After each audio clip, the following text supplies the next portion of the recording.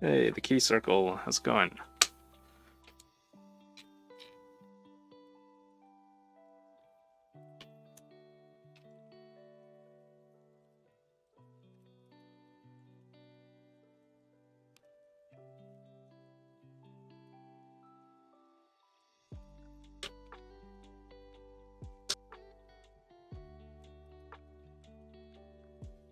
You were first. Yes, you win.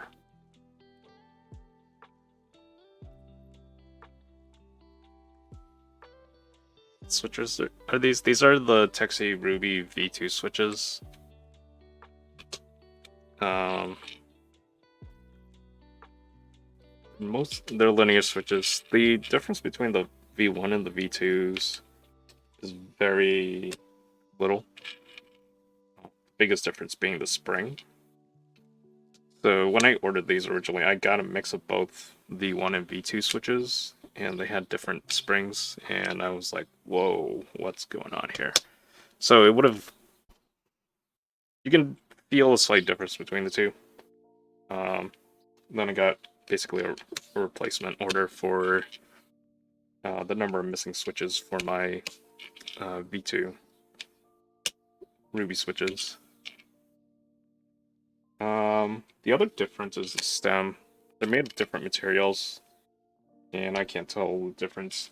They look slightly different in terms of their shape, and you can kind of tell by like the little tapered end.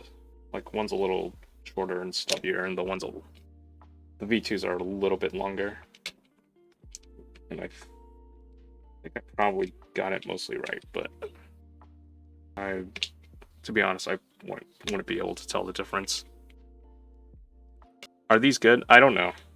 I've never had them before. I'm mainly going for looks.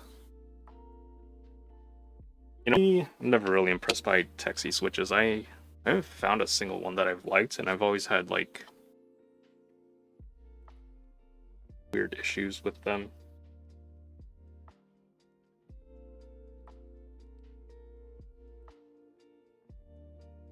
The Switch tripods, I bought these a long time ago. I've heard they don't really do anything, but I was just curious to try them, and I kind of want to get rid of these.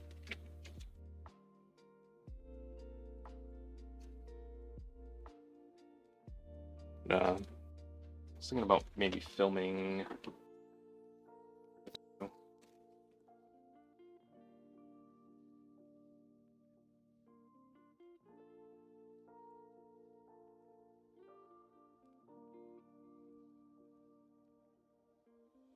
I'm putting it in a hotspot board.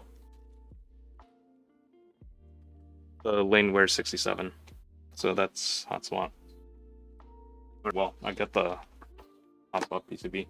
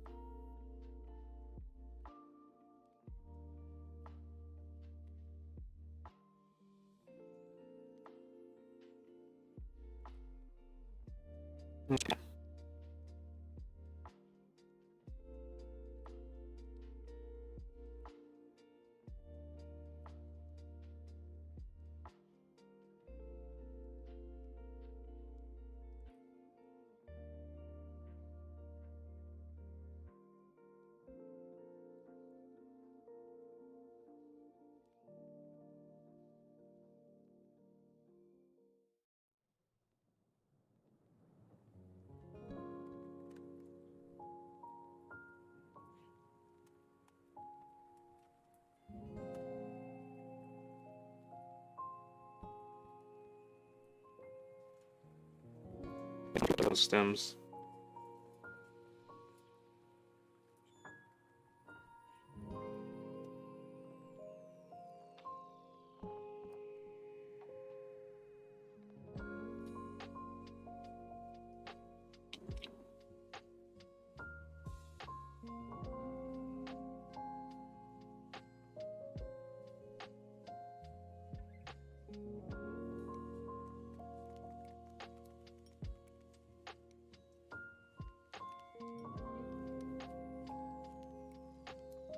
Have I had my morning coffee? No.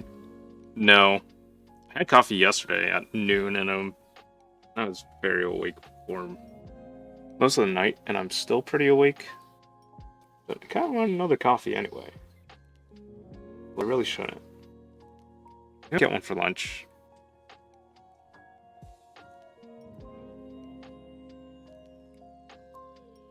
Should probably finish lubing. I'll probably finish lubing these switches by lunchtime, and then I'll like order something. Cause I food at home. I mean, I do. I have like rice and beans and some frozen vegetables. Maybe like some meat left. So like enough to get by, but like I don't really feel like cooking. And I haven't felt to do a grocery run yet, because part of me is like, well, see how far I can go with what little I have in my kitchen.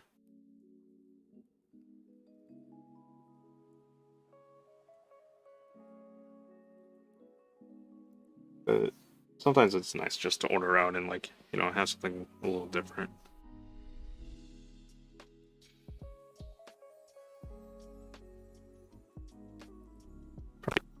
Hello. Okay. I'm not okay. Let me fix this microphone. I did not realize I was talking, and I think the noise gate was getting in the way.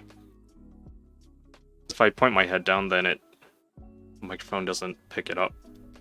Like here? Well, it kind of does. Does it pick up here? Yeah. Okay. Let's pick up here. Yes. Yes. Oh, yeah, it takes like a weird second before it activates.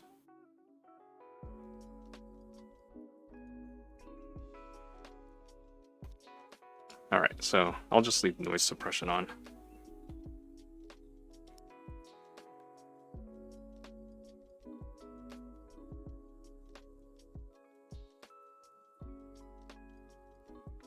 Alright, so I think that should be a little bit better.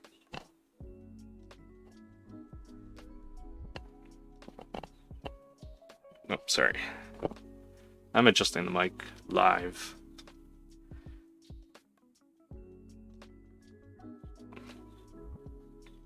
So if I, like, just my audio cuts out, just let me know in chat or something.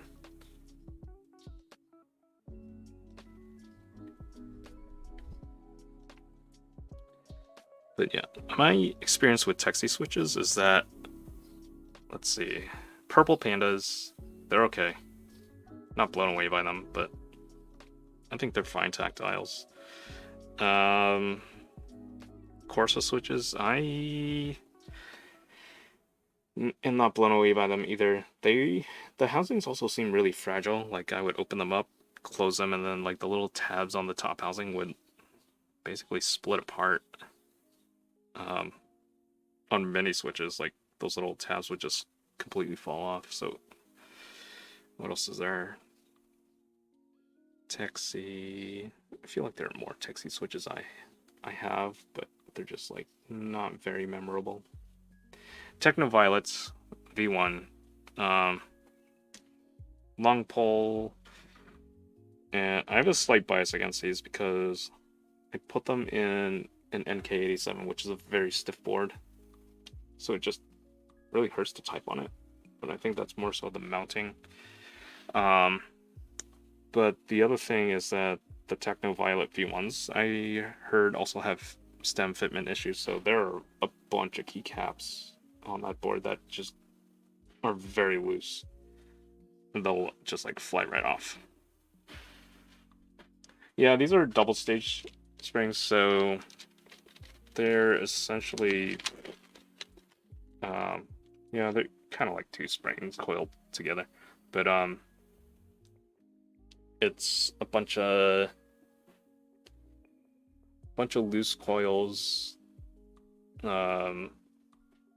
first, and then a tight coil in the middle, and then another looser thing coils.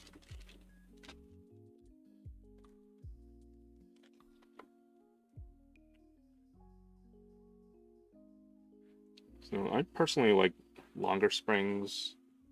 Most of the longer springs I see tend to be like dual stage springs. I don't think I've tried progressive springs where like it starts out looser and then coils in tighter, or the other way around, depending on how you put it into the switch. These are standard for Tecsee then. The V1s are like just these. Oh, I guess they're actually. I don't know if these are. I don't think these are dual stage springs. It's like a bunch of tight coils, then a loose one in the middle that tight coils again, which I don't think I've ever seen before. But yeah, I like dual stage springs. They feel pretty nice to me.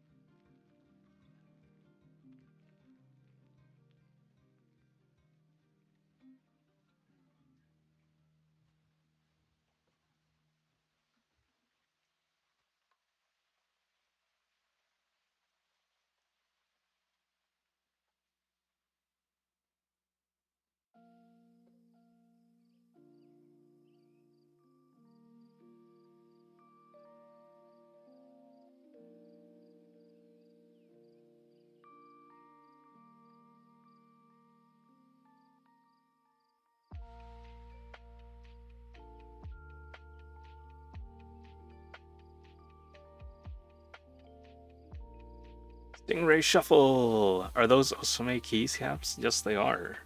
Fuzzinator, hey, what's up?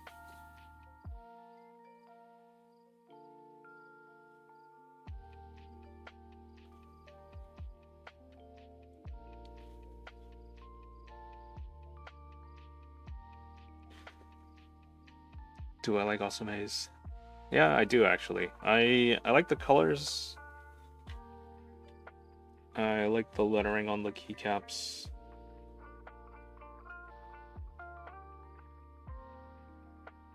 Don't have any complaints about them.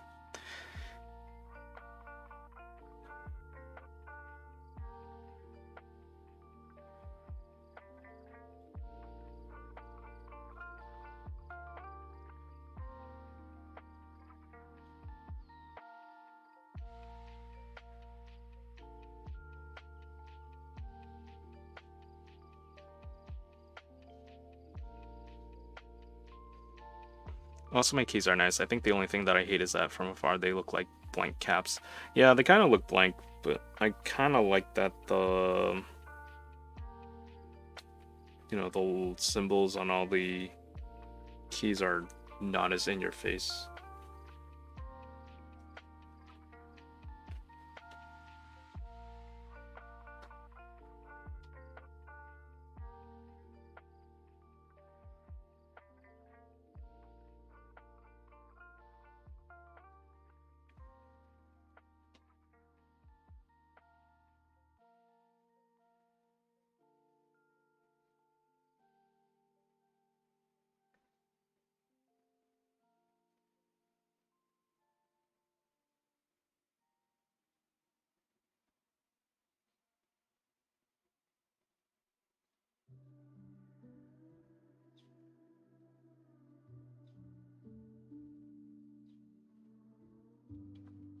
You know, I wonder if I think it's easier to do this because, like, now I don't have to turn my wrist into a weird angle. I should just get like a table easel and then I can just do one side of the side rails and then just flip it around, do the other side.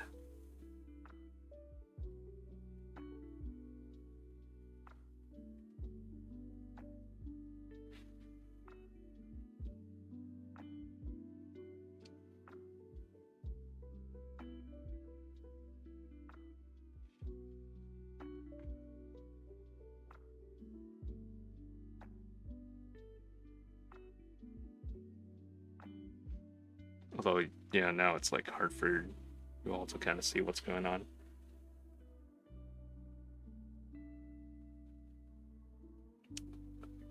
Although there is a benefit to doing it like this, like at least with the transparent housings, you can see the light through it, so you can see the switch pretty well and where your brush is going. This already feels a lot faster. Thank you for following DIY Keyboards. How's it going? Oh, I saw you in Noki's stream and Starfires and Disastertron. Welcome.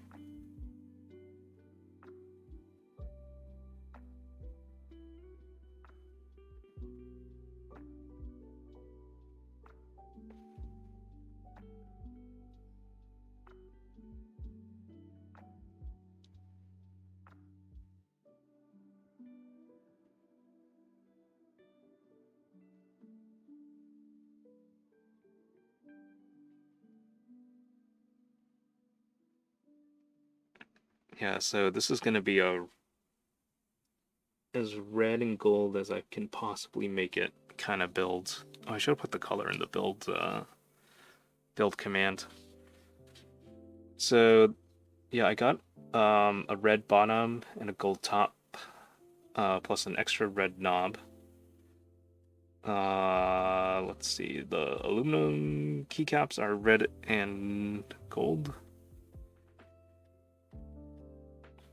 And then the switches are also have this red and gold themed. So this was like a build I had an idea for a long time ago. I was gonna make it Lunar New Year themed. And then I got the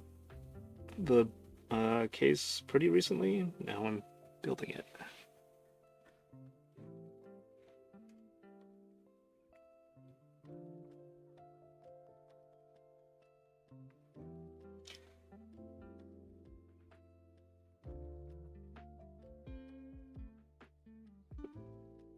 So the thing about the Laneware 67 with the red pieces was that the anodization made the red lighter than what Laneware had originally expected.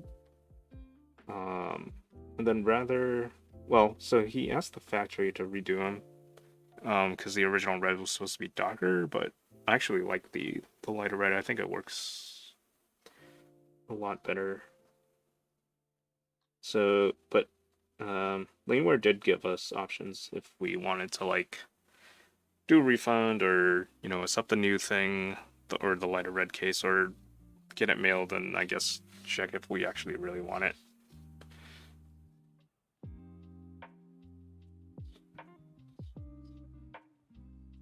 But I am tempted to get a white and gold one. Just to kind of match with my white and gold macro one.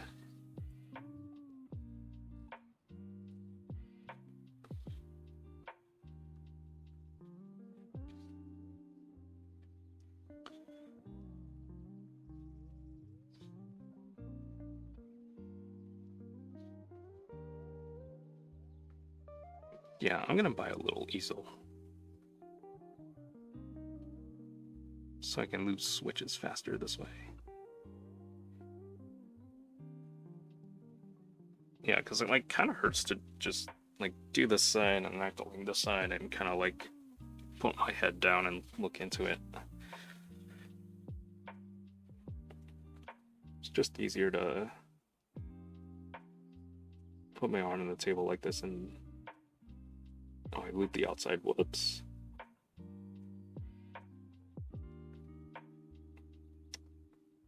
Put my brush into the side rails without having to bend my wrist too hard. What's the plan for today, Nectam? The plan is to do this build, and then I have dinner with a friend later tonight. But who knows what else might happen. I probably won't solder, so this might be the only thing I do today, because I don't... My workspace is kind of a mess, so I need to clean that up, too.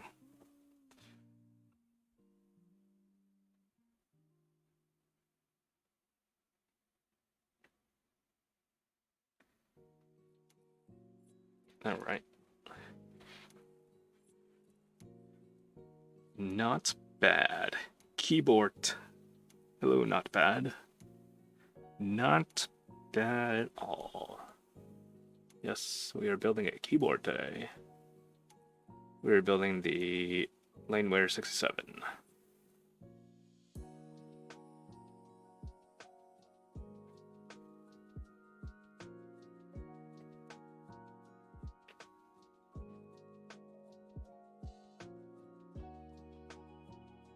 Ow.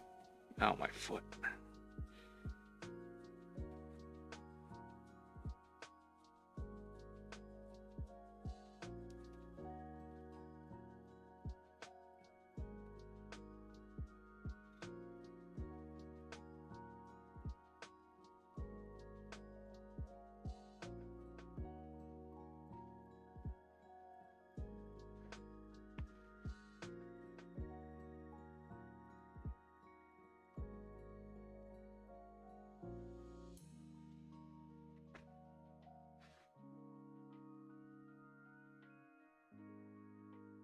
Oh, Fang, get off the table.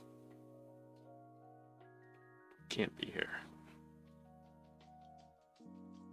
Fang, hey, hey, hey, stop. Don't go away. It's not food time yet.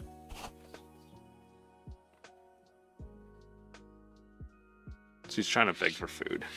Gioran, what's up? How's it going?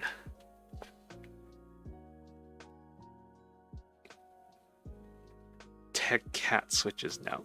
How it goes? It goes well. I got a new job.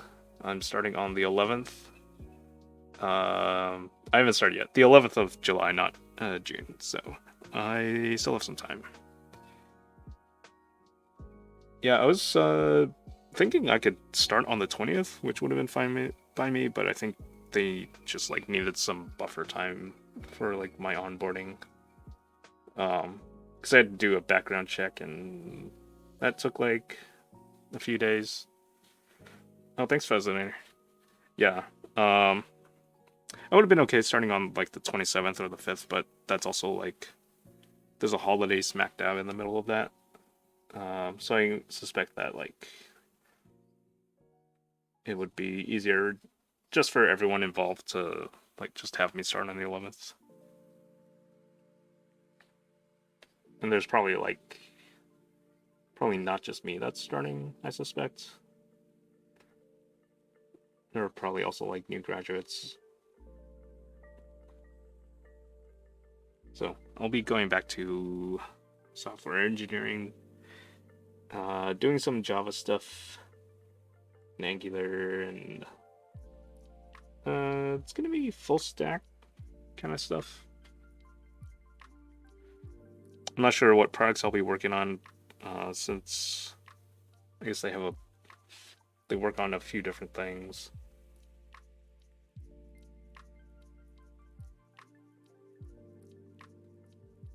But I know it'll definitely be like consumer facing, like public kind of stuff.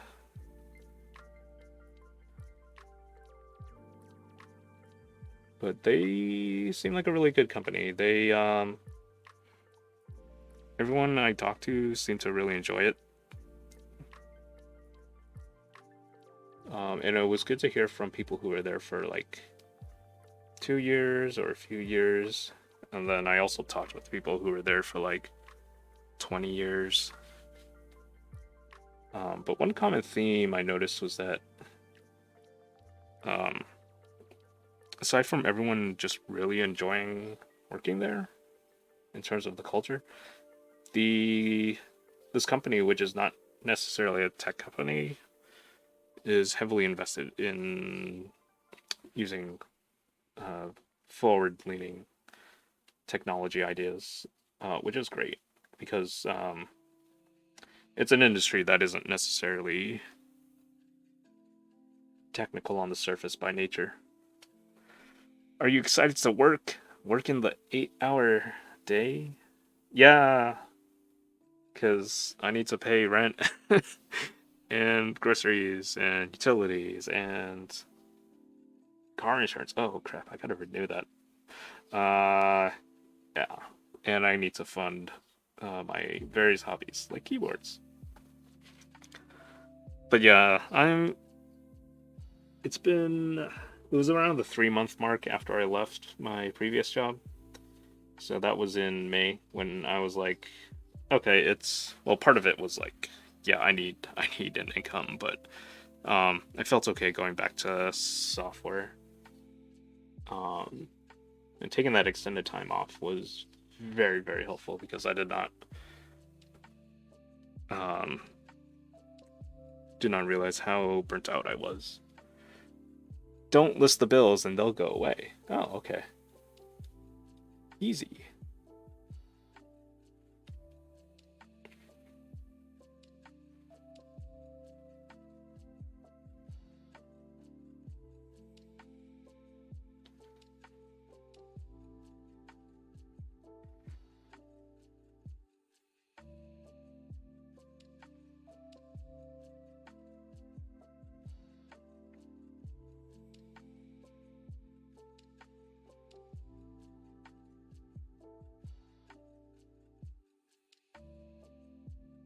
So you were burnt out on your previous job and left? I was burnt out for a very long time. And you don't realize you're really burnt out until it's like too late because by the time you realize it, you're already like past the first stages of being burnt out. But that previous job was also not a good, healthy place for anybody. Because it was just very demanding, and despite whatever complaints you brought up, your managers wouldn't do anything. And I had a suspicion that probably wasn't being paid as much as some of my colleagues. Which was true, actually.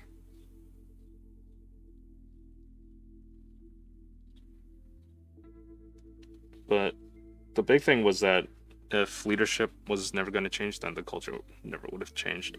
And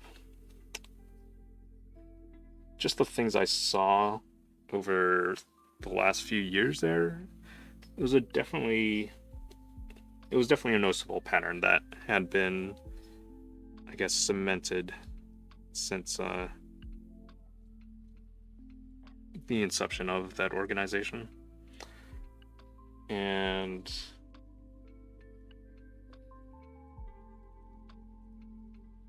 it was just very aggressive. It was wreaking havoc on my personal life, my mental health.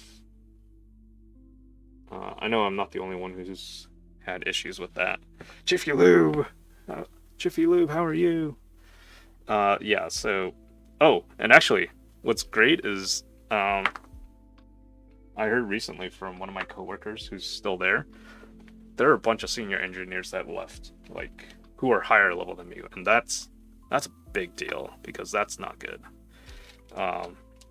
My manager, who was also previously my skip manager, also left. And I heard that our new director, like, begged them to stay, because they were just desperate to keep them. But You know, when you have a really toxic and unsupportive environment, that's what happens. Warthog 78. How's it going? Morning. Chiffy Lou, I'm doing okay, working and chilling. Yeah, I haven't seen you stream in a while, Chiffy Lou. Or maybe you stream and I'm just, like, never around.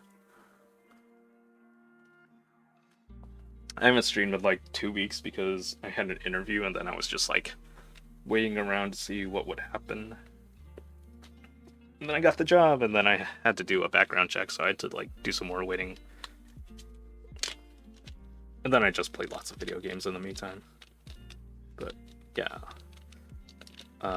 So yeah, when I start my job, I won't be streaming keyboards during the day, so I'll find a new time to stream. It's probably gonna be at night. Should I film these switches? Sure, why not?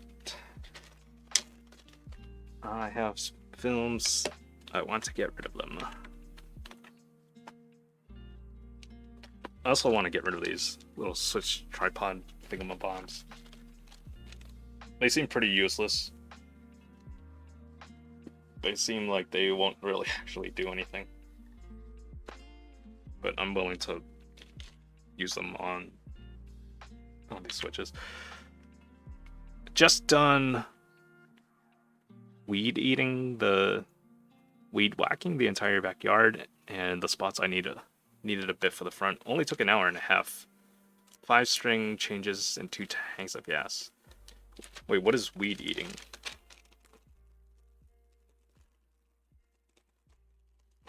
I don't own a home, so I don't know, like, what these things are. Is this the thing where you, like, weed whacking? Where you, like, put down a string along the side of, like, the perimeter and you, like, trim the weeds with the thingy thing? Yeah, the weed whacker. Okay, yeah. Makes lines and edges.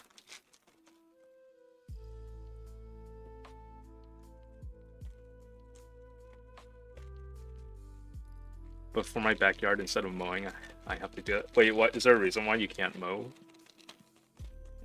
Or, like, because grass flying everywhere?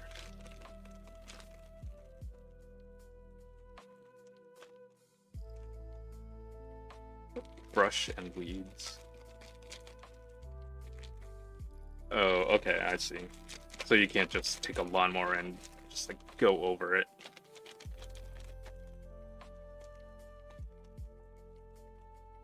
A lot easier with the weed whacker.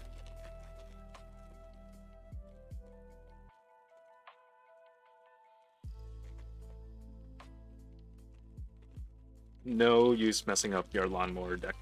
That's why it takes so long and so many. Oh, okay. Wait, how big is your yard? Is it like?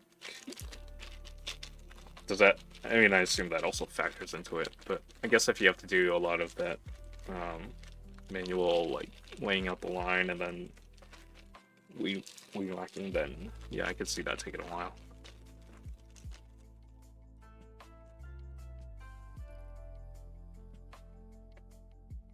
Not that big, but it's all woods, not really backyard. Oh, okay.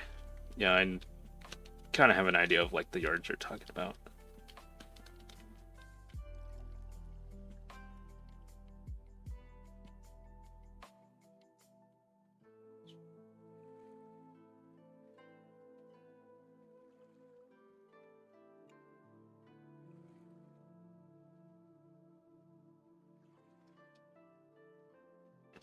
I've forgotten how to put films on. Is that the right way? Yeah.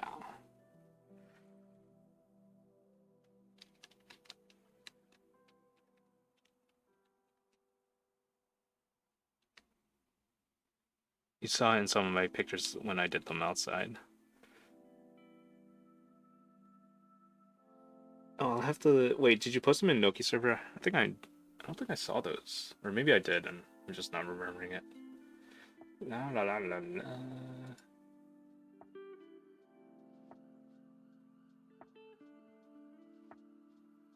No work for me. Off till Tuesday. Nice. The food picks? Oh, okay.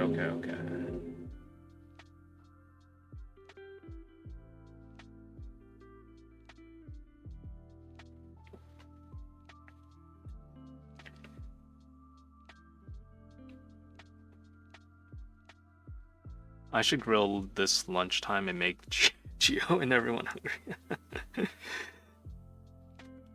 Well, these tweezers are like not tweezing.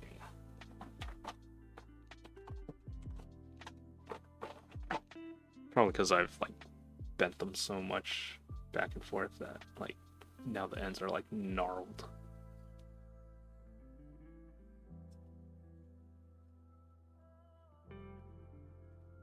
Oh, what should I get for lunch? Maybe I'll get like a sandwich. Something plain and boring. I don't want to eat with my hands though. Maybe I'll get like, I don't know. I don't know what I'll get. Maybe Chipotle? I don't think I want Chipotle. That's kind of a lot. It's a lot to eat. Maybe I will get a sandwich. I should try ceramic tip set. Do they, are they like harder to bend and distort? God, it's just easier to use my fingers for these.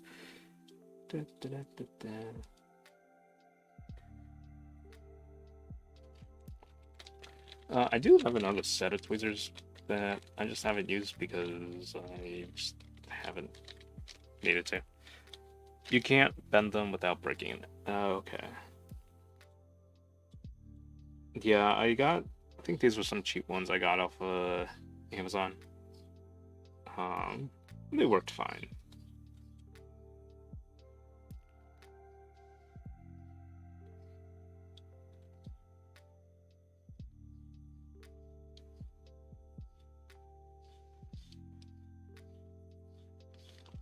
You can also still use them when you don't need to short anything out. Oh, okay. That's a good idea.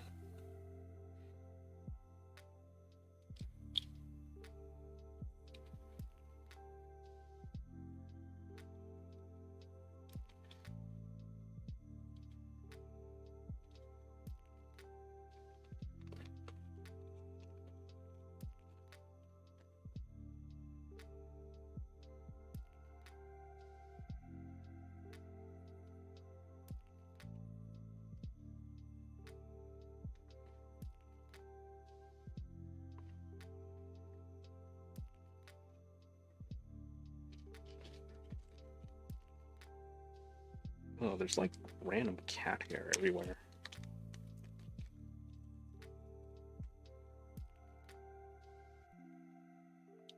What? What the hell? Oh, that's weird. This one's like someone chewed on it. Maybe I used it and then put it back in the bag.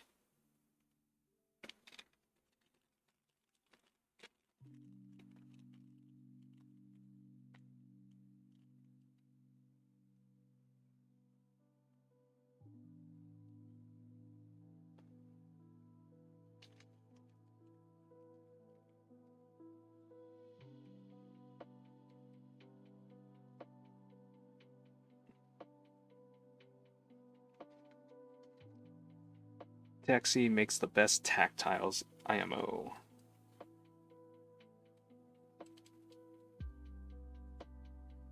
I have used, let's see, Tecsee Purple Pandas.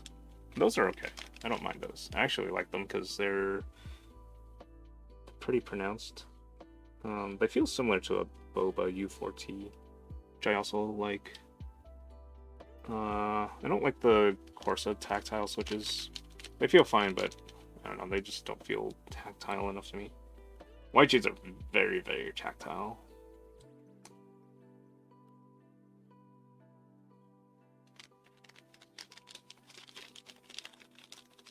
I think I actually prefer like a stronger tactile, but not maybe not as like strong as a white jade, which is you'll know you're pressing a tactile the moment you touch it.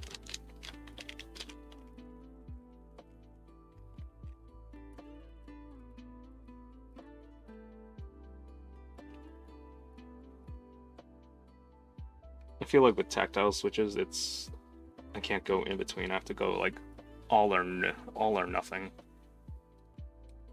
Bang! Stop. The most notable bump: Tecsee and Mech Wild Blue Jays. I haven't tried those. More than U4T. Wow. Yeah, I thought U4Ts were very, very tactile, and then I tried white jades, and I was like, okay, this is very, very tactile. Fang, will you stop it? Stop.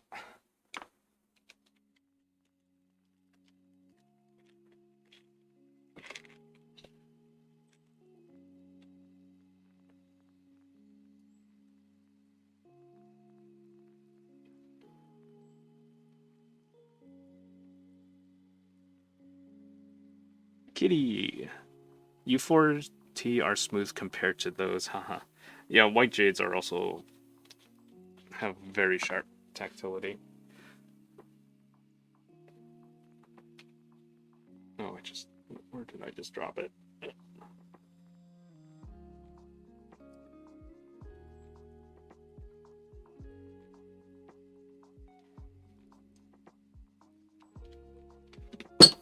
Ow! What the hell? Jesus.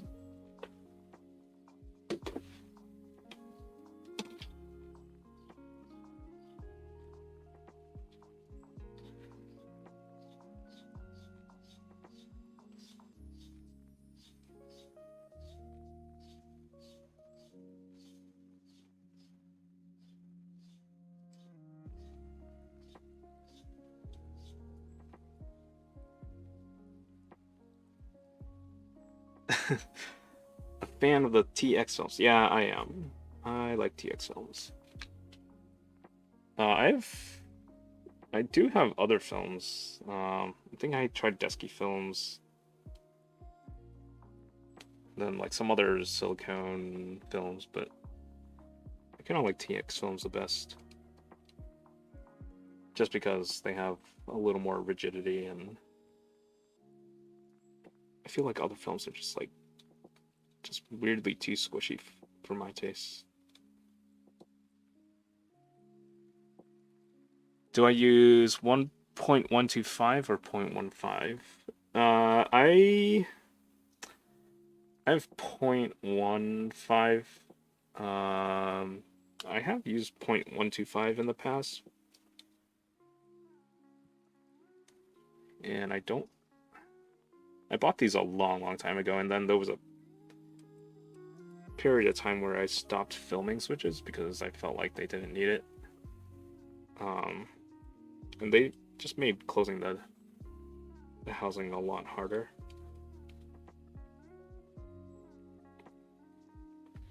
But I think 0.125 might be better for those kinds of switches because they're not as thick, so you would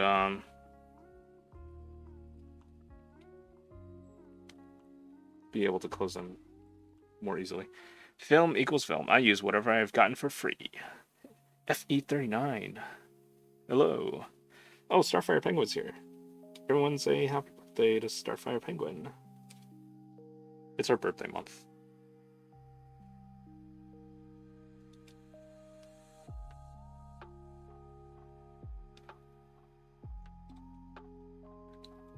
Oh, Teenage Mutant Ninja Turtles Shredder's Revenge comes out today.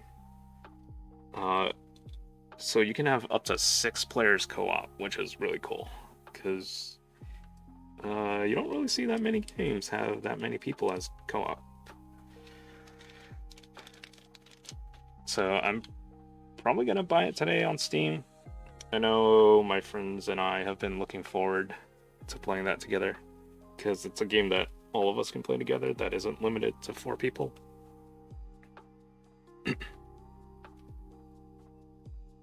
I think Starfire wants to play it too, so I think Starfire's planning a game night. I don't know. Can I play with you too? Yeah, you can play with me. We'll play together. We'll play during your Tuesday stream, since I guess Rue's not going to be around.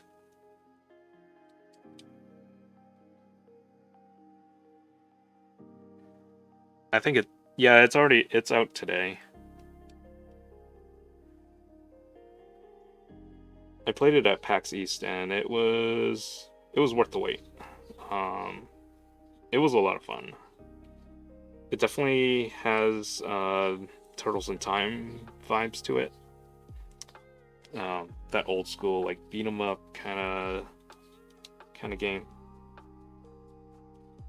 And it just feels good to play. Like, it handles very similar to Turtles in Time. Also, Game Pass I think should have it for free, but not sure if it's up.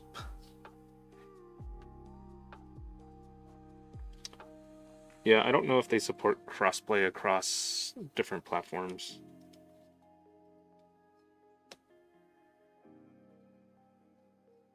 Those old games were so much fun. I'll have to pick it up. Yeah.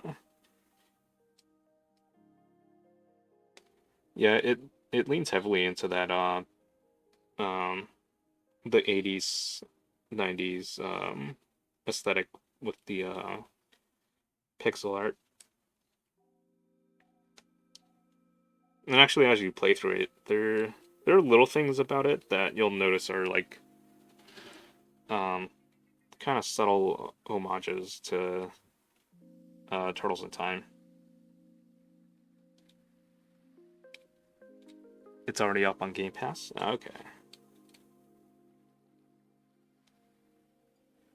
Cool. Is that what all the streamers are doing today? Playing Shredder's Revenge? The hot new game to play?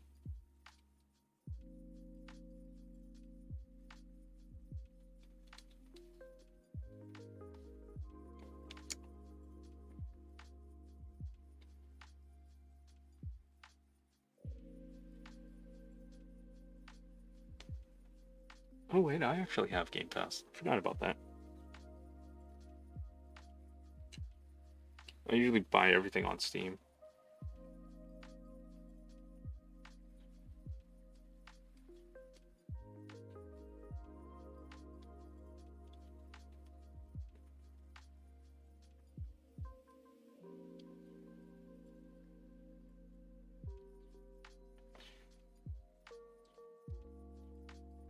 So, is anyone playing Grounded? I know I mentioned this like every stream, but it's getting a full release this September. So they're probably not going to release any new major content between now and then. But my friends and I are close to finishing like what's in the current release right now. So right now we're trying to work on like taking down one more spider boss, and then we're basically just building out our base some more. So last night what we started doing was upgrading the grass walls into mushroom bricks that we've had just like lying around from our crafting adventures. And then what's really nice in that game that I did not realize they had was you can replace walls in place, so you don't have to destruct it first and then put up a new wall. You can just build a new wall in the same place and it'll actually destruct the old one, which was cool. So it's making our home base look a little more like a castle. But I also built this like stupid tall tower so we could easily zip line across the yard, and it just looks like a giant smokestack on top of the house. But it's ridiculous enough that we need to keep it. Oh yeah, I'm happy I forgot to cancel Game Pass. However, it does not support crossplay with Epic Games. Boo! That sounds like Epic Games being Epic Games and taking their ball home and not wanting to be anyone's friend. Crossplay for Xbox and PC, so you can play with users from Steam or Game Pass. What is my current favorite board and keycap set? Favorite board and current keycap set is I would say it's the purple frog TKL with Alluvia on it. I think that's my current favorite right now.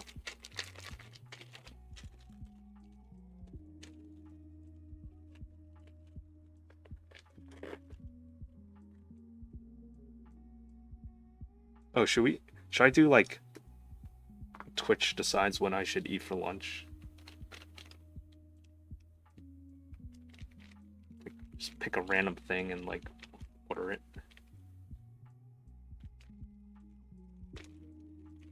Frog is really nice. Yeah, I like Frog a lot.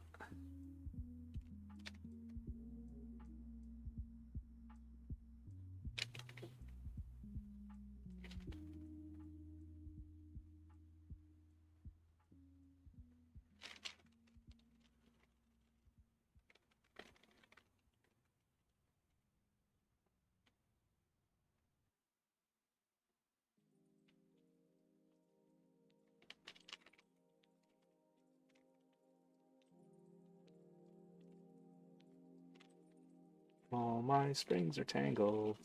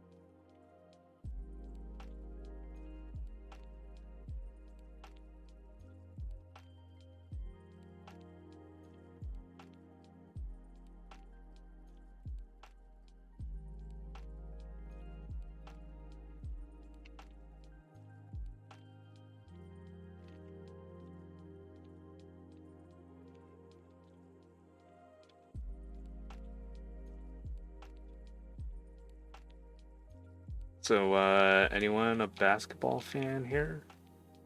Who do you think is gonna win Game 6 tonight? Celtics or the Warriors? How is my day going? My day's going okay. Fangs, don't stop! Don't touch the lube. Go. Get food later. Go. Go. Oh my god, no, I can't put my tinfoil hat on right now. Are you gonna stream and watch the game at the same time? You should put your tinfoil hat when you stream.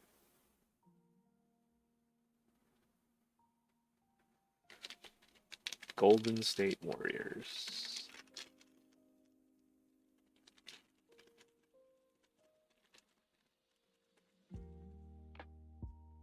Wait, what city are they based out of?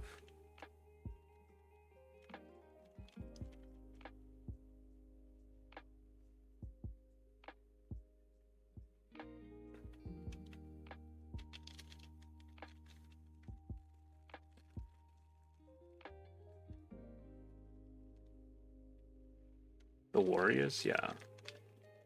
So LA has the Lakers, but Golden State refers to California.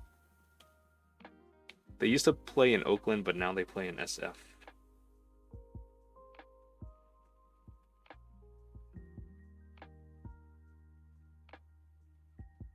Is there like a thing that who decides what cities get a team? Because like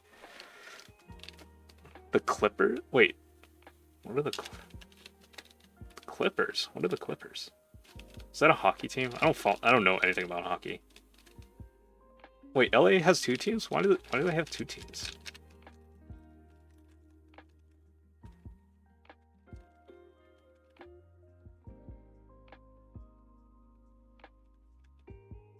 It's not hockey.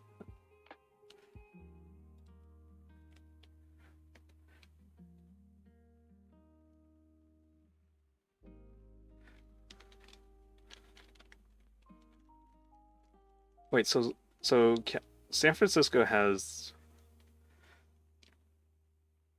the Giants, which is a baseball team.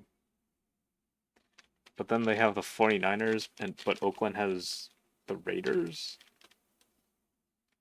But like they're right next to each other. Like New York has what, the Jets, the Giants, the Mets, the Yankees. Matt, the Raiders went to what? The what? Like I don't follow football either. I don't follow any sports at all. Maybe like sometimes the Red Sox, but like that's it.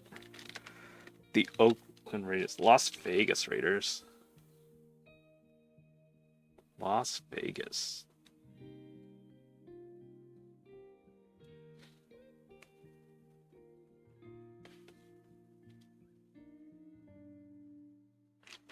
Is that the only sports team in Vegas? The Raiders?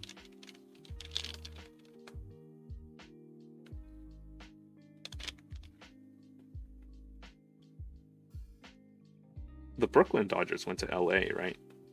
That was a while ago. Wait, hold on. The Chargers are LA now? They're not San Diego?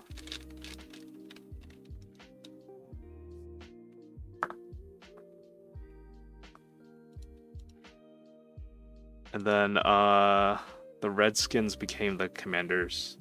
Okay. Wait, did the Cleveland Indians change their name? Yeah, the Redskins is probably not a good term to use.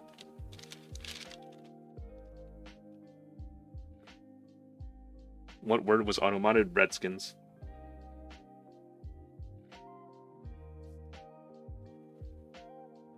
Yeah, there's Washington, D.C. has the Nationals, and their logo looks like the Walgreens logo. They have the Wizards. Team I never heard of until I moved down to the DC area.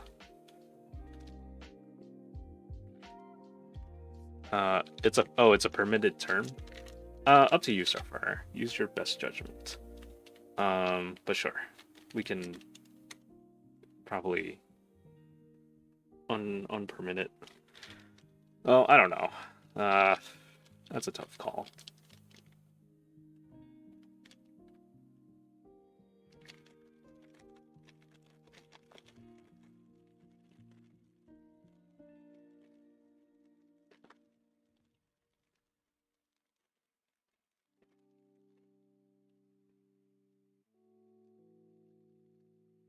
Tangled Springs. Tangled Springs. Alright. The gloves are coming on.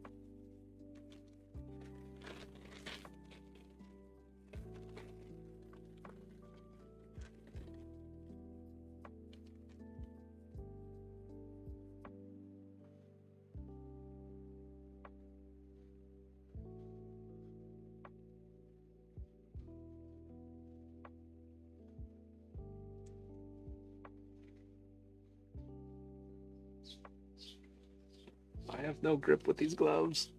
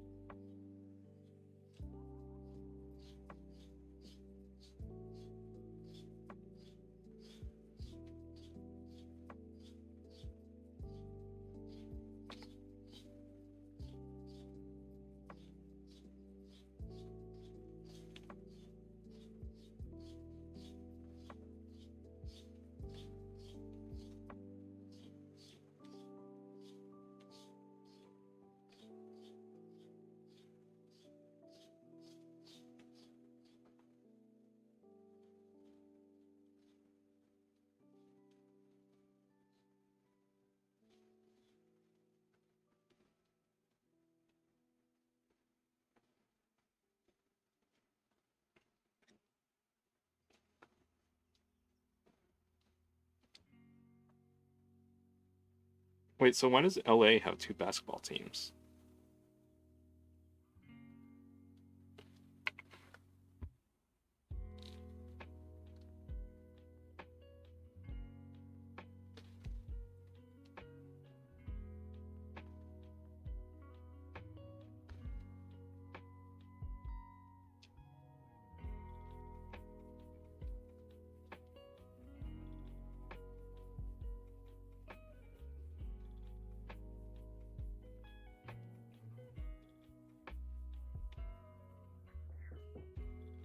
Do they share the same stadium? I don't know.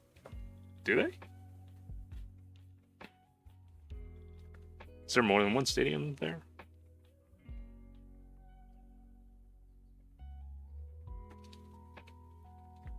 LA Lakers and LA Clippers.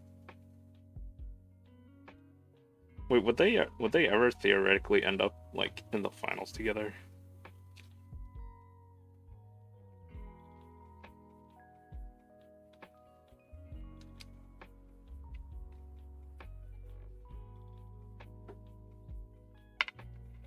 What the hell was that?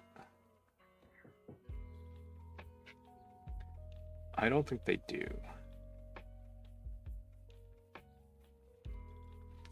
The Clippers haven't been in the postseason.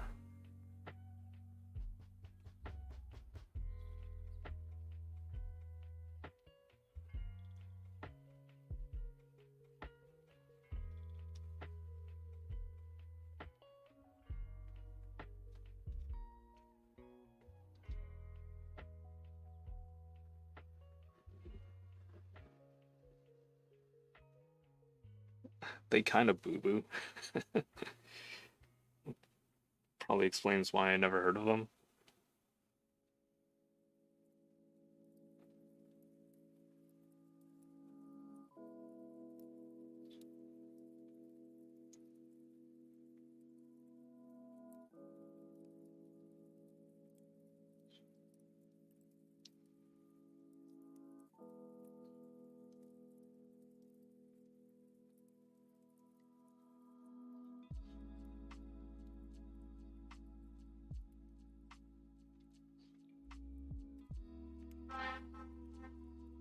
Wait, they do share the same arena. Lol, that's OP.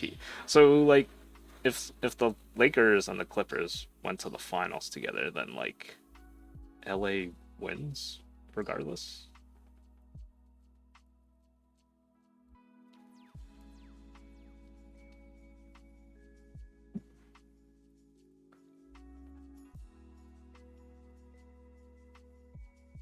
Or are they like in the same whatever conferences or something divisions?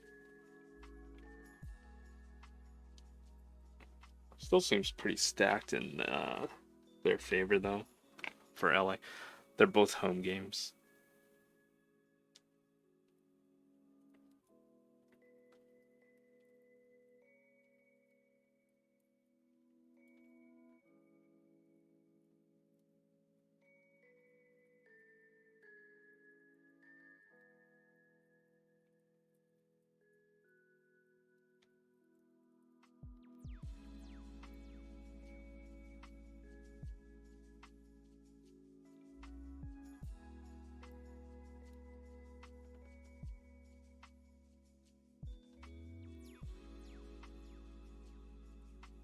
Yeah, a bunch of years ago when it was the Celtics and the Lakers in the NBA finals, like everyone had their beat LA signs up, and I was driving around and saw one of these signs, but like I don't follow basketball, so I'm looking at one of them and I'm like, beat law? What's beat law?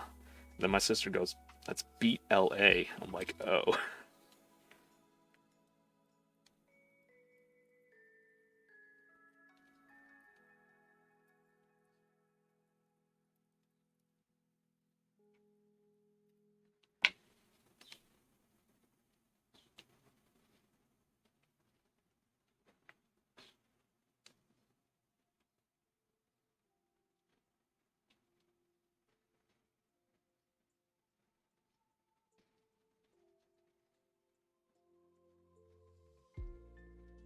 Actually, speaking of sports arenas, like There's some ballparks that are so old, they're never gonna tear them down,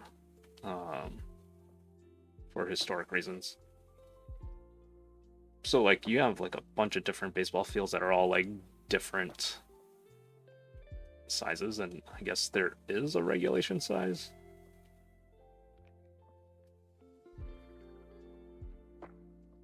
But I know like with Fenway Park, you have the Green Monster, which is a giant wall, which does cause does make it a little harder to hit a home run over that way. Can you imagine the owner of the arena making double basically? It's a good point. Have the monopoly on stadiums.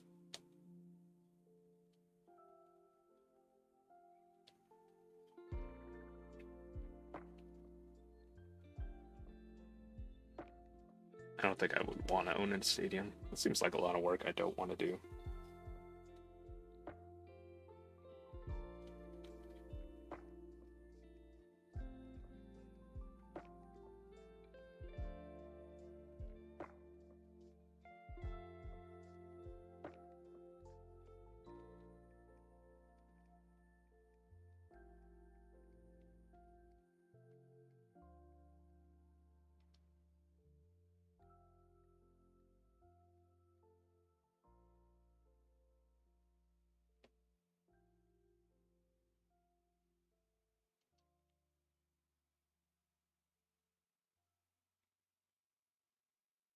Oh no, this one is like extra tangled. I finished Borderlands, the pre-sequel, a few days ago. That game was very long. But it did give a lot of the story for Borderlands 2, where they just really just drop you into that world and you're like, what the heck is going on? Who's this handsome Jack guy and why does he want to kill everybody? The DLC also was also pretty long too. Felt like it just kept dragging out. But it's called Claptastic Voyage. So you go inside Claptrap's consciousness and basically go on adventures, and it gets kind of weird at times, but it was pretty fun.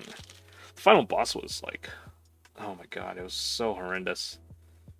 Um, so I'm gonna spoil it.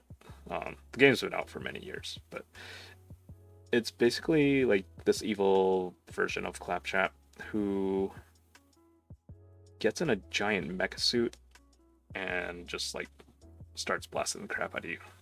And it's a very unfair fight in a lot of ways.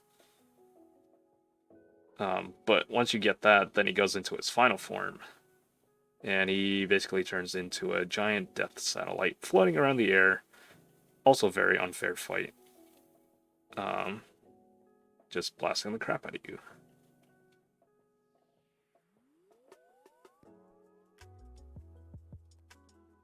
The heck? Oh, okay, here we go. No.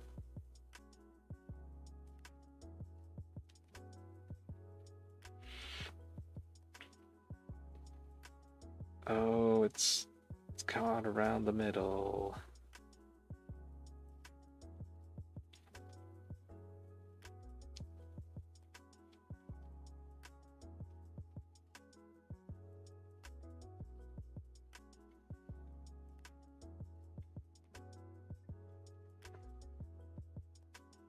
How is this perpendicular? That makes no sense at all. All right. Here we go.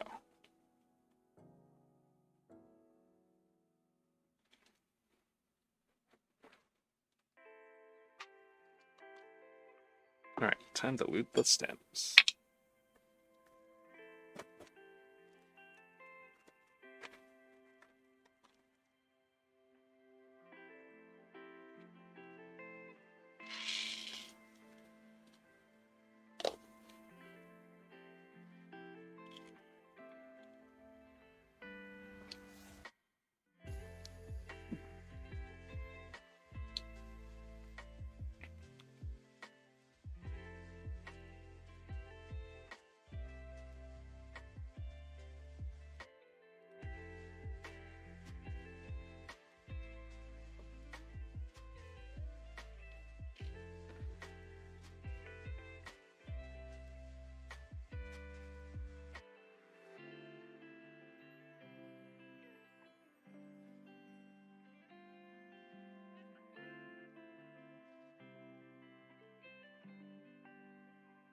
Did anyone get a key cult yesterday? Or an F1 8X 722?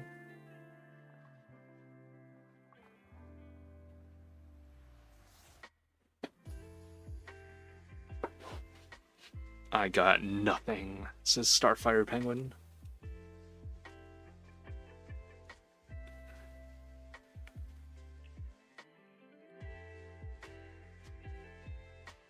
Key cult? You mean bot cult?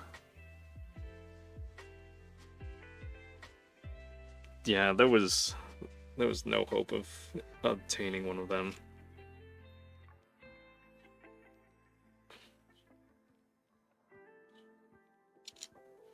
Yeah, I completely forgot about the F2 because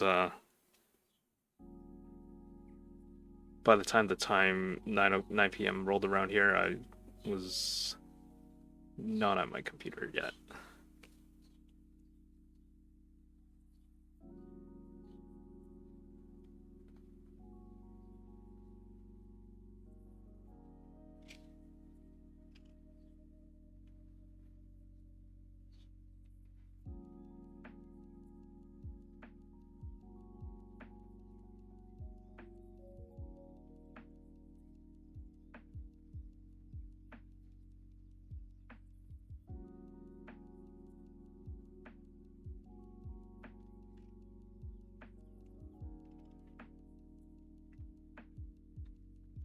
I remember when Gion first released the frog, people were like trying to flip them for twice of what they cost.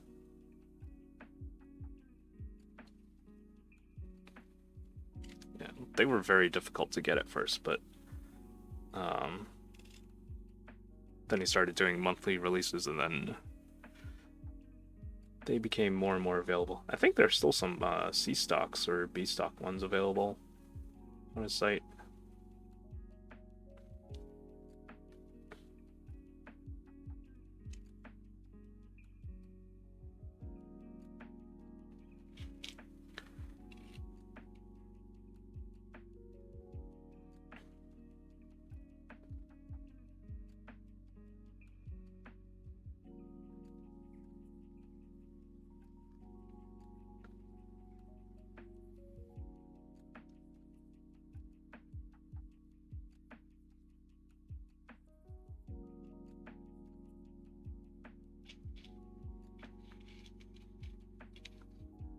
My Dama pad should be arriving today. It might have already arrived actually.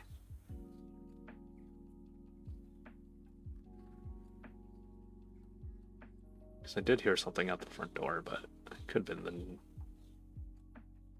the neighbor upstairs. I want to check. Oh, it's noon time. Maybe I should order lunch.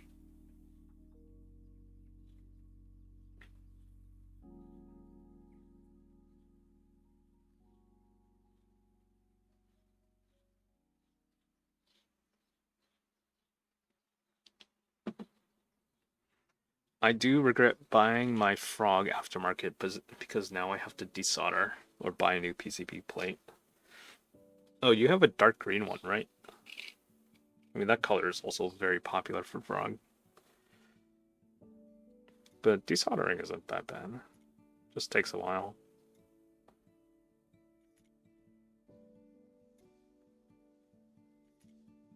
Yes, dark green.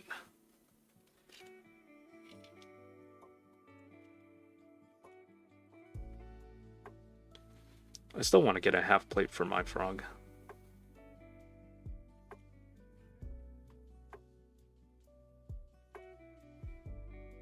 Maybe I'll get a PCB and a half plate. Because then I don't have to unmill or switch the switches in the Milmax sockets on the current PCB I have.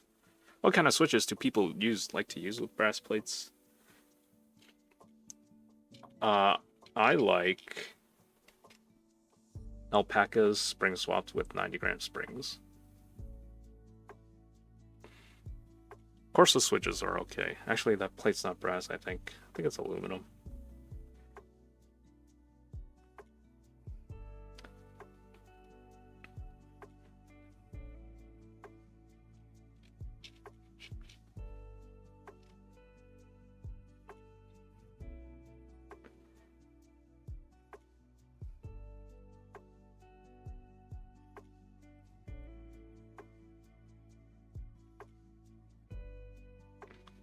I actually should order lunch.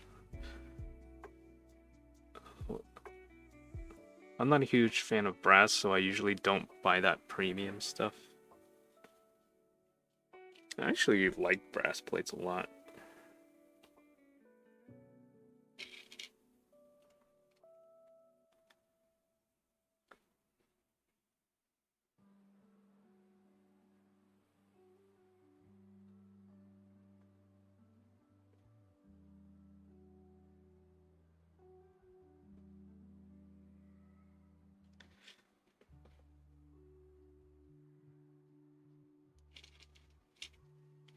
Not really that into polycarbonate or palm plates. They just feel like a little too soft to me. Especially if you already have a board that is like flexy and is gasket mount. And it's just like a little too bouncy for my taste.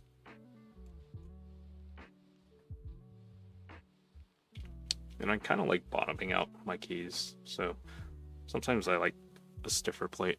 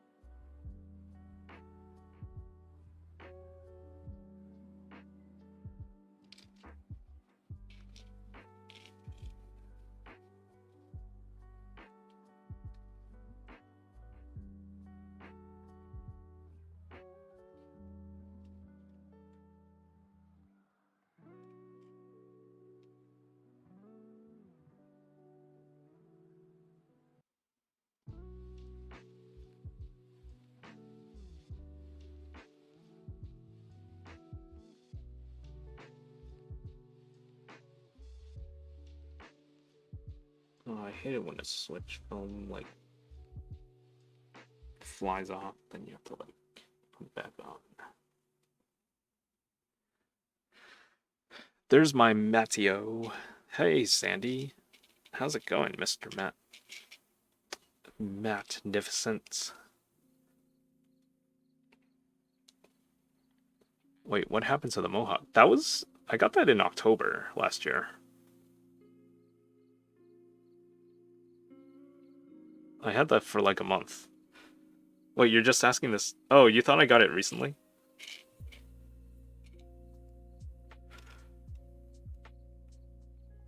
Yeah, I haven't streamed in 2 weeks, so makes sense.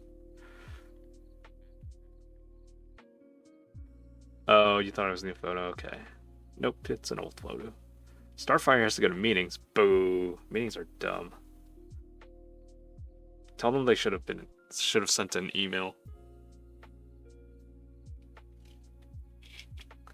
I have lunch. Oh, I should order lunch. I keep saying that.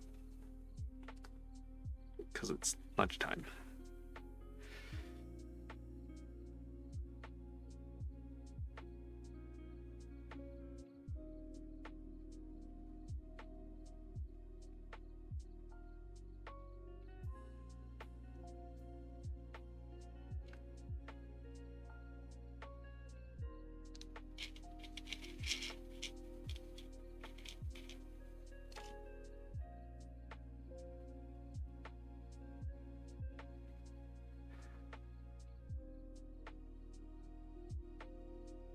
I just tried to press Y with both hands for some reason. Well, it is in the middle of the keyboard. So, you could.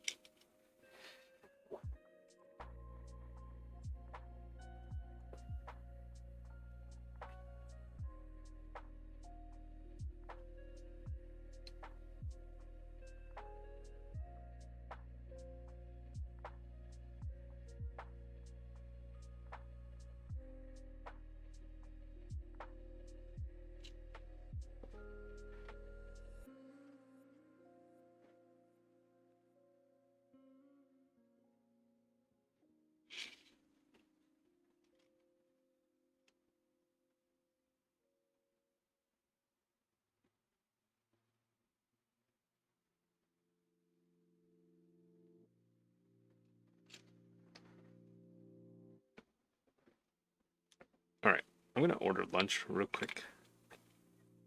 And get it delivered. How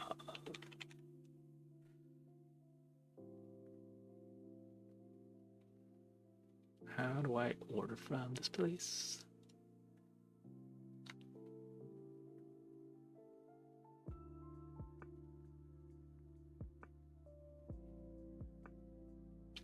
Wait, this is not what I want.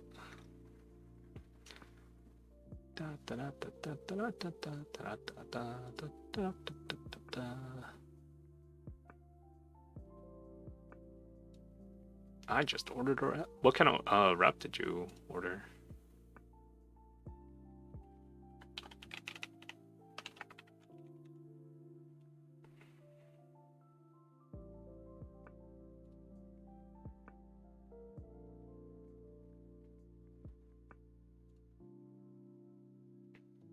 DoorDash.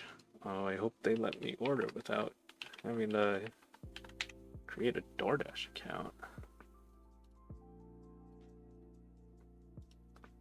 Oh, yes, okay, so this is...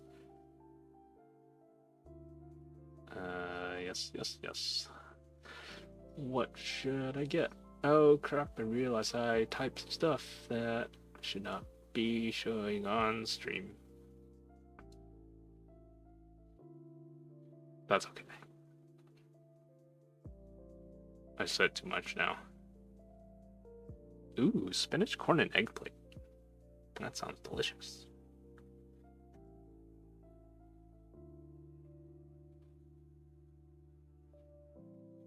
Chickpea and fava plate. Nah. Corn and spinach shakshuka. Sounds pretty good too. Actually, oh, I might get that. Yeah, I don't think I want a sandwich because I don't want to wash my hands, eat a sandwich, wash my hands again. Let's do something I can knife and fork.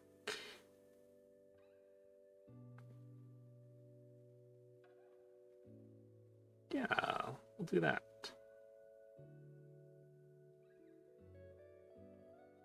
Yeah, we'll do two. No, let's not do that.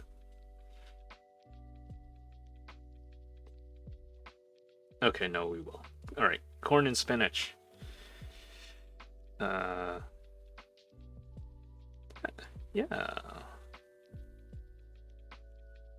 Corn and spinach shakshuka. All right, DoorDash, what's going on? Come on, you can do it. All right. Ooh, what should I get to drink? It's a flat white. Oh, yeah. That does sound good. Double espresso steamed milk. You know this lunch beer has hit the spot. Wait, what kind of beer are you drinking? Turmeric and honey latte. I've had that before. Flat white is a coffee. Yeah, I don't like coffee that's has flat white is for Mormons. It's just milk. I thought it sounds like it's mostly milk. Doesn't sound very good. I actually don't like steamed milk at all, and like that foamy milk stuff. Oh, you drink? Oh, Yingling is fantastic. I love Yingling. It's like my go-to cheap beer when I was drinking beer. I was so happy the day that I could get it in Massachusetts. But it was a popular choice amongst the college crowd where I went to school. Have you ever been to the brewery? It's really fun because they take you like into the mountain, like where they originally used to brew it, and it's really cool. Did I quit drinking beer? Yeah, I quit drinking alcohol at the start of 2021. Like actually right on January 1st. Not because of a New Year's resolution. I did it because I woke up, I had the last cider in my fridge, and then I was like, I really don't like this, and then I stopped, and that was it.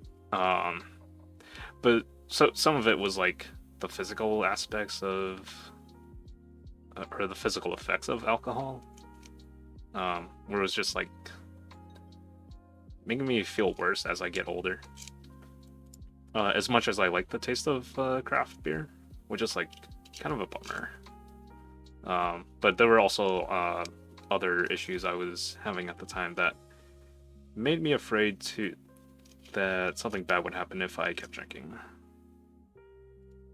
I did go to another one that is my fave, but that is in Kansas City, Boulevard Beer.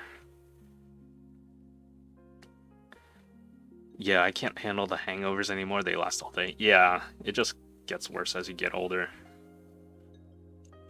That's really good. I've found myself cutting down majorly as well. It's just like, I don't want to deal with health and the grogginess. Yeah, there's that. Also, alcohol in Massachusetts is really expensive. Like, much more expensive than what I had to pay in college for, like, any kind of beer. So there was also, like, a financial part of it, too. But, I mean, I did like supporting my local breweries, because there are some really good breweries around here. It's just that I can't drink them anymore. But I like the taste. I just can't process it like I used to. I tried doing the non-alcoholic beers for a while, and there was only one brand I really tried, and they're based in Connecticut. It's like Athletic Run or something, and I wasn't a big fan of them. I thought their lager was actually pretty good because it tasted like a lager and it didn't taste too alcoholic. But it wasn't like, I wasn't blown away by it that I like needed to, that I thought it would be like worth buying and drinking. Oh, actually, I found at Whole Foods once. It's called Hop Tea, and it's not, well, I guess it is a tea, but it's like a carbonated, it's carbonated hop water basically. So like tea but carbonated. That was interesting because it's like you taste the hoppiness and it's like almost like a beer but without like extra flavor, but like not like a seltzer either. Like I would be down. Like that was actually good because it's just hops but like mixed in with tea. Oh, K-Kona Company, hydrate.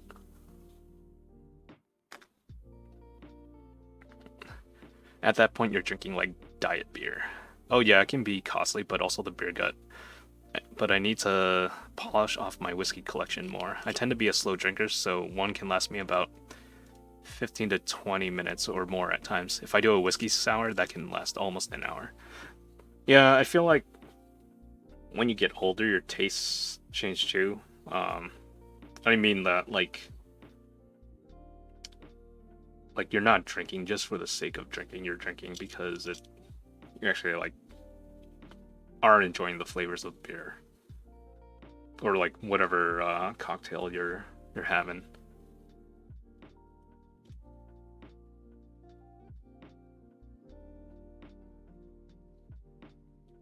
I still haven't decided what coffee I want, or if I want a coffee. Maybe I'll just get plain coffee.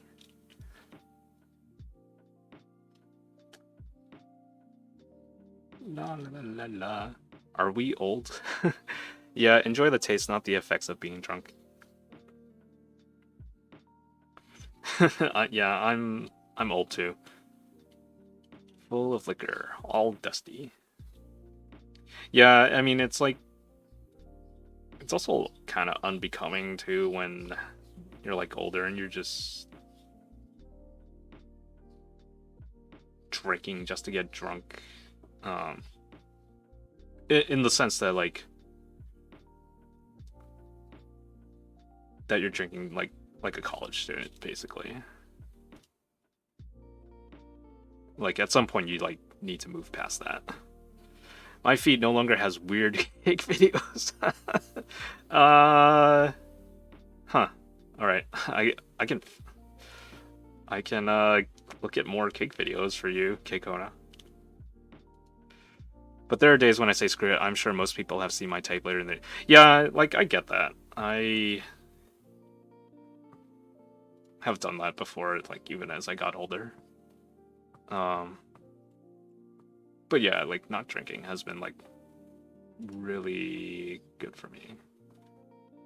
Oh, I should hide my thing because I don't want to type my credit card on stream. Let's see. What do I do?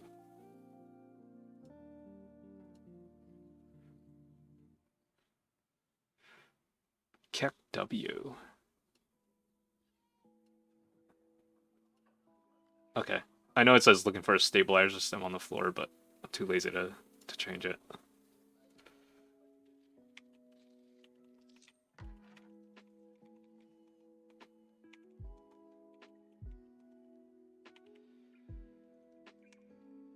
For those who don't drink, I will never say drink, just like smoking. Don't start.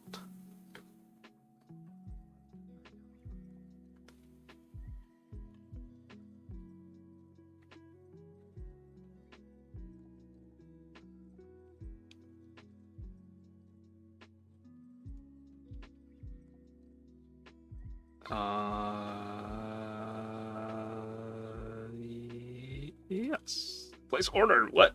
Wait. I have to enter my name and phone number and email. I'm probably the only one who waited till they were 21 to drink. No one has to answer that on stream. Okay, Kona, I waited and I'm not a fan either way.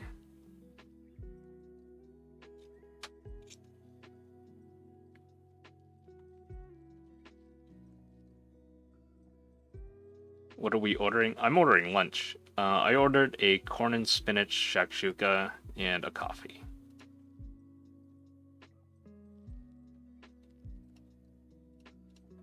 Alright, cool. I actually have never had alcohol and am 28. Wow, that's a very rare thing. I've known a few people who've never had alcohol in their life.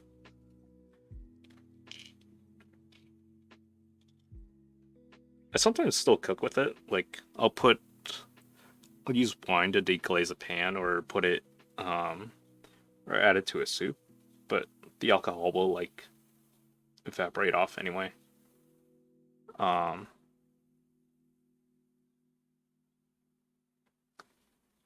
But there have been some desserts I've made with alcohol and that just burns off too. So it just leaves the flavor of like whatever it is. Sometimes rum. I've used tequila in a recipe before. Although I think it was like I don't think that like evaporated off. I think it was like so minuscule that you couldn't. You could taste it, but it wouldn't like get you drunk. That was a good cake because it was basically a margarita cake, and I don't remember the exact parts of it, but I guess sort of like a key lime pie if I'm remembering correctly, but it had a gelatin tequila layer on top, so it was like a jello shot basically, but it had layers of you had a hazelnut, or no, not hazelnut. It was a pretzel, salty pretzel crust on the bottom, and it's just ground up pretzel sticks. And then the middle layer is like a cream cheese, cheesecake-ish, like icebox, key lime kind of thing. And then the top was like tequila, lime, gelatin. I grew up in, so Warthog grew up in the UK going to the pub. I did have shandies, but they were weak. Other than that, I did have drinks when I was in the military at 18. Some in the dorms, some with coworkers. One person's goal was to get him drunk. We were drinking at night and I crashed at his place. Didn't work that well for me drunk, but he did know my uncle, so he kind of watched out for me as well. Anytime I went out to coworkers' houses in the military, and we had even more than 2. Dessert. We had to forfeit our keys and not drive. Yeah, if you're drinking, definitely don't drive. If you plan on having, you know, a few drinks.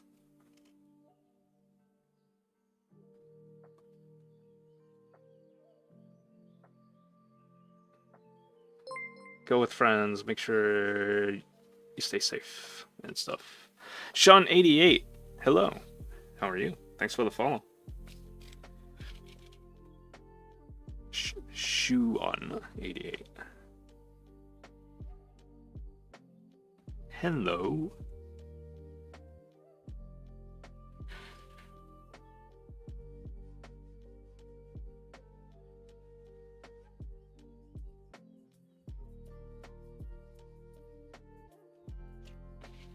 Good thing you're slowing down now, Warthog. Lol, says the key circle.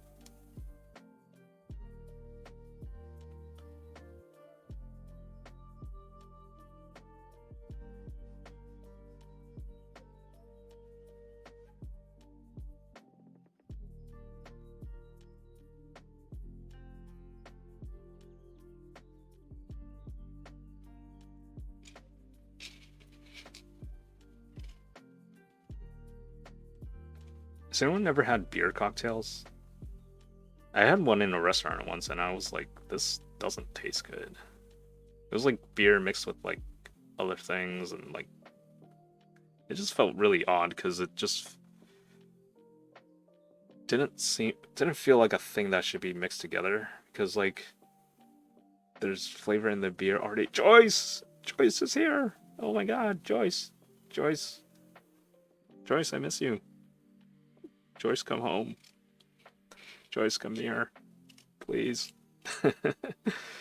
How's it going, Joyce? Joyce, you graduated, right? Congrats. What's next in life? Warthog, yeah, let's not mention some of my younger days, and this was back when drinks at a bar was $2. Whoa! That's cheap.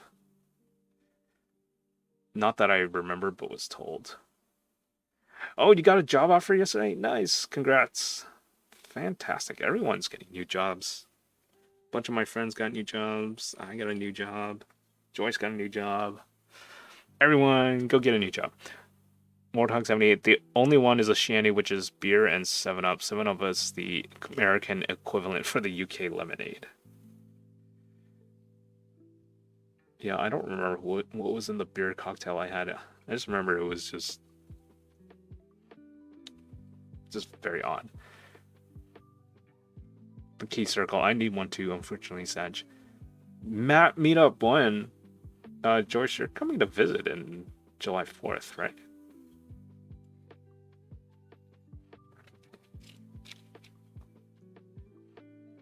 It'll just be me and you. 8th Tiger, hello. Because I don't really know anyone else in the Boston area who's into keyboards. Well, actually, Disastertron's up here, but he's like kind of far-ish.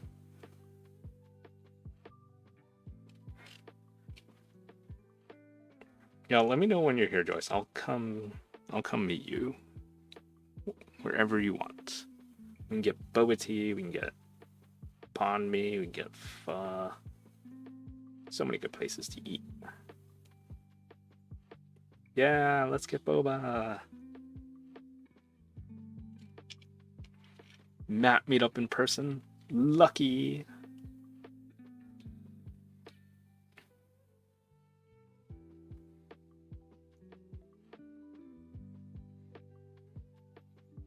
Yeah, Mode is having a meetup here.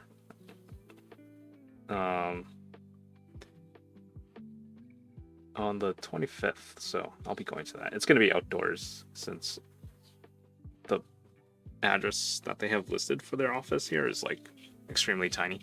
Are you going to the Cannon Keys one in August? I haven't decided yet because I might be in Hartford, Connecticut. You know, I hear Matt and have to think it is not me for once. Oh, Warthog, your name is Matt too? Okay, didn't know that. Actually, Triggedy's name is Matt as well. Oh. Which means that...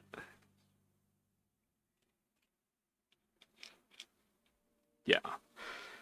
CK entry. Yeah, Cannon Keys meetup is $15. It's non-refundable, but I think they might allow transfers to other people, but like not officially. But yeah, they have a swag bag, and I think a t-shirt is part of that swag bag.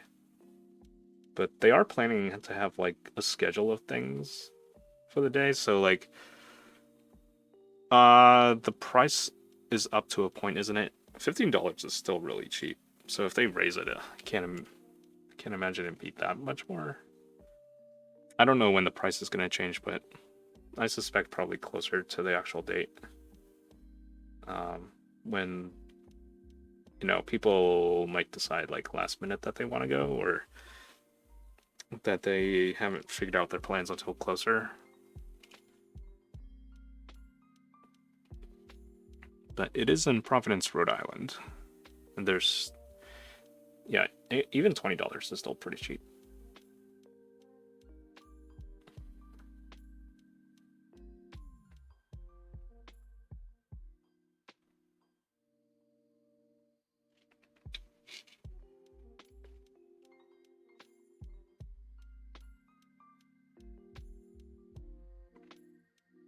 Yeah, but so I don't know if I will actually be going because I may have a conflict on that day. So I may be in Hartford, Connecticut that day for a dragon boat race, but I don't know if I'll be going to that.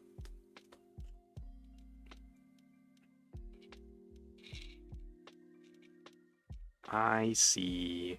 I don't know when Fan Expo Boston is either. That usually happens in August. But I don't know if it's that weekend. Maybe the weekend before. Wait, Joyce, are you going to the Cannon Keys meetup?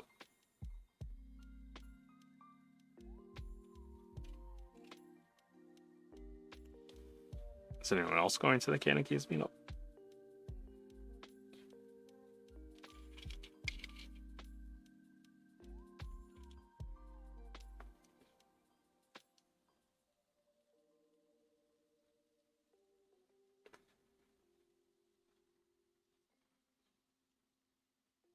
I don't know. I want to, but it all depends on my work schedule. Is it worth a flight from Dallas to Rhode Island? I don't know, because I don't think Cannon Keys has ever run a convention. If you're talking about Rhode Island in general, depends, I guess. There's some like nice things to see in Rhode Island. If you like go down to the shore, go down to Newport, that's a pretty touristy area. And like do a tour of all the mansions, which are pretty cool to look at actually. Or you can like go to Cape Cod in Massachusetts, or I don't know, other parts of Connecticut. I don't know what's in Connecticut.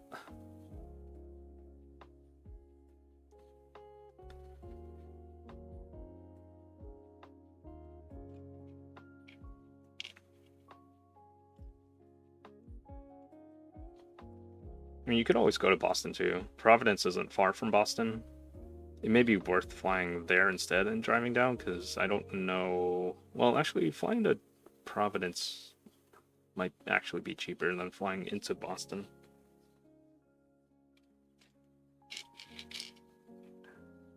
No, NACTAM meetup, not worth. I would say depends on the cost of the ticket. Yeah, that's also true too. I mean, if you can afford it, and it's something you want, then by all means, go for it. That reminds me, I need to head to Dallas again with the family.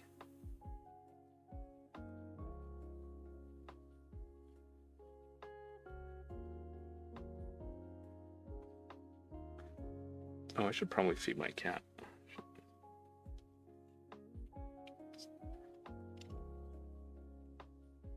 Alright, I'll finish these stems and I'll go take a minute break so I can feed my cat. Then she'll stop being cranky. Tell Fang I miss her. Fang! Joyce misses you.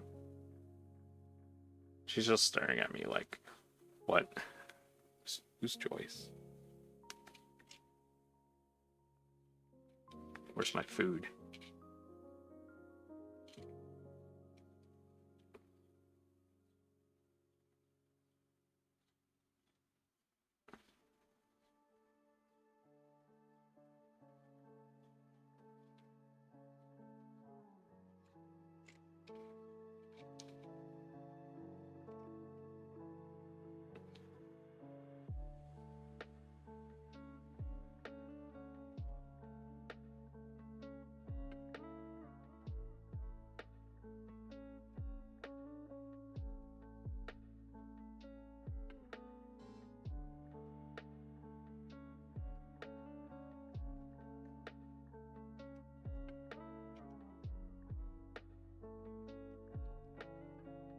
There's a China-Korea town in Dallas.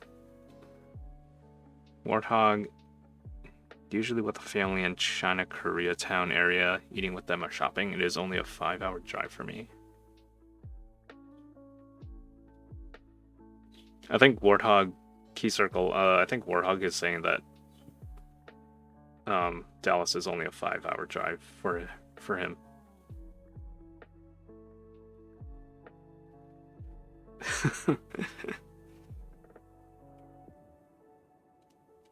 Wait, there's a Chinatown in... Or... I don't know if Key Circle is asking the question or... or you're talking about it, like, not... for Chinatown.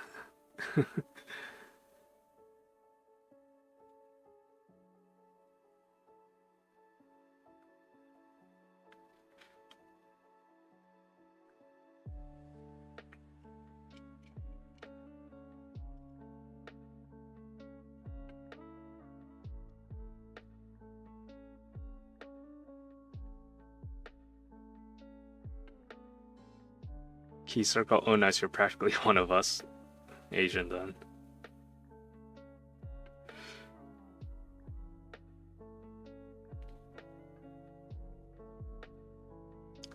Asian by injection.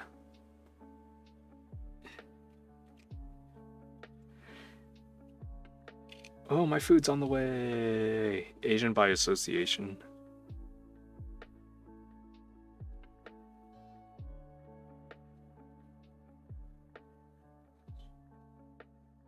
Oh, Fang, don't stay off the table, please.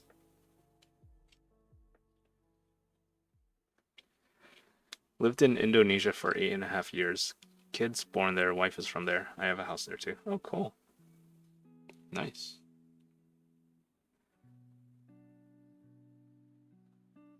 Was that from your military days, Warhog? By accelerationism, wrong word. That was a bad joke my mom had. I eat more Asian than most Asian when it comes to some parts of the food I like.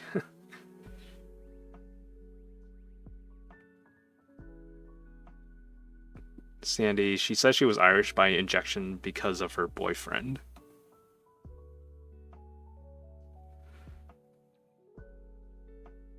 Oh, my sister and I used to joke about that. Like, we sometimes told people we were Irish because we grew up in a largely Irish neighborhood. I think my sister actually in college like convinced some people that she was adopted by Irish people just to mess with them. She went to a very large white population college.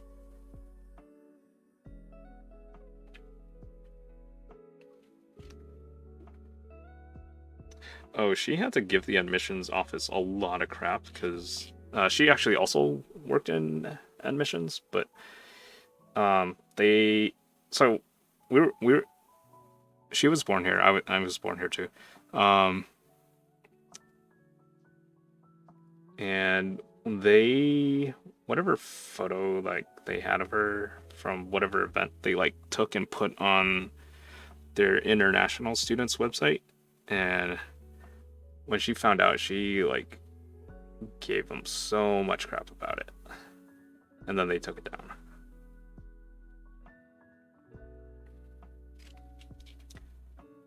Because like I remember when we brought her to campus, and it was like early because it was like when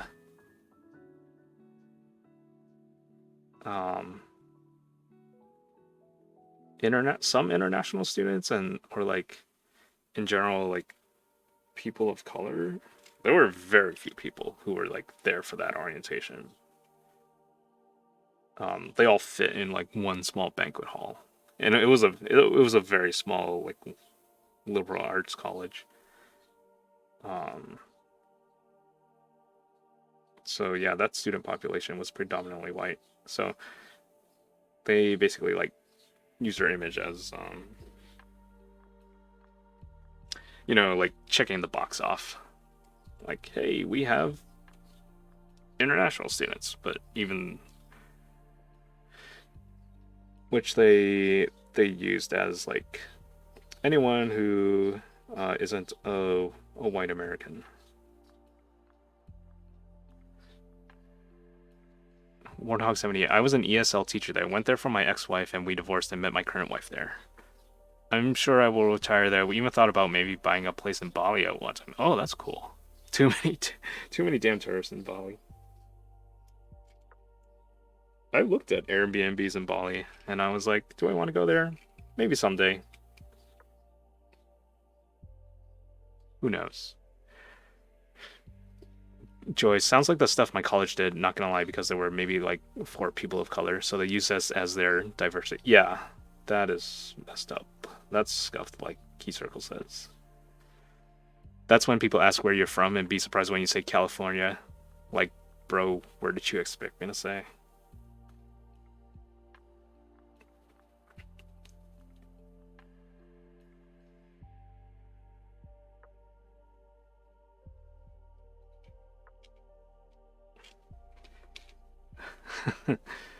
No, from. Where are you really from? Yeah, thank God no one asks me that anymore. Where are you from?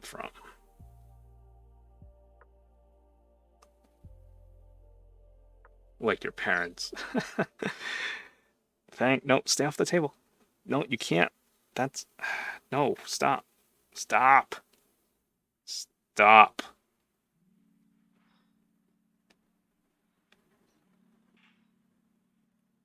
I get the same thing when people ask me where I am from due to my accent. I just say nowhere.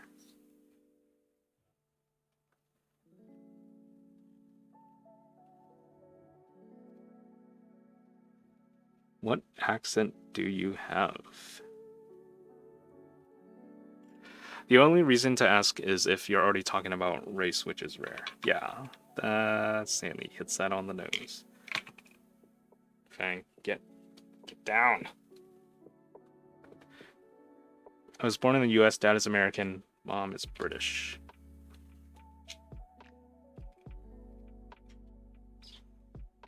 I prefer what's your ethnicity? That's a good way to put it.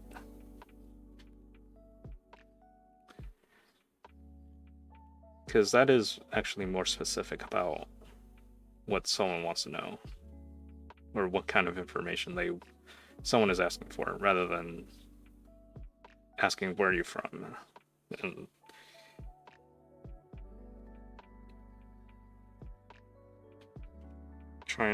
and having this preconceived idea of like what kind of answer you're expecting someone to give you for that kind of question.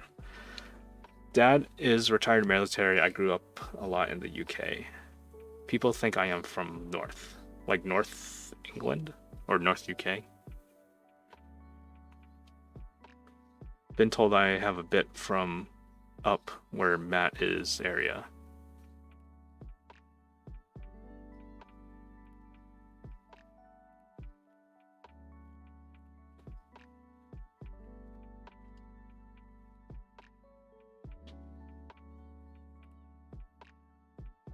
Oh, my area. Oh no, I'm missing 2 stems.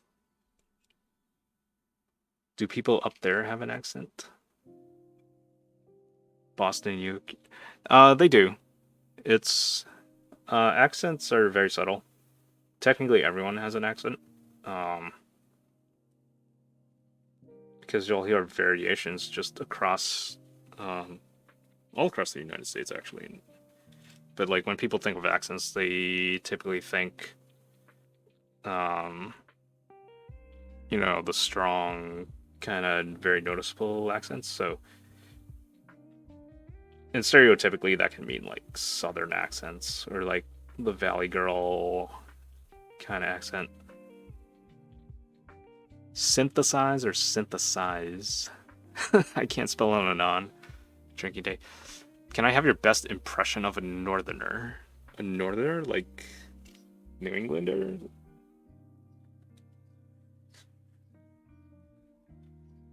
Like New York? Or like Connecticut?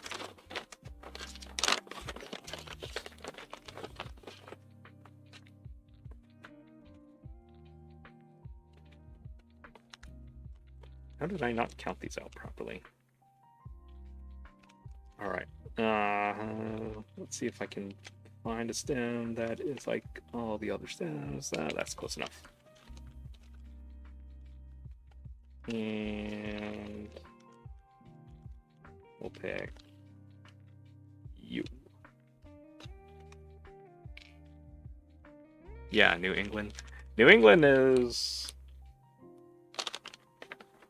Depends on where in New England you are, because people in Rhode Island have a slightly different accent than people in Boston. And that also is due to like where people migrated from England. So like people in Boston tend to drop the R's at the end of words and kind of draw out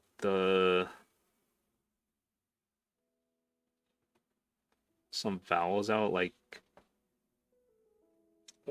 mostly the letter A and like kind of the O. I know Rhode Islanders tend to insert an R in their words, kind of like and I think Dutch Pennsylvania is kind of like that too.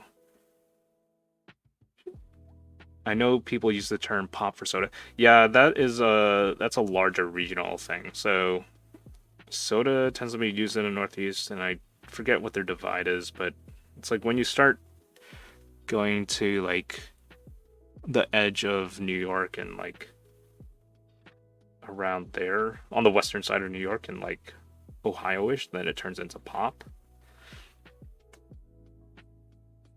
And then I think in the South they call it something different, but I don't know. Same thing with like sneakers versus tennis shoes or like gym shoes or whatever. Speaking of accent, I learned Shanghai has a particular accent. There are a lot of dialects in Chinese Mandarin or in China in general. They all sound very different. So it's like I don't know Mandarin, but I can tell you that hearing different accents makes it very hard to understand anyone. when you don't know the language anyway. My wife's mother's family or her grandmother, from what I was told, was from Hokkien. Never met her.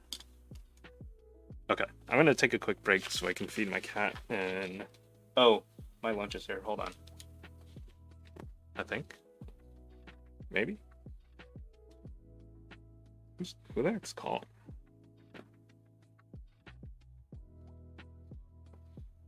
I don't think they're here.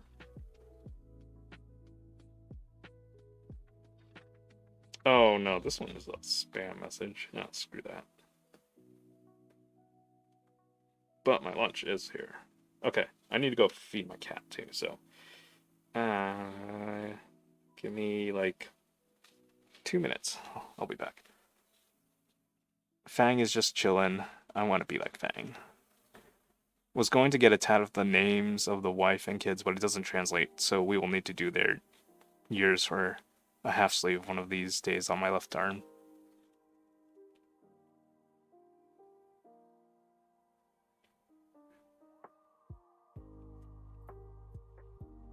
Alright, be right back.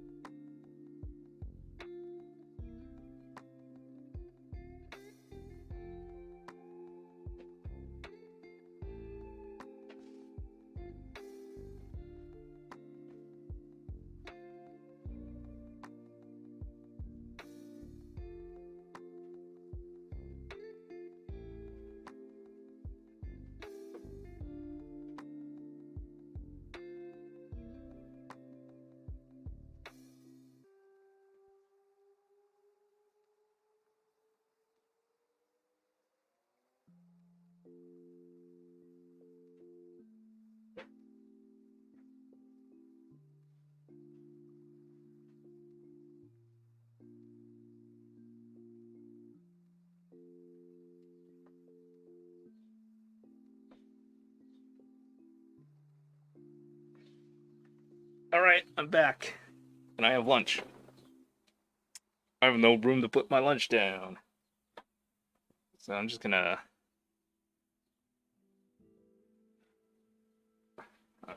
put it on the floor. I don't want to put it on the floor.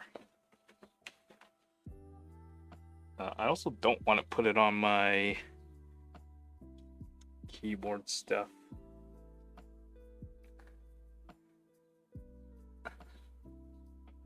Yeah, Fang knew it was time for lunch, so she was like, "Let's go."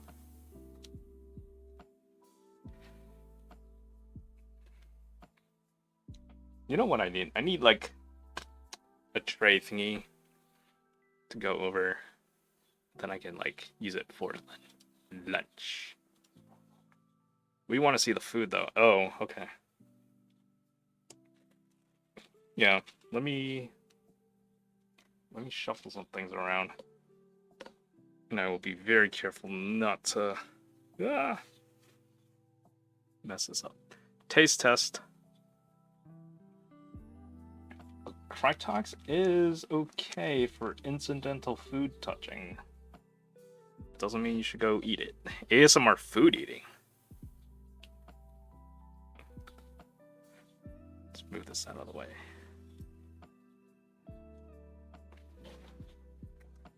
Oh, also my Damapad by Full Supply just arrived.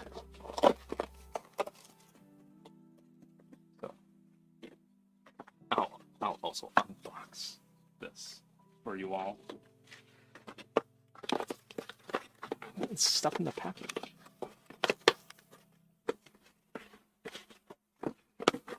Okay, there we go.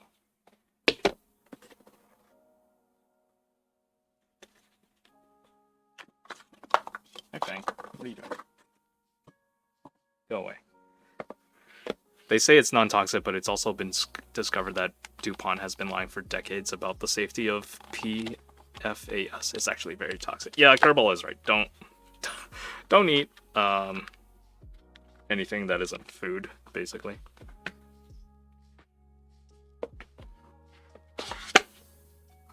Ooh, here's the Damapad. Oh, hey, Kerbal, you're here. How's it going?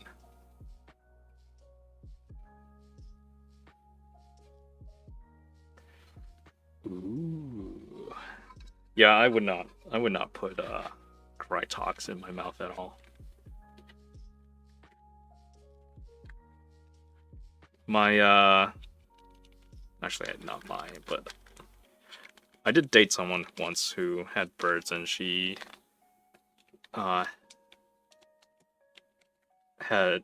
said yeah, she had no non-stick stuff because like cooking with it would like kill your birds or something.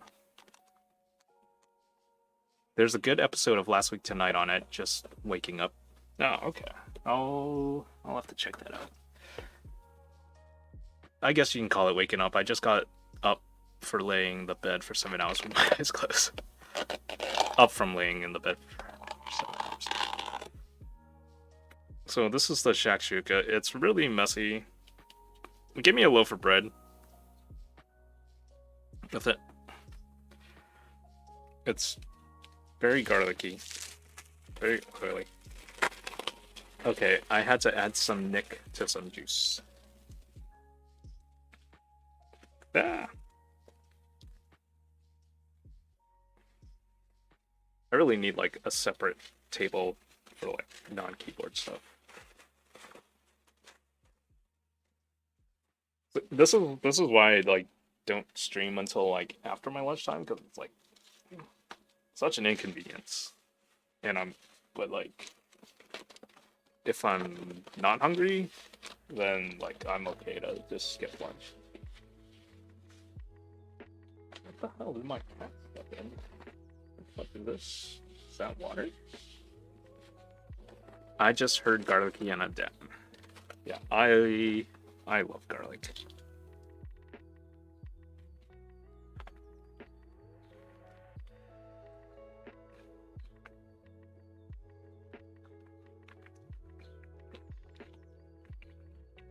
Very salty, but very good.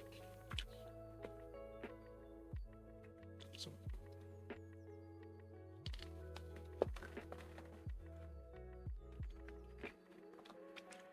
With age, I forget to eat. Is that normal? I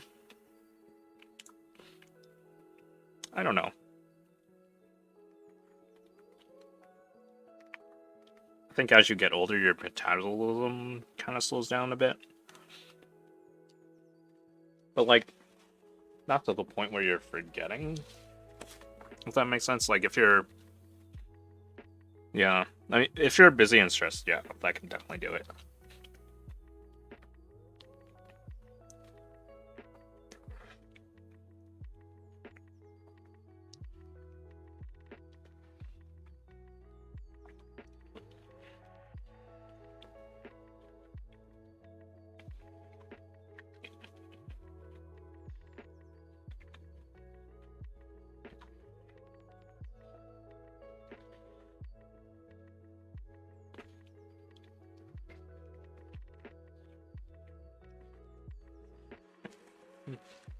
Where did I leave my copy? Probably in the other room.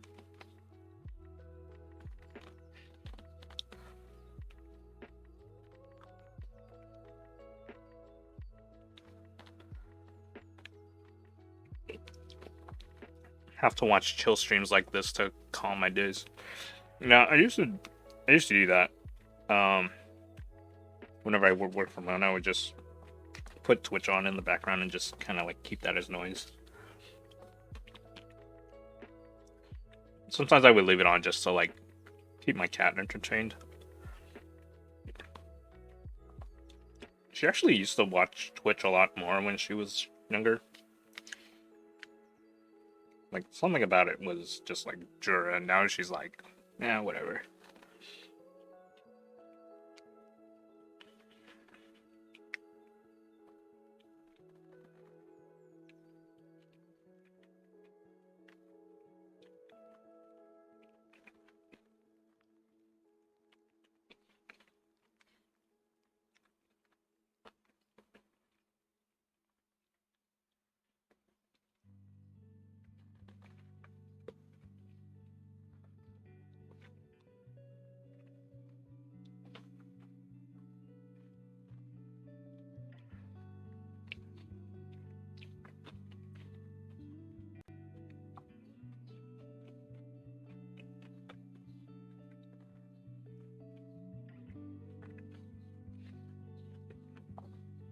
It was actually probably one of my favorite things to order from this place, because it's like a good mix of flavors.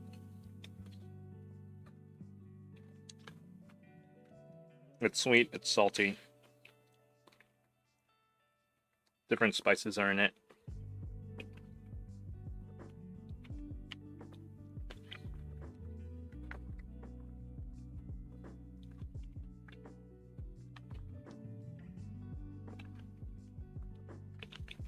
Great for cold winter days.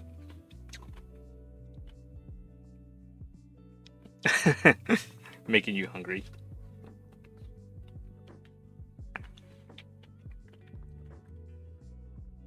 Shashuka is like not very what's the temp there? It's like, it's not hot today actually. I think it's like upper 70s at most, but it's cloudy.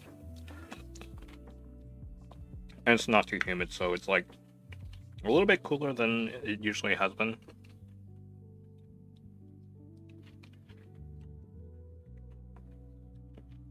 But shakshuka is also like really easy to make at home. So the way I made it was from the New York Times recipe, where you cook some like onions and spices and red bell peppers.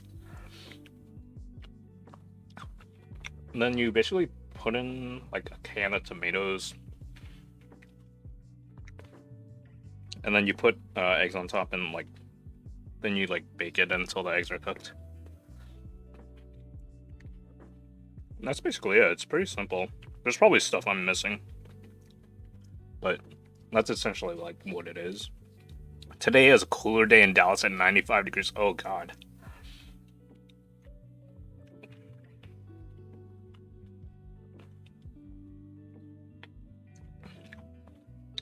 Is it humid because it's all inland there too? Like, you don't get like a lot of... It's not really next to like any large body of water, is it? Bang, go away. Go. Great. Nice job.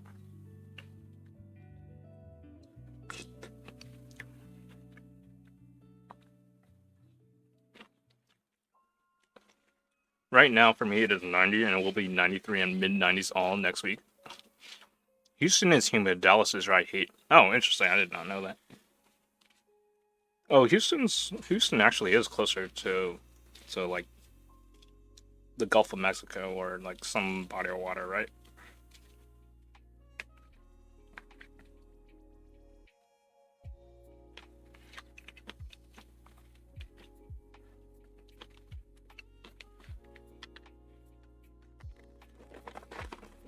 Dry heat is okay, but yeah, humidity just absolutely kills me. They're always flooding every thunderstorm. It's literally a bowl. Dallas ain't that dry. Dry heat would be Amarillo. I've never been to any of these places in Texas except for Houston. Well, I've been to Dallas, but it was a weird time because it was like November, so it was like 30 degrees for some reason.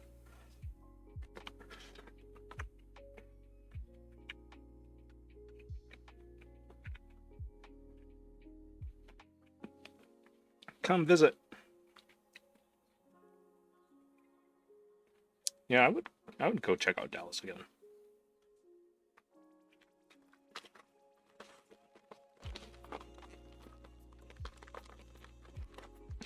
Warthog used to live a couple hours from there in New Mexico.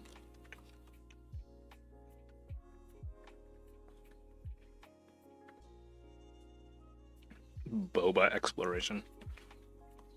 Lubak is right. Boba stream?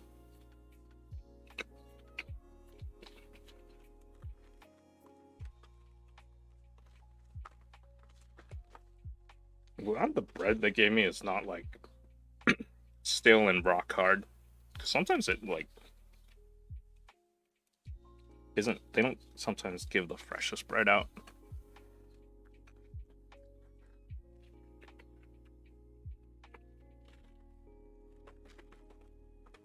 Dang, what do you want?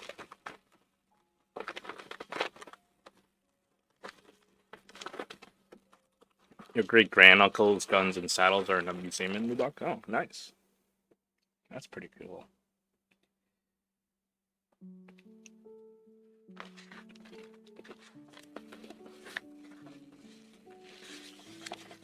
Were they like passed down from the family or like recovered from something? And then, like, what was your family like? Let's donate it to this museum or something.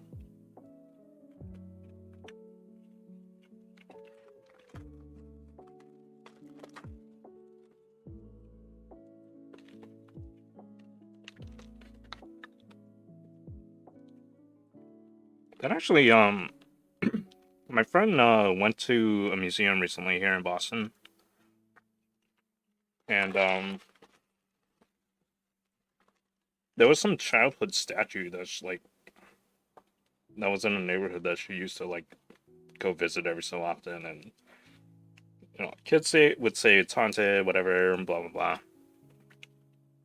Turns out it's actually like an old like Roman statue or something of Hera. Now it's in a museum.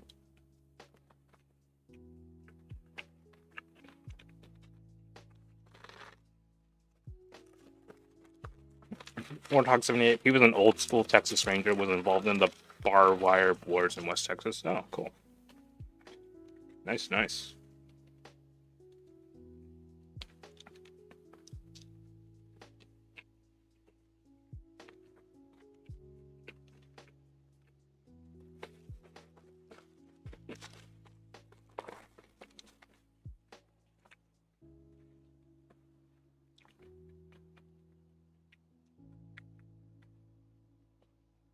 Kerbal, you still here? Warthog 78 is paging you.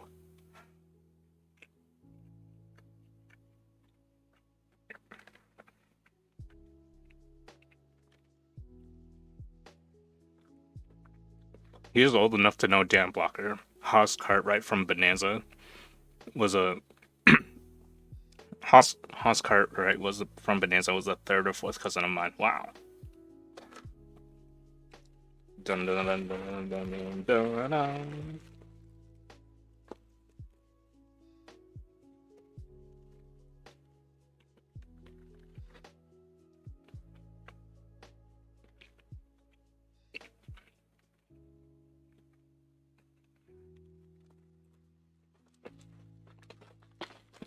All I know is the theme song to that. I don't know anything about Bonanza.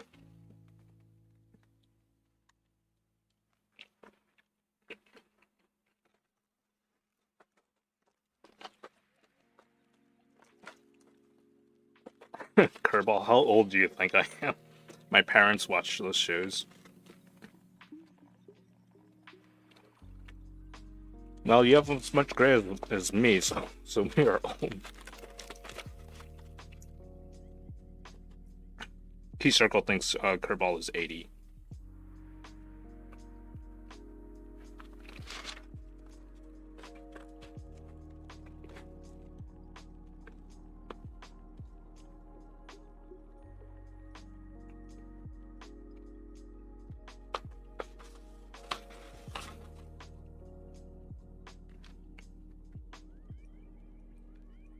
Hot 78 is 44.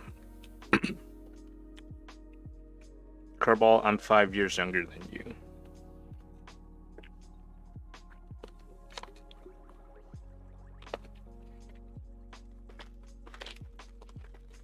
I need to go get some orders packed into the post office. Alright, see you, Kerbal. Have fun. Peace Circle 44 minus 5 is 80. Nice. Alright. I'm gonna throw some trash away. Be right back.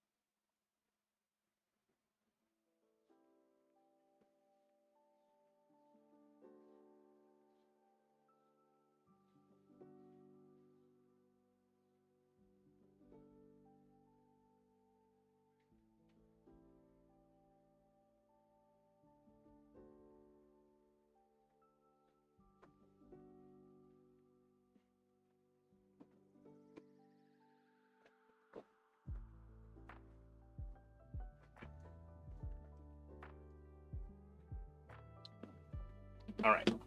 I'm back. I'm back. I'm back.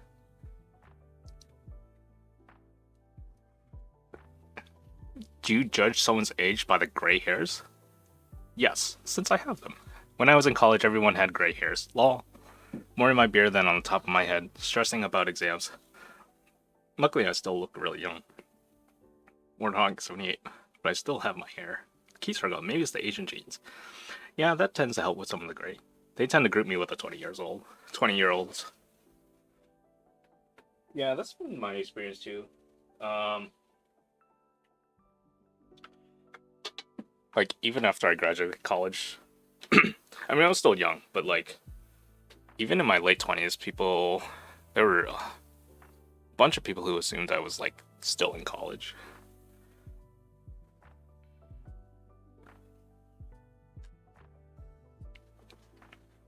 But, you know, eventually people,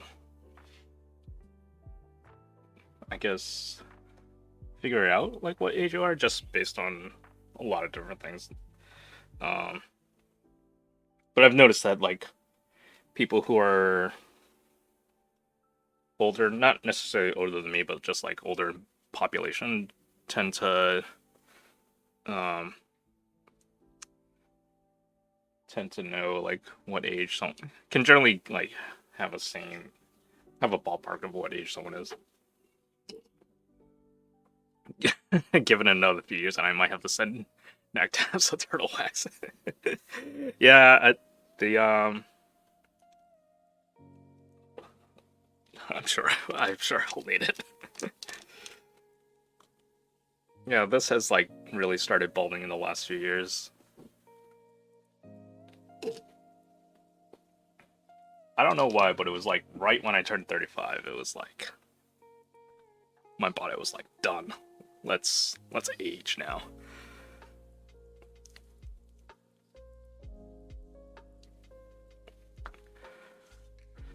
Hey man, I knew a guy that was going that way in high school.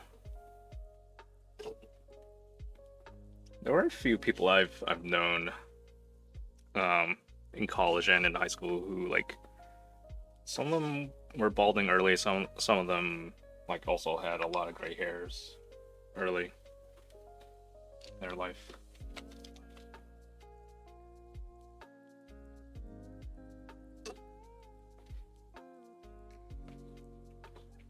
I'm gonna get a paper towel. It's real quick. Real quick like.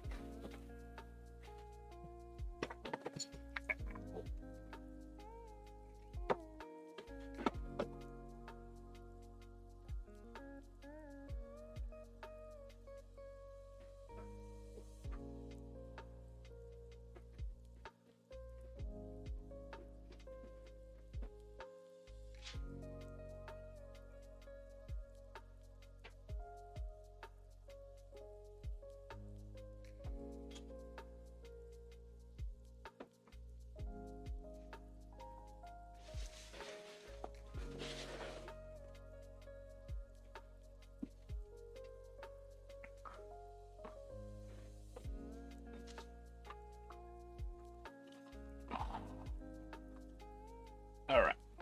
Put these switch tops on, and then the rest of this build should be pretty simple.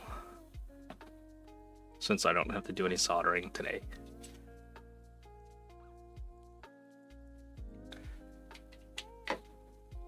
I really need to organize a lot of the stuff because I have things piling up here now.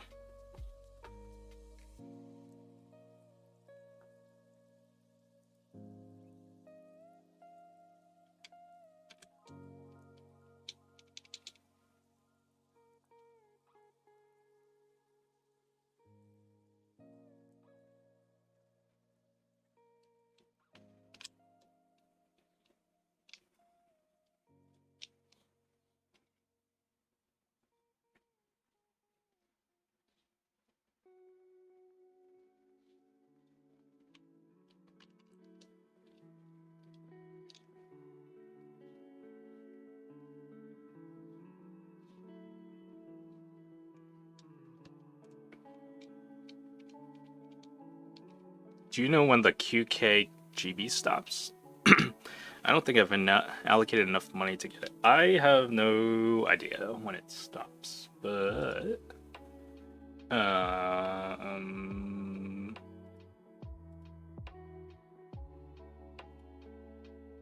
might be on the the Cordy Keys website.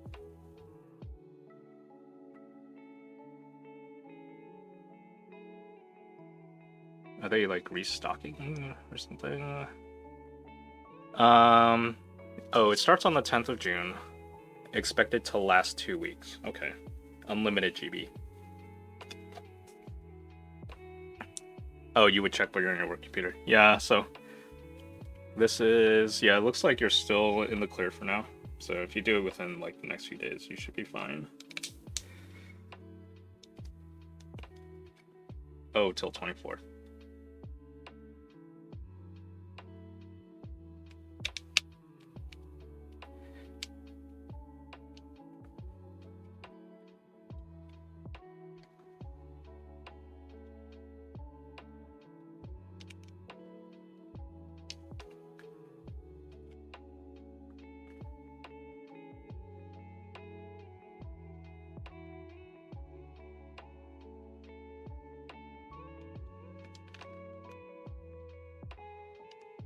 I need someone to buy my stuff, lol. I did crazy move and bought 3 GMK sets this paycheck for some reason. Welcome to the world of keyboards. That's basically what I've been doing with my money ever since I discovered this hobby. Especially during COVID times.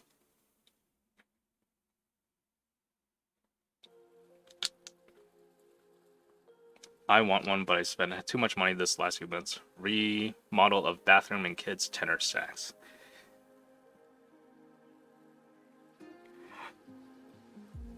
I actually kind of want to remodel my apartment, even though I don't own it.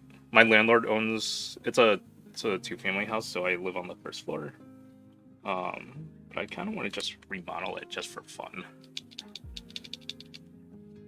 And just pay for it myself. Because it's an old house. It could use a facelift in some areas. But my landlord did say he inherited the house from his grandmother.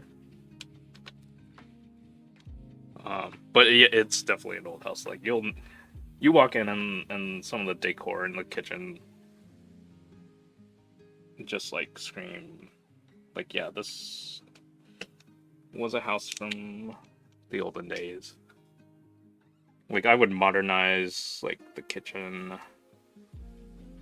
modernize the bathroom, actually just everything. You know, replace the carpet, hard floor. Houses for being old have to be real old. A lot of houses in New England are old, so they have their issues with like plumbing, electrical, heating, maintenance, upkeep, that kind of thing. Mine was about 69 or 70. Wife is talking about the kitchen being done now.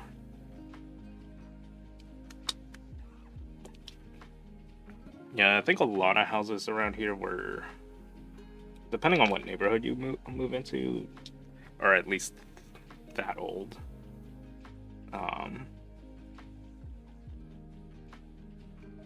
Some of them like go back to the 1900s, because the early 1900s, because of just how big they are. Like old colonial houses, they cost a fortune to like heat up in the winter. But I think those houses tend to be, they also tend to be very expensive, and I think some people who own those houses, like, I think rent out the rooms or something. But you'll see a lot of like smaller, like multi-family houses around the Boston area.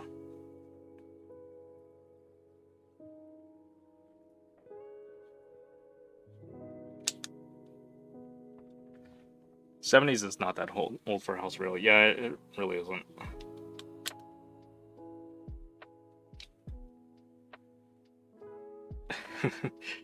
Oh yeah, and then you have to like deal with like lead paint or like radon. And when I moved in, my landlord had to like give me an information pamphlet about like the dangers of lead and um like there may be lead in the house, there may not be. 2005 that is a very new house.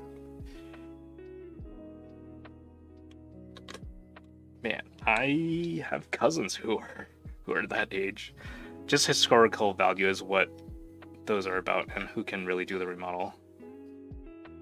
Yeah, that's very true. It's hard to remodel those old houses too, because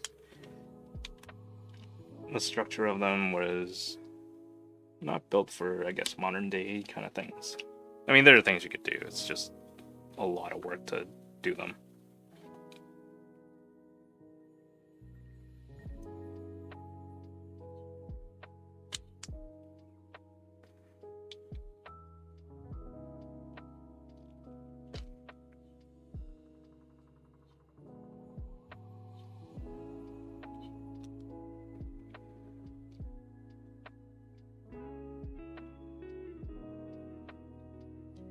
So these switches actually aren't that difficult to close with films on them, which I'm glad.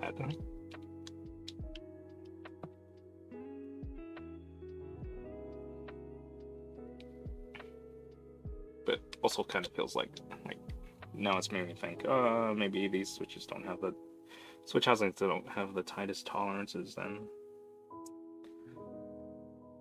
But it lets me use my films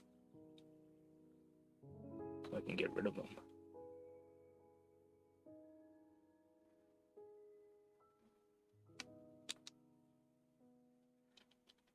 I think I want to get wings for lunch. Yeah, get wings. Okay, do you like boneless wings or do you like bone-in wings? So I know some people feel very passionately about boneless wings, as in like they really dislike them. I like them because I'm lazy.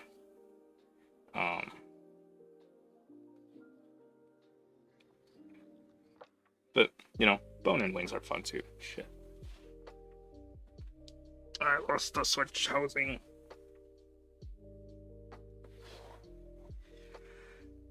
Boneless wing equals nuggets. What about like tenders? Honestly, have no preference. I can go for either. Boneless for ease.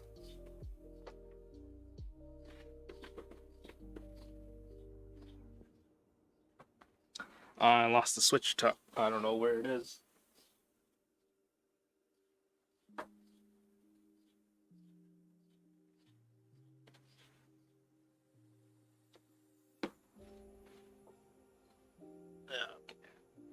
Alright, I found it.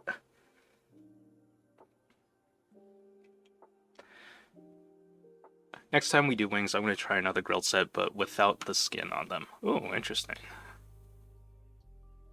I don't think I've ever had wings without the skin. Okay, so, like, for bone-in wings, do you guys prefer drumsticks or, like, wings?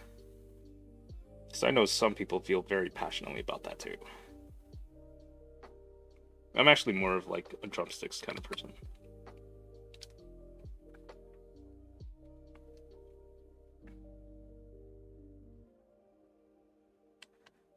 Normally, if wings at home, it is fried or air fryer. Drums or flats. Oh, is that what they're called? Flats? Flats are the wings. But, like, actual wing parts, not the... Bone in both, don't care. The wife likes the flats. I am more a fan of the drums.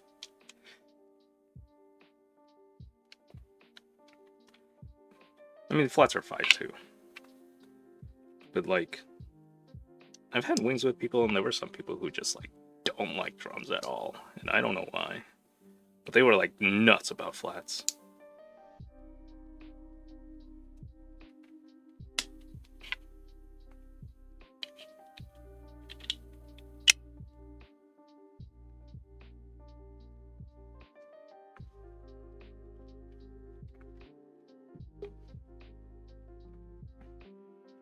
also generally not a fan of deep fried wings. Like, do I eat the cartilage off my bones? I don't, because I just find it too chewy for me to process. Like, it just feels weird to bite through it, and I can't really stand the texture of it. But there are people who have given me crap about like not eating that part. It's usually like Asian people who are like, "Oh, you're wasting food. You have to eat that part." These are like the same people who like chastise me for not eating like the pit of a mango, and I'm like, what the hell is wrong with you?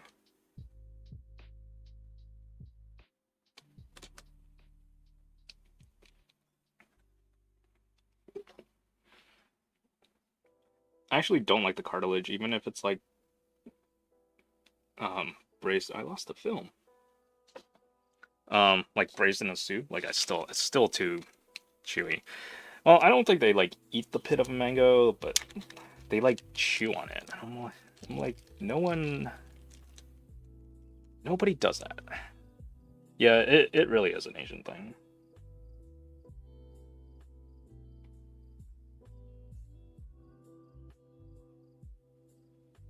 I went out to eat with my friends and take a small bite and that's here. But you know, I used to be like that. I mean, that was a thing like kid me did. Like, you know, I would eat most of the chunks of meat off a wing or something. But like now that I'm older, now I'm like, all right, well, I can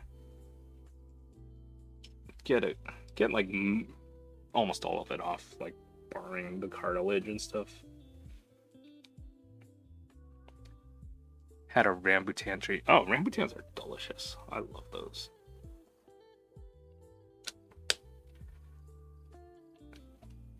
I want to try without the skin, see how they turn out. Everyone likes the last ones I grilled, but missed the crunch, so we'll do a set without the skin and grill them to see how they work out. Oh, that'll be interesting. Yeah, the skin does give it a nice crunch. I just don't like wings when they're like deep fried and have like extra crunch around it. As long as they're not battered, like you can still fry them, but I like crispy, not crunchy. Yeah, the ones I can get are overripe for rambutan, but still good. Yeah, they don't really tend to sell them around this part of the States, or at least not in any Chinese supermarket that I've seen here. Korean fried chicken is good though. Those are fried twice. Yeah, those are actually good though.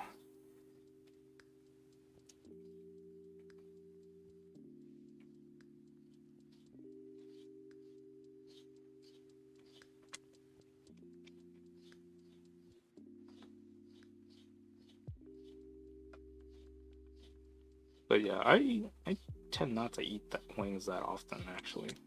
It's usually only if like I've never made them myself. It's only like when I go to like a friend's place and they have them there, or it's like a wings place.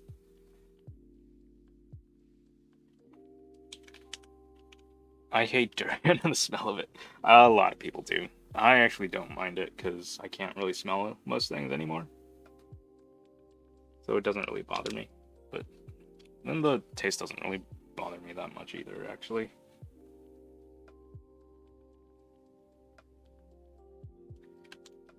I thought the coffee was for the switches. Yeah, it's what I use to lube the switches, so support it. I thought you were quitting coffee. I'm trying to. I didn't quit it completely. It's I like to enjoy it once in a while, but I should stop drinking too much of it.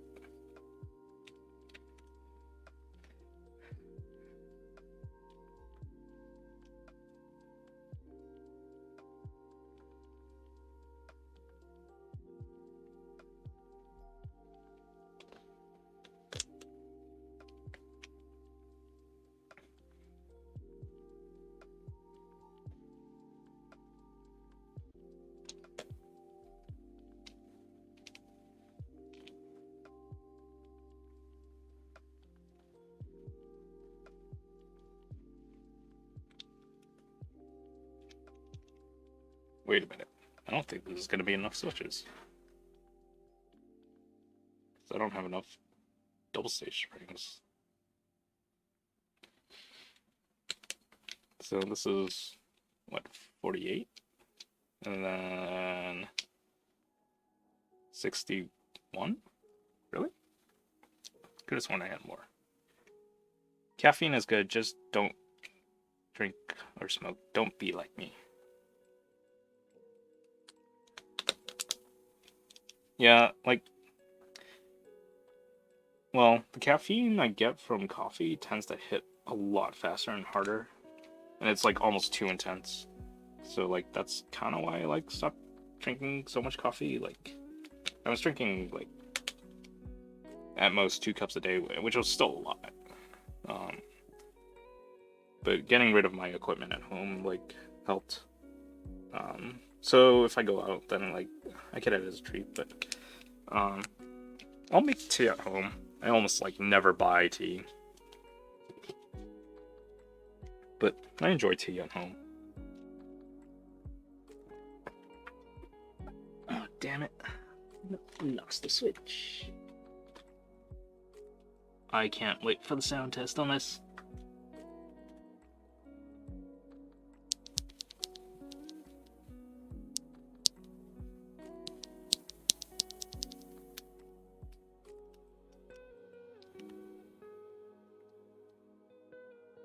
Yeah, it still sounds kind of scratchy, but whatever. These switches suck anyway. Yeah, I have to take a break from it. If I can see daylight through my coffee, it is weak, but it messes up my stomach too much, so I have to do it in spurts. Yeah, that's like what my experience was like. Wait, that sounds a bit scratchy, lol. These switches suck anyway. Yeah, these switches are just for aesthetics. But yeah, if I'm typing, I'm probably very likely not going to hear the scratch anyway.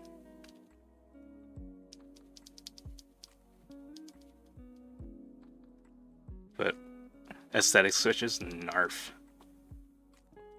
They'll probably like break in over time and like not sound so scratchy.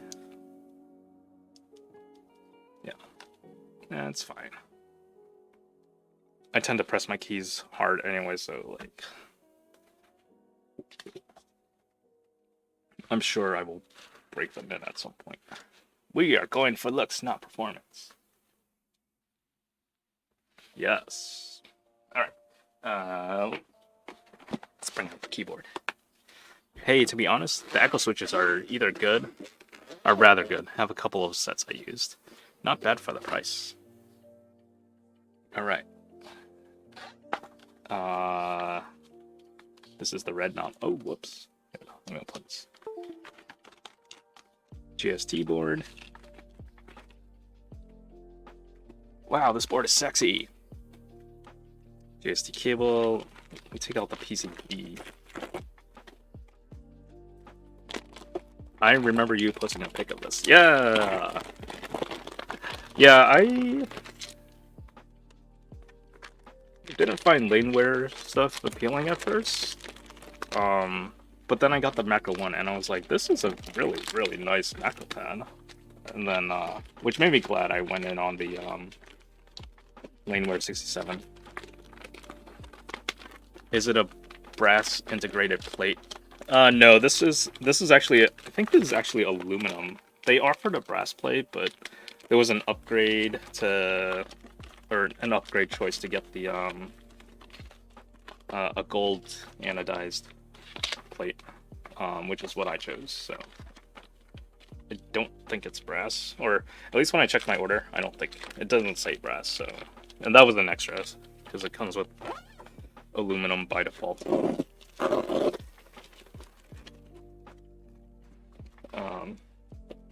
But yeah, this was, I really like this bright fire engine red color. And this was the lighter color that was like defective. So Laneware. Yeah, this is the uterus fallopian tubes logo. Which I think it's supposed to be like a deer or a reindeer. So yeah, this is the top plate. It has a very Iron Man kind of aesthetic to look to it. Yeah. Case, plate, top part. So, gasket mount. You can see some streaking from the anodization on the interior there. Not a big deal since you're not really going to see that.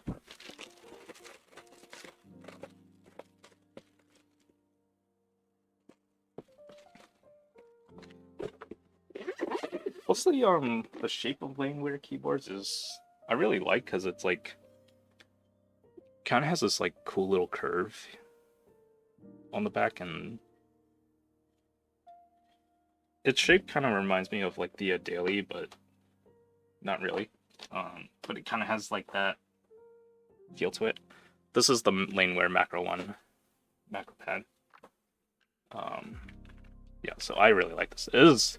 This is like hefty, so it's also got that roundness on the back. Gold plate, or gold top, white bottom. I'm tempted to get the Laneware 67 in white with the gold top, just to like, so I have a macro pad to match it with it. But yeah, alright. So let's build this. And then this is the red knob. And then I have a few artisans that I have in mind that I will probably put on it. But I'll do that after I get the keycaps on. Lurking, meeting started. Alright, have fun, key circle. Oh, I gotta fix my command. My lurk command. I know there's not a whole lot we can do with keys, but the roundness is nice. Yeah, like that's kind of why I'm drawn to keyboards that have not necessarily like unique designs, but like different and interesting designs. Which, yeah, unique. Because I think it just adds a little more personality and aesthetic to something that is essentially a rectangle. Right. Yeah, fix it so I can do for people when we don't have them on. That's fine, your food picks are bomb. Oh yeah, it's hot swap, so I should probably... How many gaskets do I have?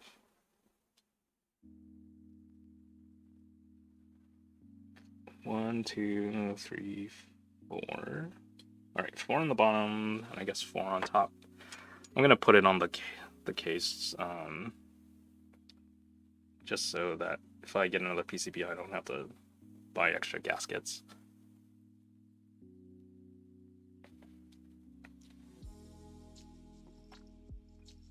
It's kind of interesting because there are like little divots in the corners, but I don't think anything goes there. And then these are the feet. Alright, gaskets first.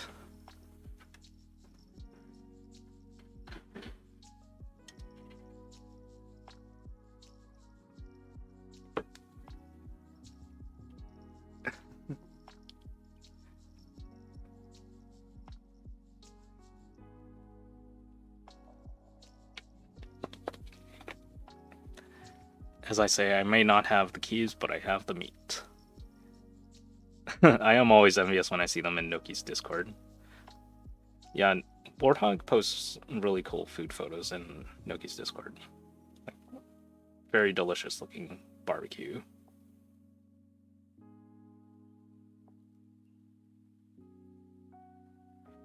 Why are these gaskets so hard to peel? There we go.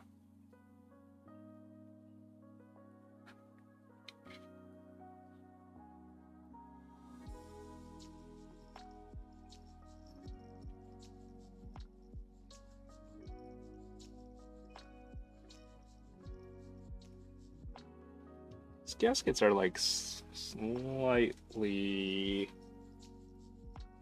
wider than the case, so maybe I should like push them in just a little bit.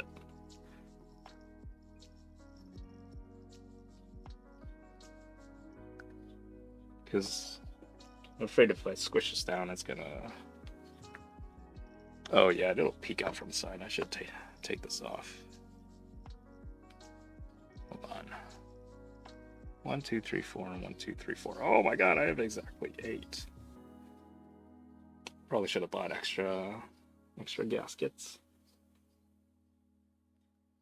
All right. Yeah.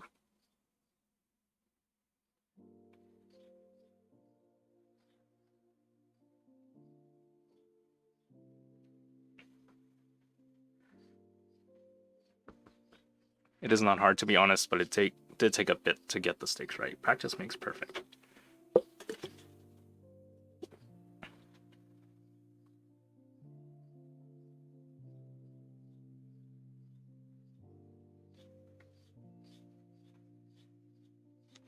Oh, right. Stabilizers. I gotta do that too.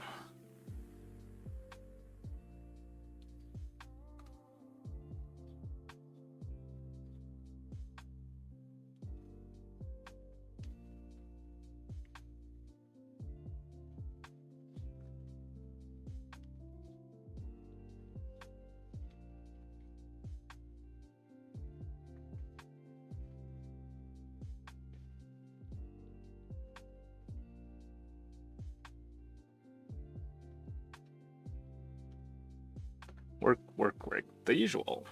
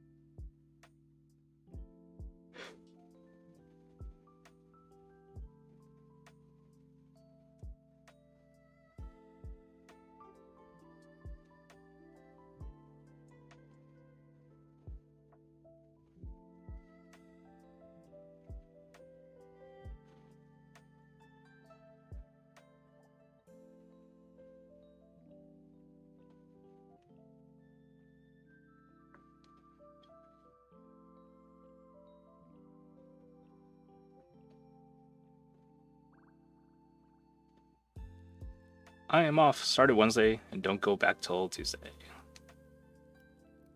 Ooh, vacation time is the best time. What the hell?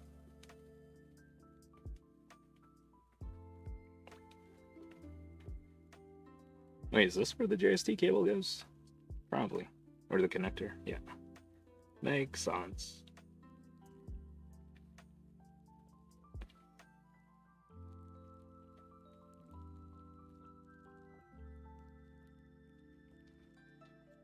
Alright, 2 more gaskets.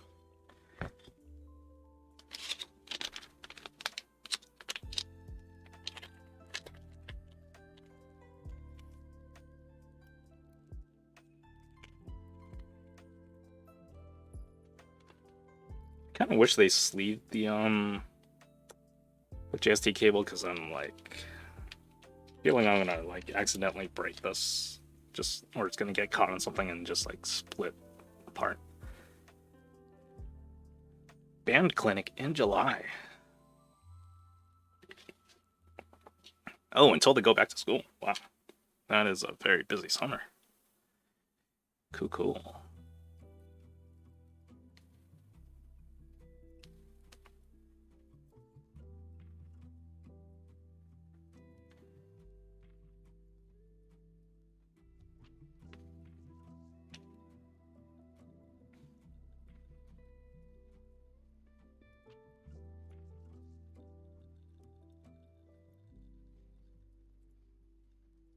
It's weird because like these gaskets are rectangular shaped, but like these mounting points are like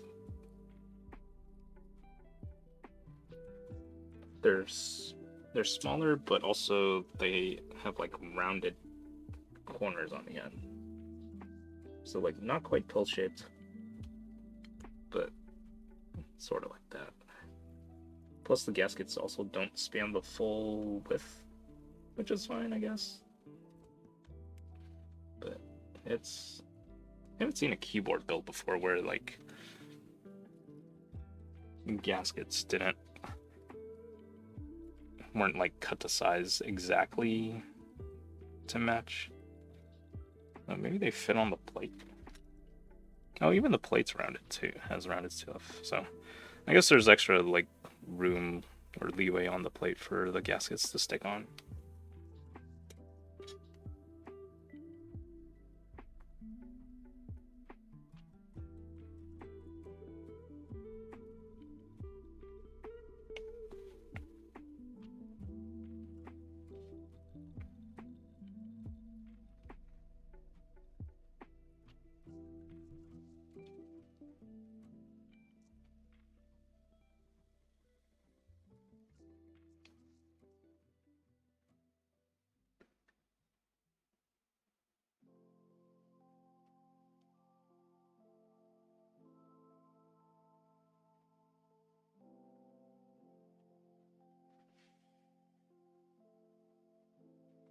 Alright, so let me just stick this in here real quick and see what that's like.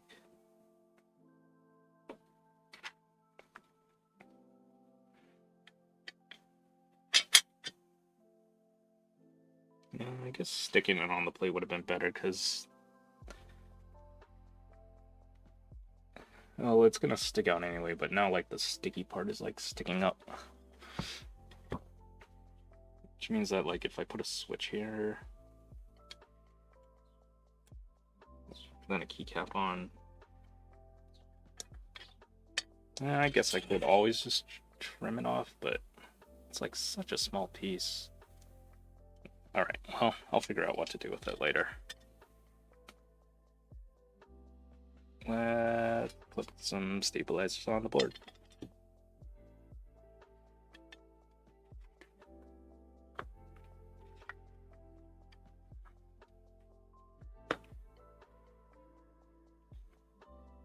So I need 1, 2, 3, 4, 5.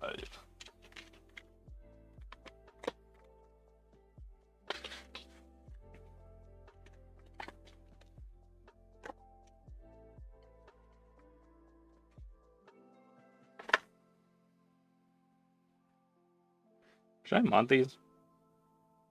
Yeah, I should.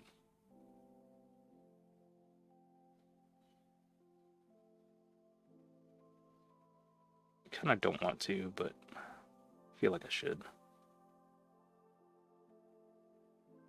Alright. We're gonna mod them. I'm just gonna use Crytox today.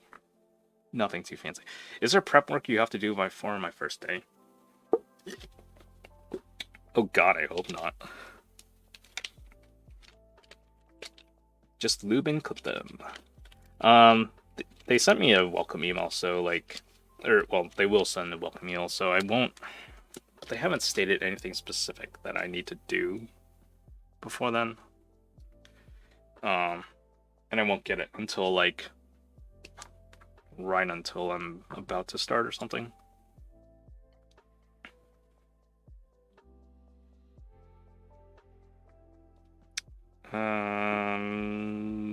What do I need? What am I missing? Oh, no. Where'd my stem holder go? Here it is.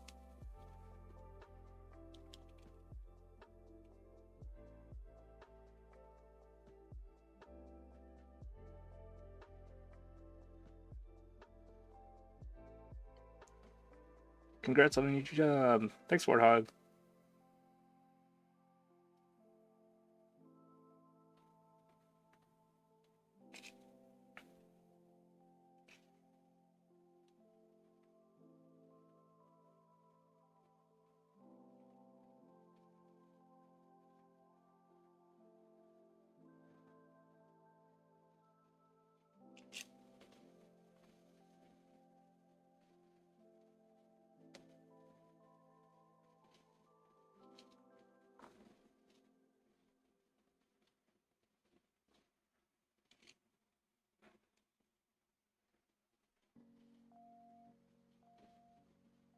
I think it might rain today, actually. It's been cloudy, and like the wind is like starting to pick up now.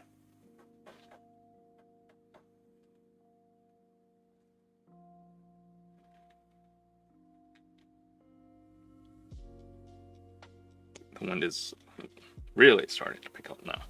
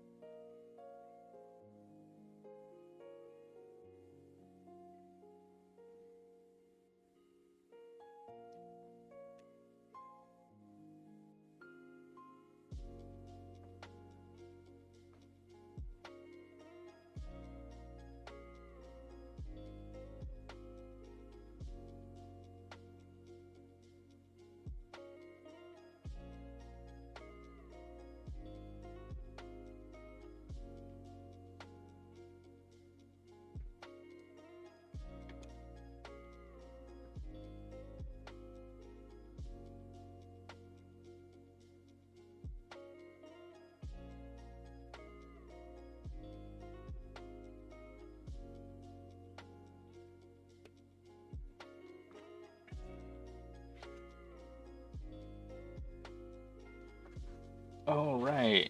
I have these Switch tripod thingamabobbers I want to get rid of.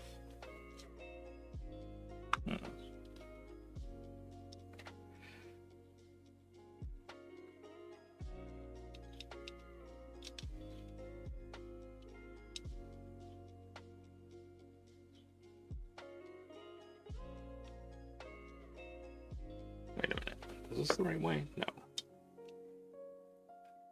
Is this the right way? Maybe. Wait, did I have it right the first time? No.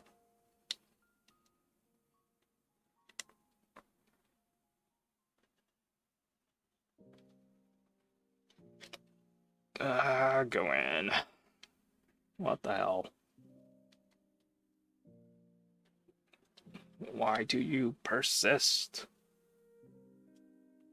There.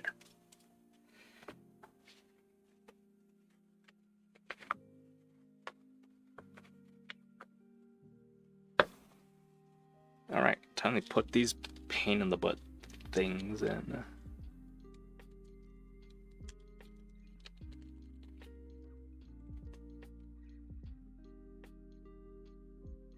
Oh, maybe these aren't the newer TX stabs. That one went in with no issue.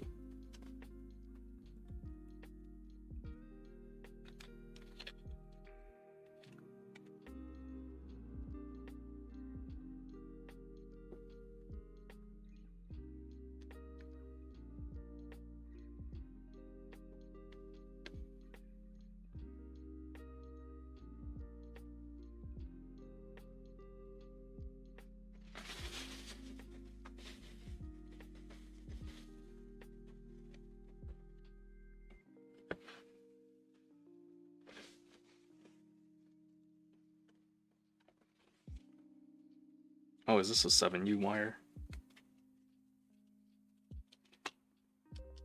Damn, it is. Alright, well, I'll filter one from a different set.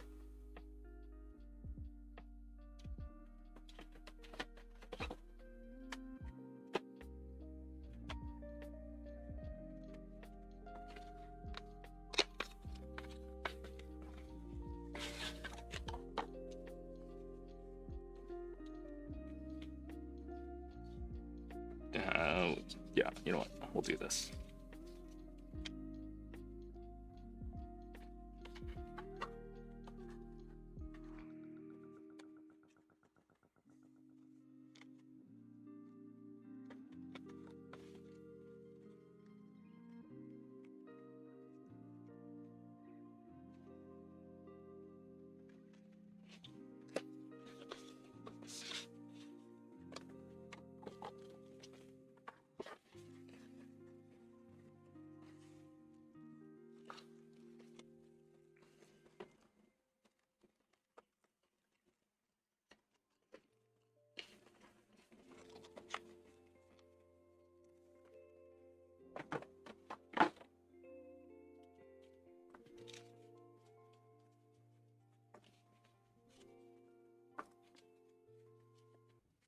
Oh, actually, you know what?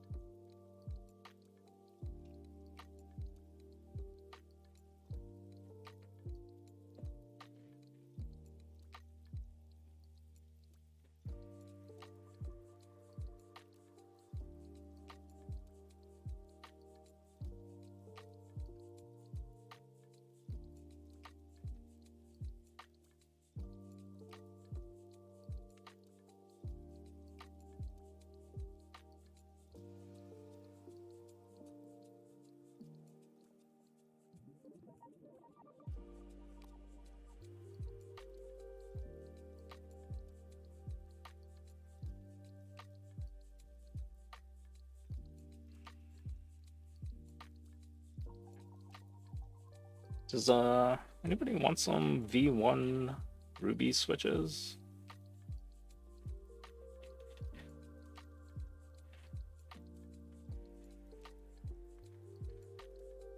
Why won't this go in? There.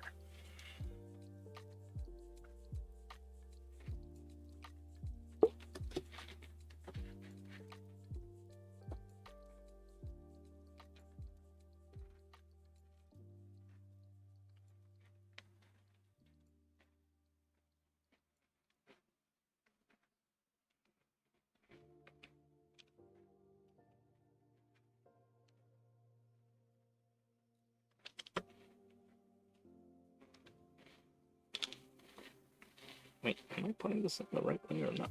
I can never tell.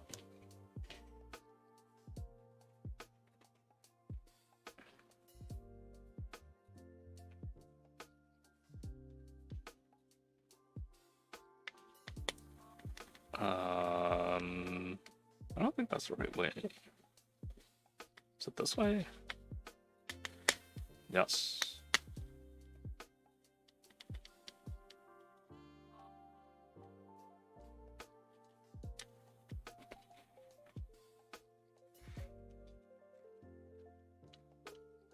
Anyone have a switch they really like as of lately? Kind of in the market for new switches. Although I really shouldn't buy any new switches, because I still have a bunch of old switches I should use first.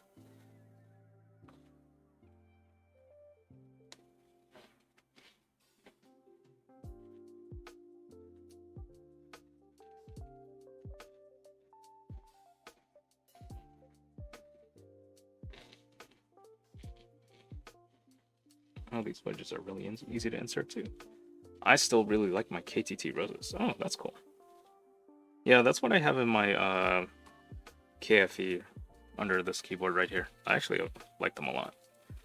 Quartz V2, SP Star, Meteorite, and KTT roses. Oh, cool. Yeah, I have graphite golds, but I haven't used them yet. I also have SP Star, Meteor Whites, but I too have not used them. I do want to get quartz switches. I did have the V1s and I sold them because I wasn't using them. And this was like around the time V2 came out, so I was like, well, I might as well get V2. I almost put graphite golds in this build actually, but I figured for aesthetic purposes, red and gold. Oof.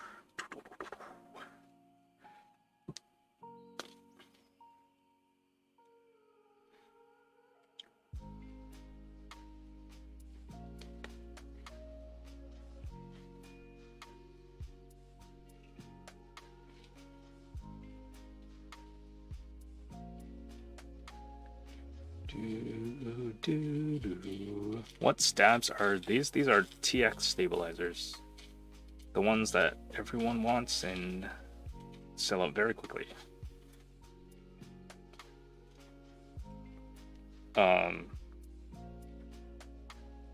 Never seen these. Yeah, these are... I've used them before. They're slightly... Well, they have tighter tolerances than Durock.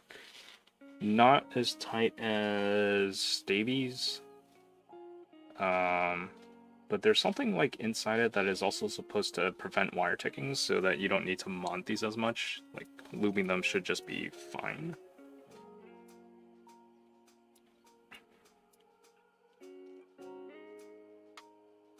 I mean, they're not like the be-all, end-all of stabilizers. I still find that you do need to lube them at the very least. But yeah, they work. They hold well in the PCBs for not being a screw-in stabilizer. But the first iterations definitely had some issues with those stabilizer inserts because it's a little wedge that you have to force into a little clip, and that's what holds it to the PCB. So it's like an alternative to the screw-in. They're a pain in the ass to pop the wires back in. Yeah, they are. They come pre-assembled. And what I've noticed is that if you do pop the wire out, sometimes that ends up lifting the little plastic clip on the stabilizer that holds the wire. That's really true of like any stabilizer you use though. So if you like do put enough force on it to take the wire out, it can bend that little thing. I've been really liking the owl steps. Yeah, I actually like the owl steps a lot too. There's less wiggle room for the wire when it goes inside that bottom part, inside the stem. And that's probably like what I like the most about them. Because then it doesn't like rattle around a whole bunch like a Durock V2, which just has like so much more wiggle room to it. Did I not put this in correctly? I don't think I did.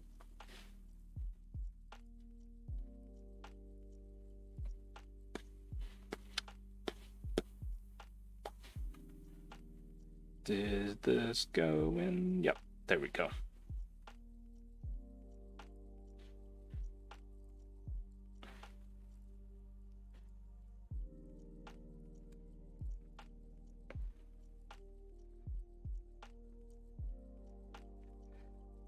God, I hate the feeling of lube on my fingers.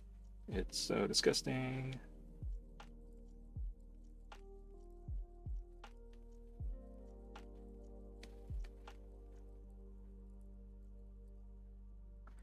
I don't think stabs make a difference, and yeah, I said you mod them anyways. Yeah, you can get better stabs, but if you mod any of them and know how to mod it so you don't get the ticking, then like that's really what the end goal is. I know some people or I guess manufacturers have been trying to eliminate the need for modding, but I find that even on like Stabies and TX stabs, they still need a little just to get through the day. You already forgot which way to put stabs in. I think that's the right way though.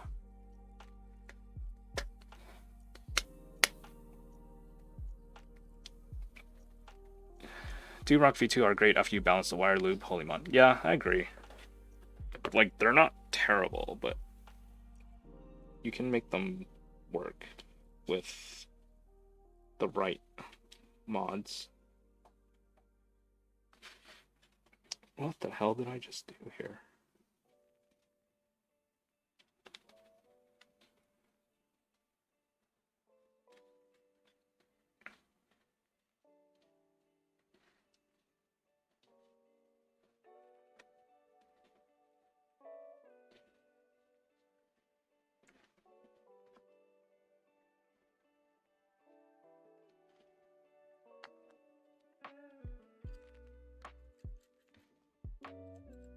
And this stabilizer does not want to go in.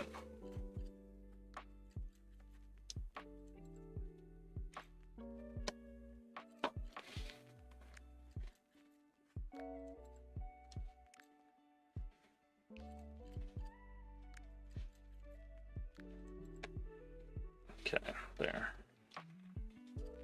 Holy mod just makes smushy stabs. All you need is proper lube.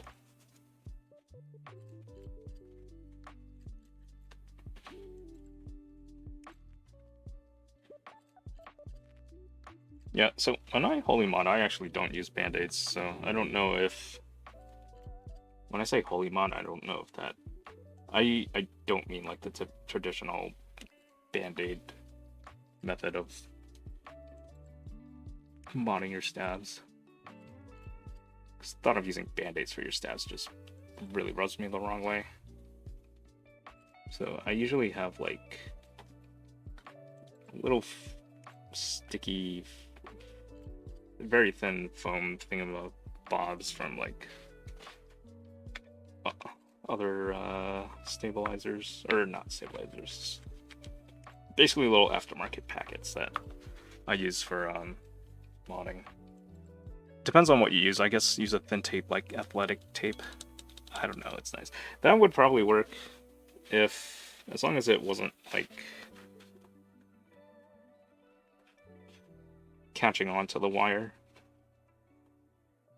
Which is why, like Carball said, like if you lube it properly, then you like really don't need to holy mod.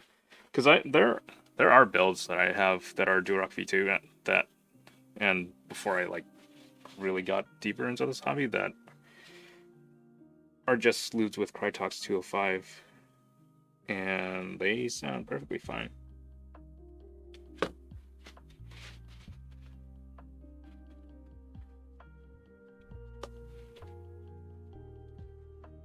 Yeah. Can feel the grease on my fingers.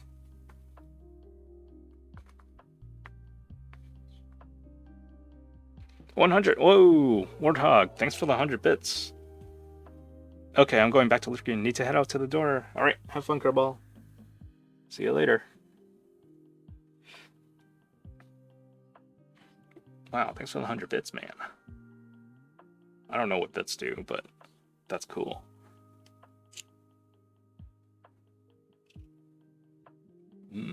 Bits. Alpha bits.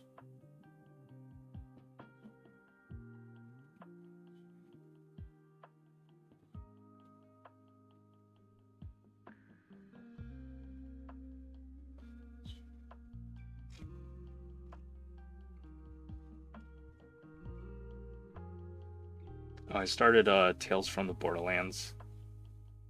It's pretty amusing. I forgot what it was like playing a Telltale Games game. Is like very story driven.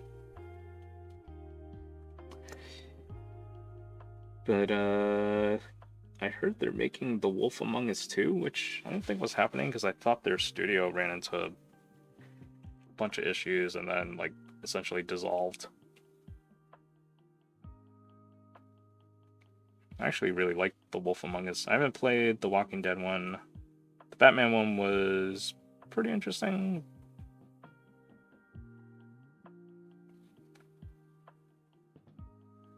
Tales from the Borderland is pretty fun too.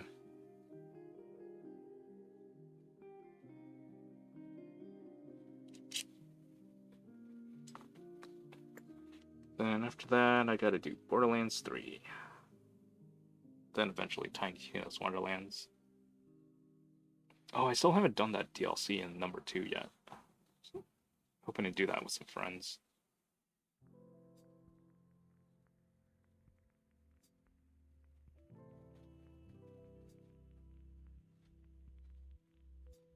Yeah, Borderlands 2, Borderlands the pre-sequel, Tales from the Borderlands, Borderlands 3, and there's the Tiny Tina spin-off.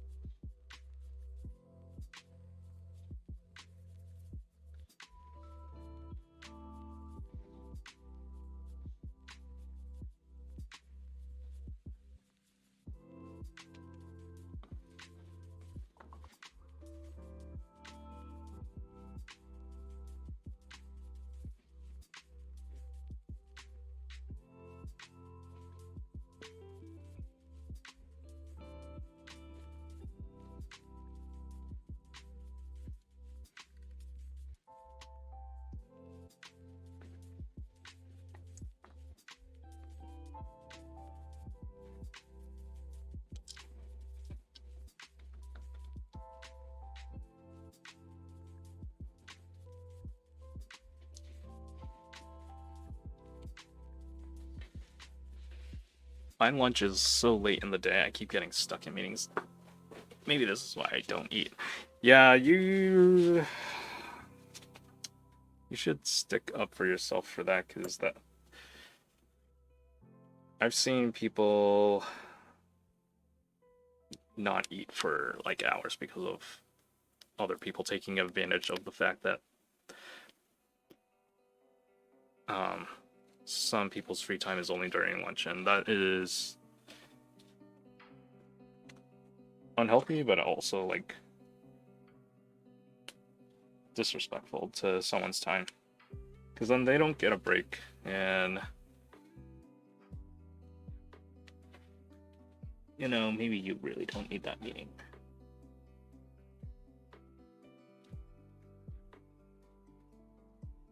There's one friend I have who just hard declines all lunchtime meetings, even if they provide lunch.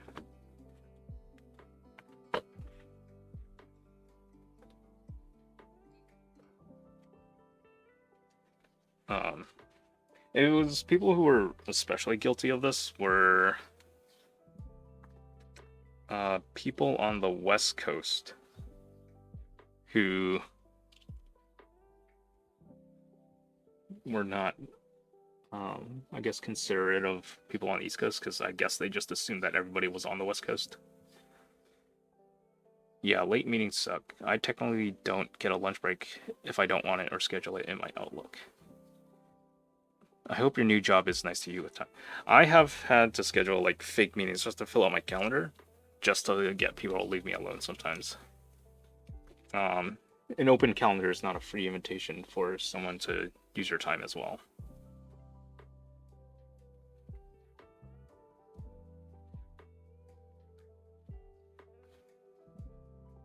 Actually, the simplest way to deal with that is just to decline a meeting. It's eventually what my manager told me, because I was like, everybody keeps scheduling meetings with me, and I can't help everyone. And then he was like, well, you can always just decline. Even if it's an important meeting I need to go to, they'll find a way to schedule around it. I lost another stabilizer part.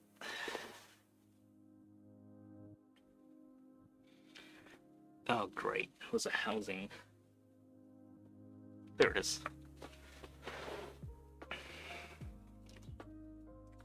Yeah, I do that. I'm salary. Yeah, I've learned the hard way to schedule meetings for just you time.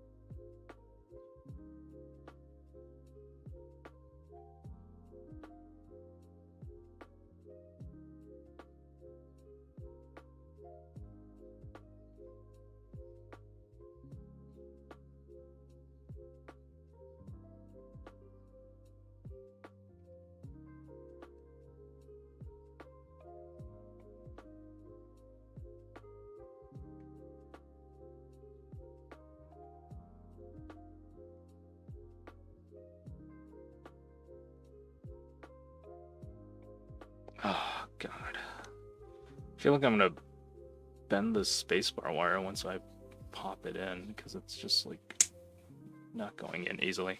I find it hard at times to not even look at my phone when I am on PTO at work. This week I've been good about swiping the notifications off.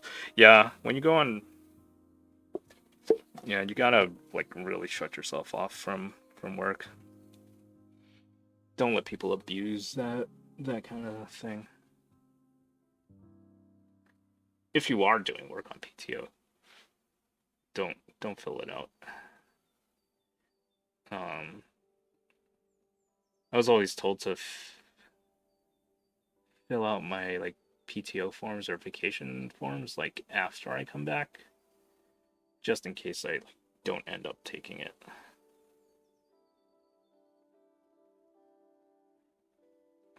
And there have been times in the past where I have been contacted while on PTO to take care of things. Nah, I've learned to separate life and work. When I'm off, I'm off. I don't care what's burning. Yeah, a good team... Oh, I put this in upside down. A good team will recognize that and not do the wrong thing. My boss tells me even if I answer an email on PTO, he counts that as work and I can take it away from my days off.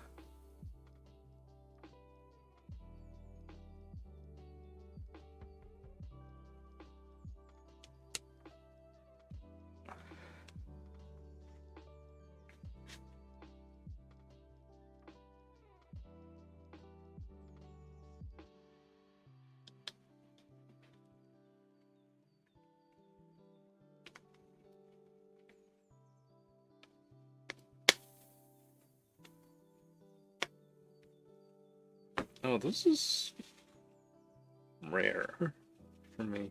Seeing a, I guess, south-facing spacebar or north-facing spacebar, whichever direction it is. Because usually they like, just about every board I've built has had the wire on this side instead of the other way. My team does that, but once in a while I have to answer just due to circumstances, but that is rare. Yeah, I mean, yeah, sometimes things happen. You gotta take care of it.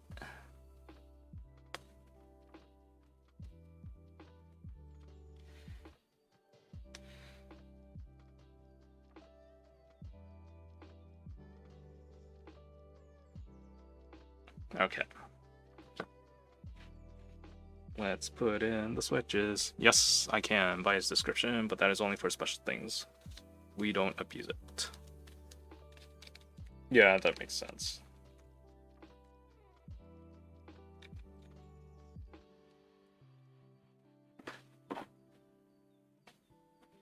Alright.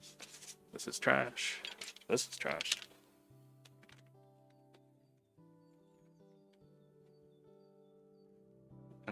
This is trash. Oh, do I want to put these little thingies on my switches? Like July 4th, I won't have to take off if I answer an email or keep an eye out for what I have going on. These things look like a pain in the butt to install. Why did I buy these? How do these even work? I guess that's fair. That's how my company is. Just watch for the high priority stuff.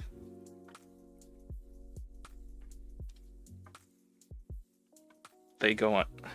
Yeah, I know they go on the bottom of my switches, but they just look really cumbersome to install because they're little, like, sticky things. Let me put some stuff away first. Okay.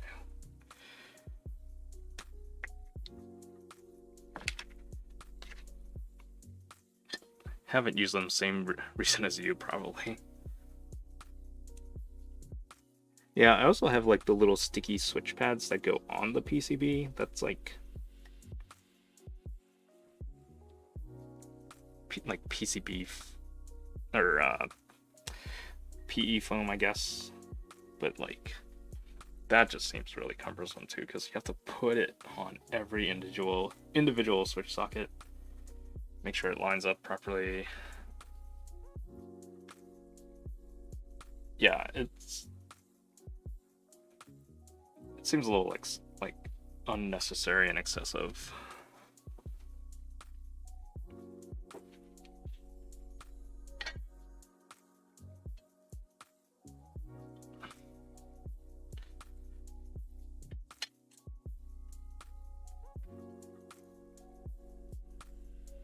Okay. Let's try one. Let's see what happens.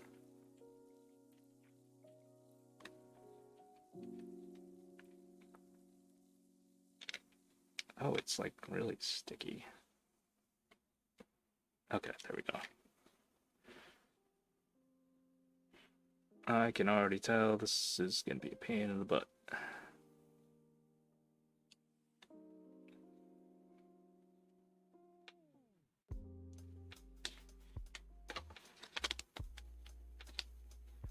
Not sure for what areas, but that's not how mine works. Opt out when you can. Opt out of these little switch pads things. They're so tiny. Look at this. Look how tiny this is. Like, this isn't gonna do anything. Whoops.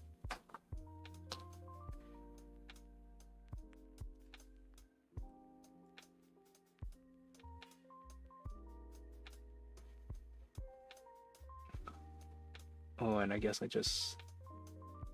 there's no real right way to put this on as long as it just goes on. That's what she said. Yeah, cancel tripods. Wait, what? What are we talking about?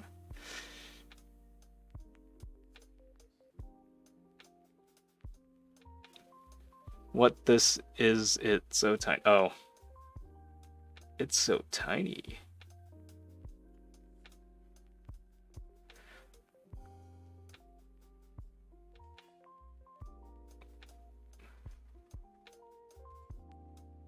This feels really dumb. Look at this. This just seems so pointless.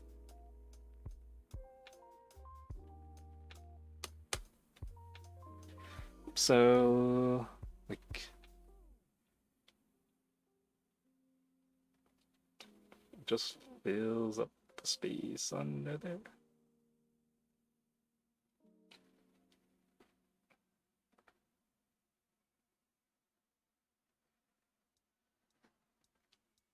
Pretty thick. There, let me put a regular switch in for comparison. I can't really see it from here.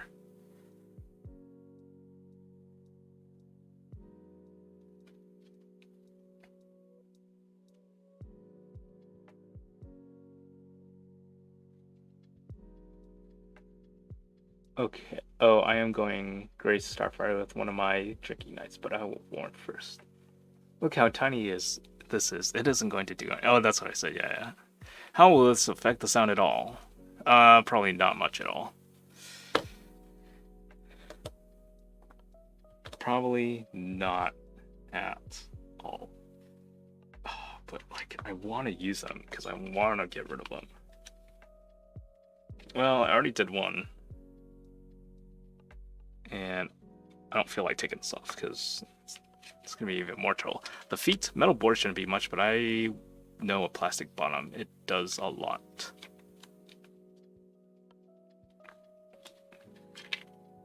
Okay, maybe I don't need to remove the middle circle. I can just push the center pin through it. And then just have the circle pop out. Skadoosh. That's actually better. So then you can just slide it down and there, that's it.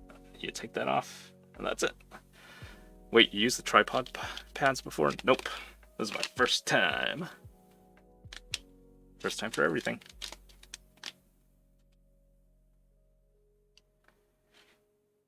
Where's my little thingy?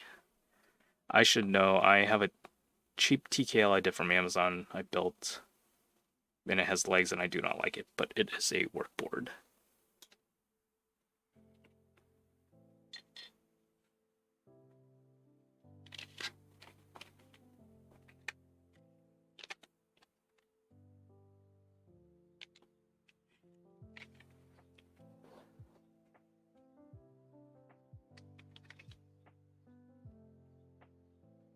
wait. So how does this work?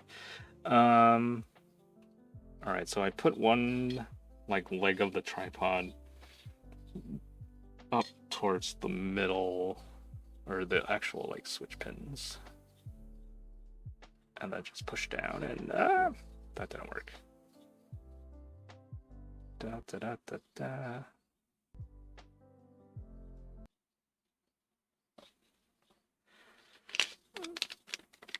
Is it? It is the one that in the pic I posted in Noki's, the white and orange cap board.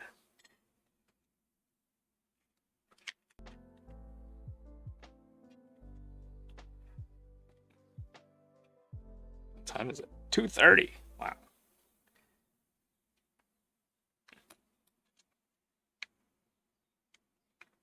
I ripped this one already. Is there a specific orientation the tripods need to be on? No, not really. As long as they don't interfere with the pins.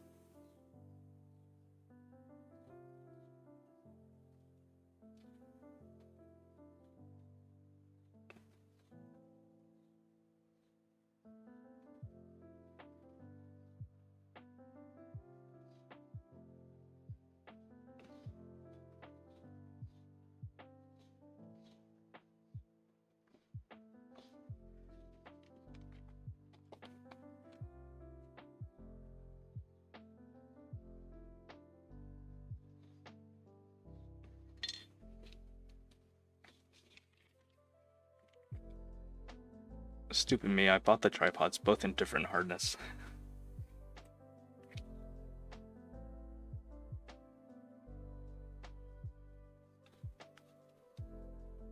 BRB, yet another meeting. Boo! Starfire, stop going to meetings. Meetings are dumb. You've inspired me. I'm going to use them next stream. Cool. Question: if you are soldering on the pins, why would someone care if they are 3-pin or 5-pin? Why would someone like, you mean like the person you're building it for, or like someone like you, or like someone who's not going to use your keyboard at all? Yeah, it's stability. Like the extra 2 pins are for stability. Typically for like PCB mounted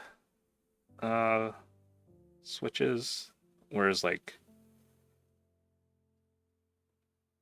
yeah, you can have alignment issues with 3 pins because the pins of, or the 2 pins that aren't the center column that actually make contact with the PCB aren't necessarily like the most tight fitting, whereas the other 2 side pins help like line up the switch on the PCB. The hell. I know for hot swap it would be for stability.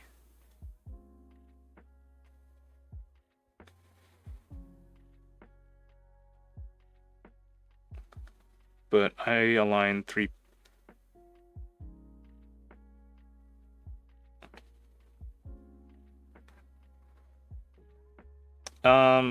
Yeah, I mean those 2 pins. Those 2 pins, yeah, I mean if you put them in a board that you have to solder, you can like kind of just rotate it slightly. I don't have any 3 pins, so it's kind of hard to demonstrate. I guess I could clip the extra 2 and show you.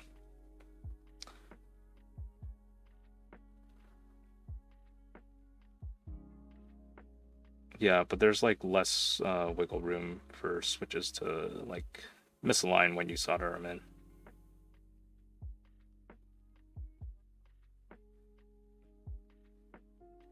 Yeah, with hot swap, those little sockets are meant to hold the pins in place, where you have the for the switch that makes contact with the PCB. Otherwise, it wouldn't hold them in.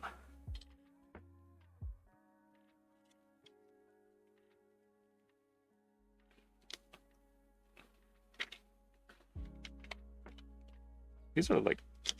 Oh, I ripped that one completely. Whoops. Personally, I don't want any switches with 3-pin. That's cursed. Oh, this one's ripped too. Man, if I end up ripping more of these things...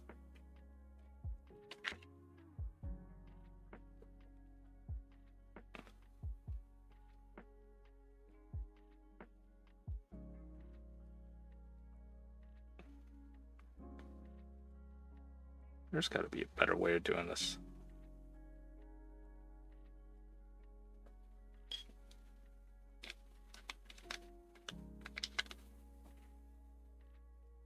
For me, what I have... With what I have, I did some echoes just to see the spring strength I prefer. I found I like them light.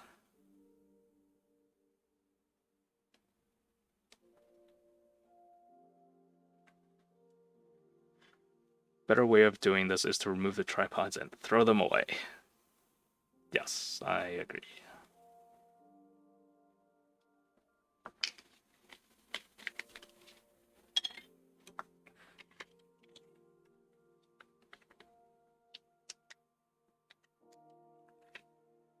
I think this is one of the things I'll do once and then never do again because it's so dumb. I don't think I've ever seen a single person, like, ever use these before.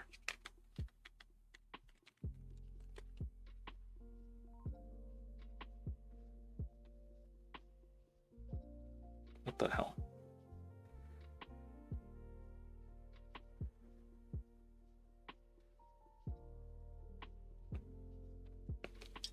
Are there any keycaps I'm looking forward to? Any of them? Any group buys?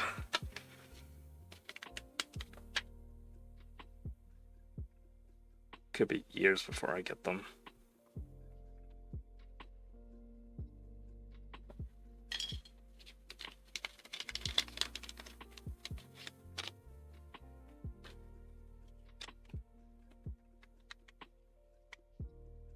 Anything coming up on extras? No, not really.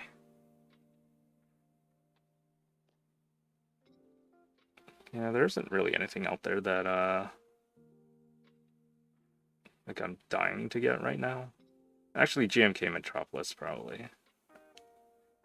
I didn't go in on the group buy for round 2, but kind of wish I did, because I like the way that set looks.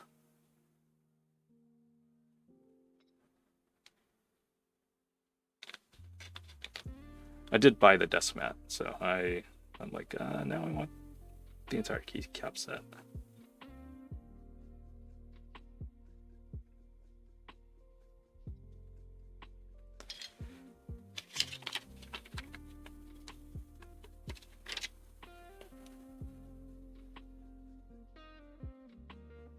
You have to get it now. Desk mat locked it in.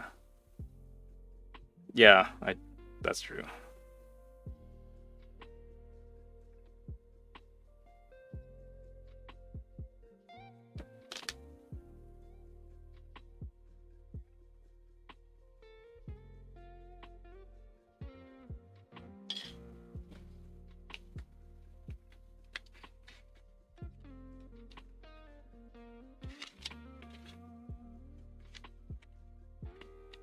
EPBT Winter Breath looks clean. I might go in on that.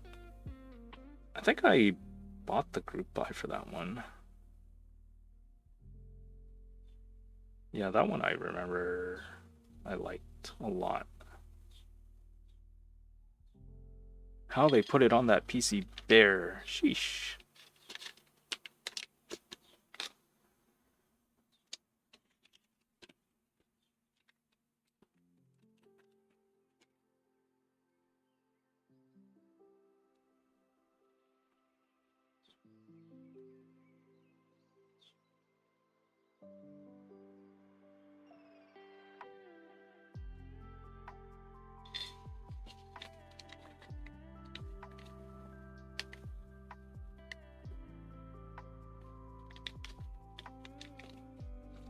Makes me want to go in or Bear V2 for sure, but I'm looking at Bear V1 aftermarket. I need to stop.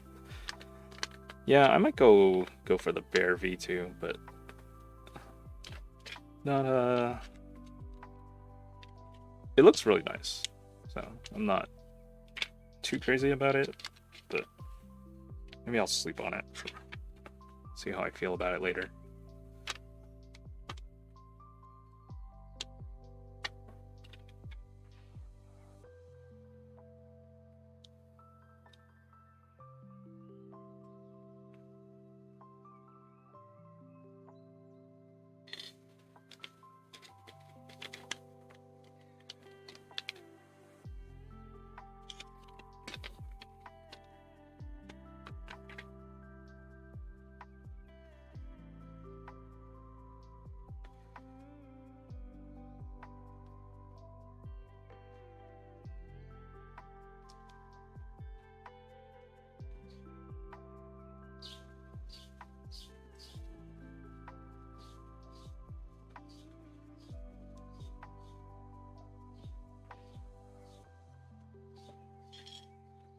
I'd rather have the bin caps since I'm not sure on what I would like when the group buy is done for next year or longer.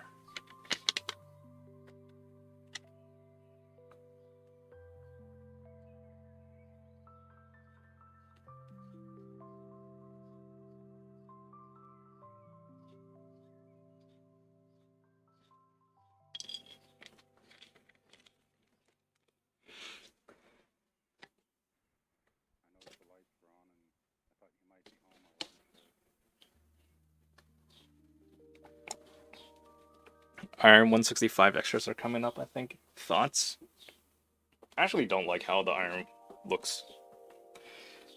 Personally. I think it just looks really boring.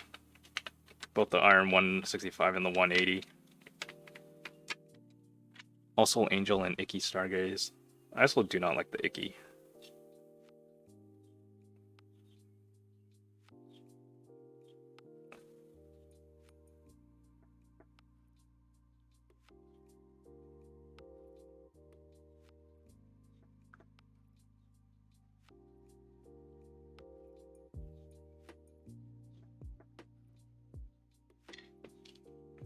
Ginkgo 65, that one looked interesting. I think that one's one of the more budget boards, but it also had a very, like, I think it was an all brass, was it all brass bottom? I know it had a ginkgo leaf on the bottom, but yeah, I was eyeing that one when it went into group buy, and I was like, that's pretty cool, but I have enough group buys for now.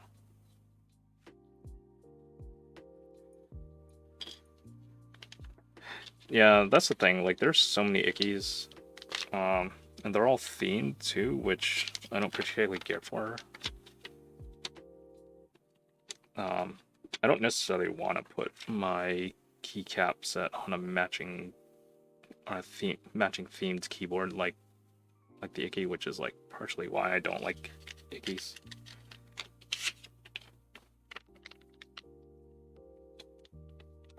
Then I feel like you're locking yourself into that one look. When I think you could have a lot more fun with different boards that look different and have different colors instead of, you know, having one very, very uniform, like, repertoire.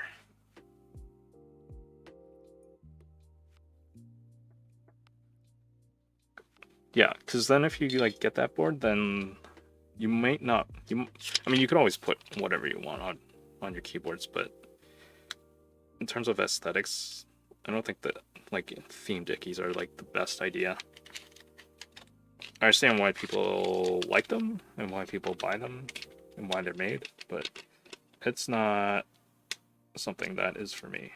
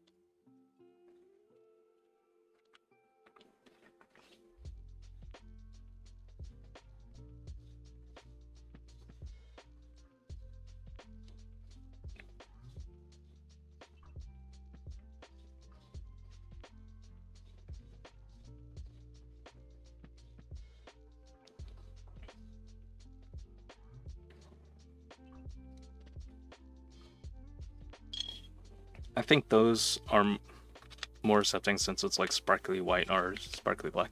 Oh, the Olivia theme zooms. Yeah, those are fine.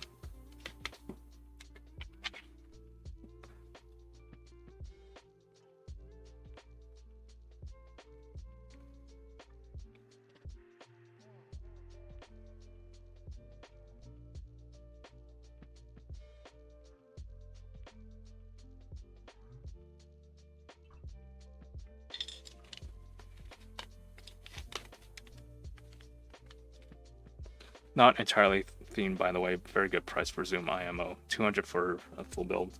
That is a very good price, actually.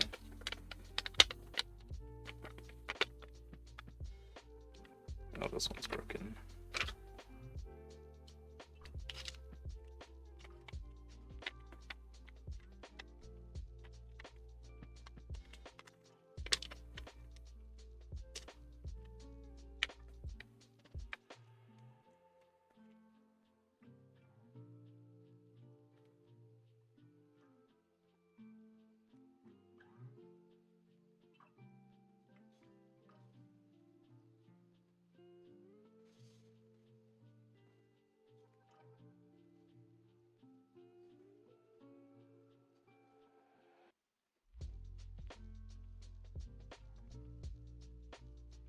Suiku, hello. Do I have any recommendations on cleaning keycaps? I don't. Probably like a diluted solution of rubbing alcohol and water will probably do it. Or like just a mild soap probably will do it. How dirty are we like talking about? Like lots of buildup of like dirt and grime over the years, or like just occasional cleaning? Ultrasonic cleaner, says the key circle. Yeah, you could use that too. I've never tried it. Whoa! One Bree. 4 months sub restreak. Or streak. Yeah, not a restreak. Oh, thanks for the sub, One Bree. How's it going? Subscribe for 4 months in a row. 4-month streak. That's what I meant to say. Resub for 4-month streak, yeah.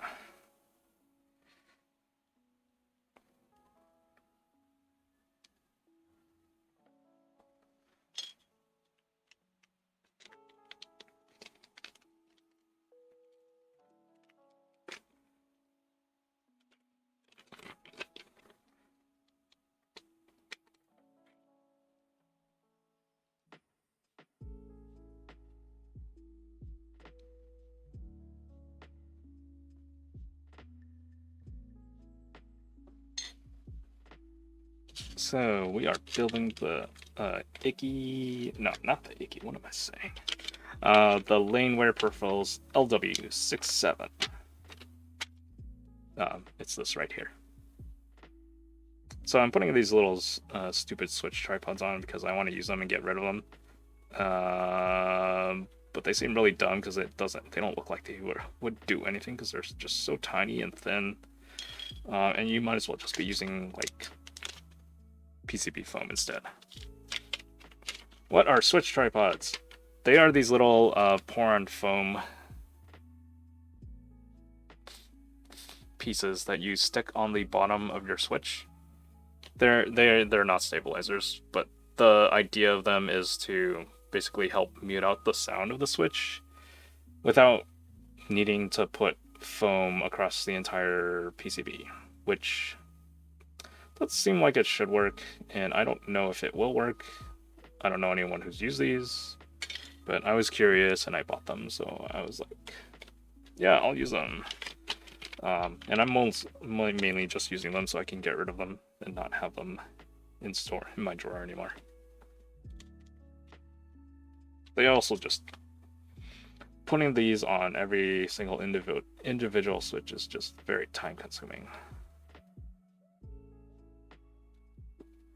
But yeah, it's meant to act as a PCB foam, but it covers like such a small area. So I don't know if this actually like provably does anything. But you know, nice idea in theory.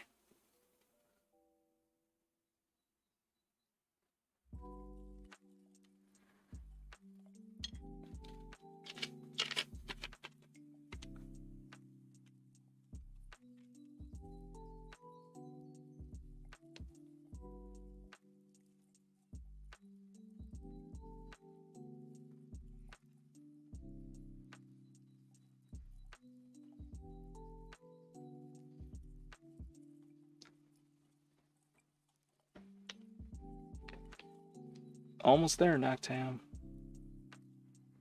Almost there. Yeah, like 30 more switches to go or something.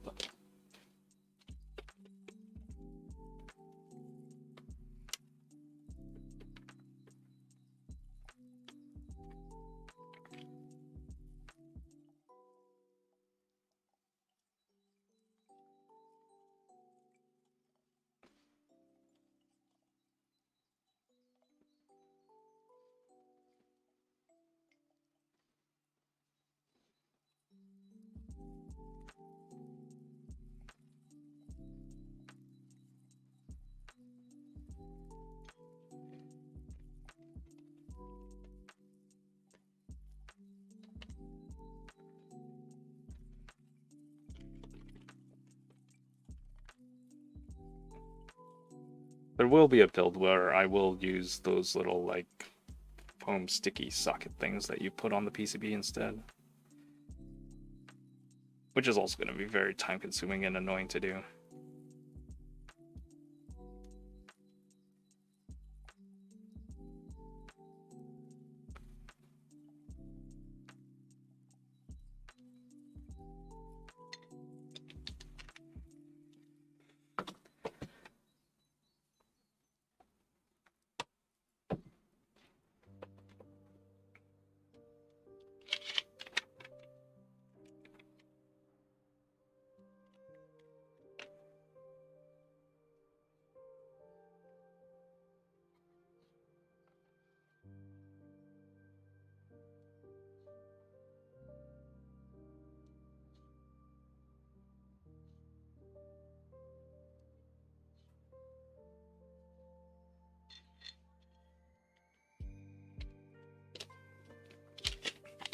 Heyo, I'm gonna work and lurk. Oh, hey, Eve. Eve Astrology, how's it going? Work and lurk.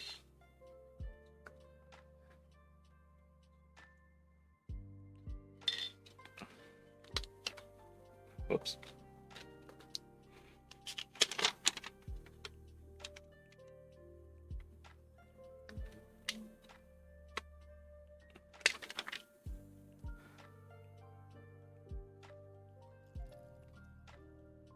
I'm good, hiding inside as it is full summer here. Oh, is it like super hot and humid out? Hasn't really... Oh, it's kind of come and gone here, but I'm glad it's not like just endless hot.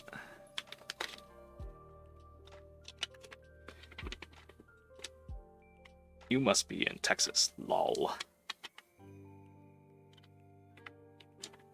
Louisiana. Louisiana is, yeah. Very humid from what I hear.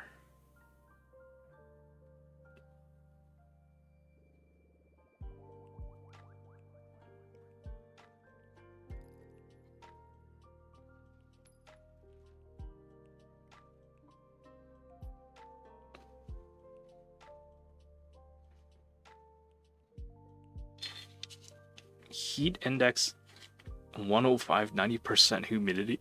Holy crap. Hot and humid for LA is their normal. Yeah, that's why I could never live in LA or Louisiana. Wait, LA as in Louisiana or like Los Angeles?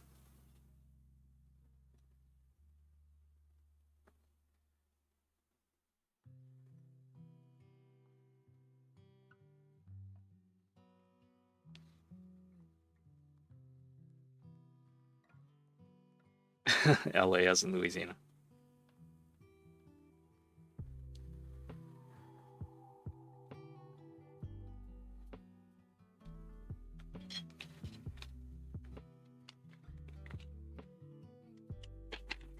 What's my next build? My next build after this one? I haven't thought that far ahead yet. But there are a few builds I have that are just I'm waiting to do. I'll eventually build them.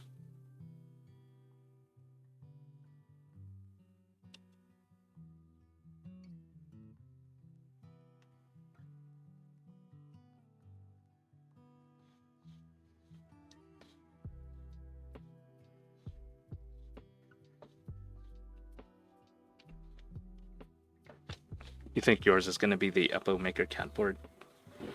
Yeah, Eve Astrology was building that. I was watching her stream 2 nights ago or 3 nights ago or something. It looked really cool, especially once you activate that RGB and the whole thing just like... Oh, what the heck? This thing broke. Yeah, the RGB is very RGB, to put it simply.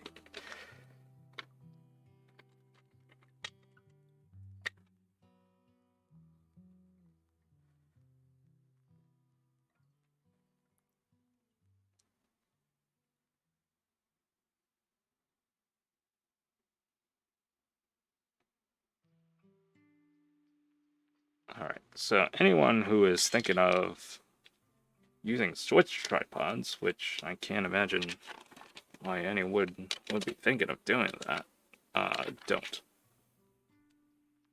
This is like the biggest waste of time.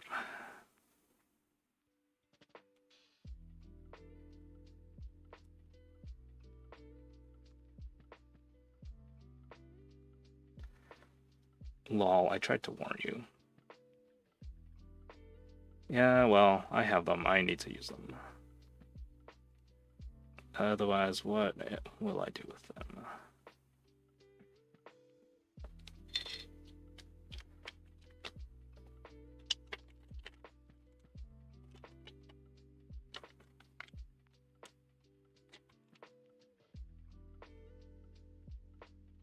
How?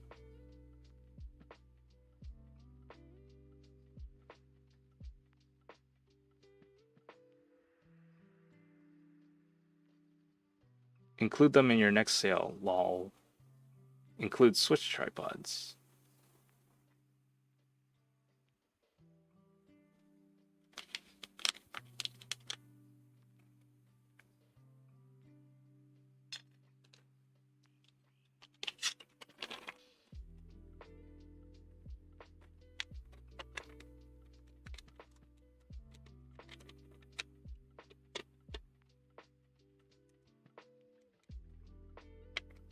One breed redeemed hydrate. It's 8:44. Hey, how's the build going? It's going slowly. It's going well. Just modded some switches and still modding some switches. But yeah, the rest of the build should be fine. Like once I'm done with this, then it's just putting it all together. Hot swap board. Stabilizer's already installed. This is really just like the most time-consuming part of it.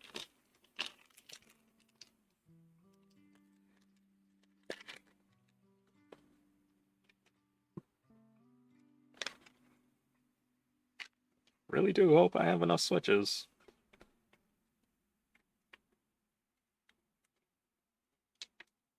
Yeah, it's kind of the reason why I like don't build keyboards more often, because I just think modding switches is so boring. Just opening up every single one, lubing them, maybe filming them, closing them back, lubing the springs.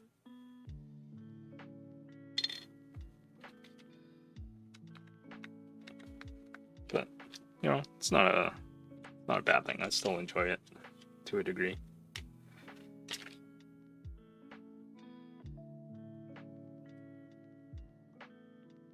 For keyboards, it is about the destination, because the journey is mostly switches.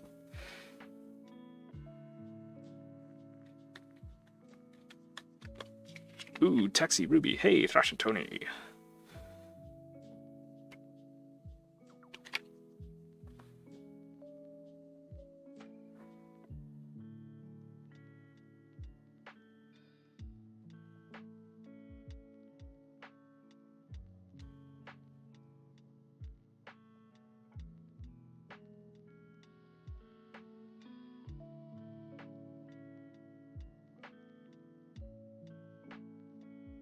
Yeah, these are the Tecsee Ruby V2s, which have a longer dual stage spring over V1s. And I think the stems are slightly different material, but they look exactly the same otherwise. One is palm, one is mipe, and I don't remember which version has which. But other than the springs on the stem, everything else is pretty much the same.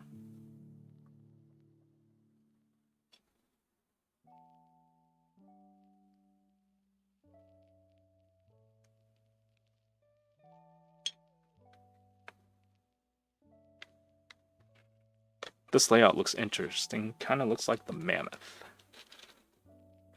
Yeah, it kind of does, actually.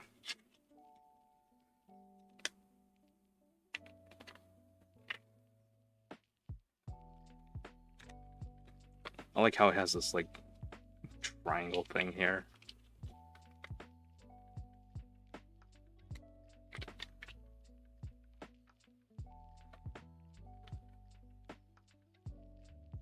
I love the big knob. Yeah, I actually like the big knob on the mammoth too. I don't like how, like, the keys on the right side, like where the nav cluster is, are all shifted one down. But everything else is fine.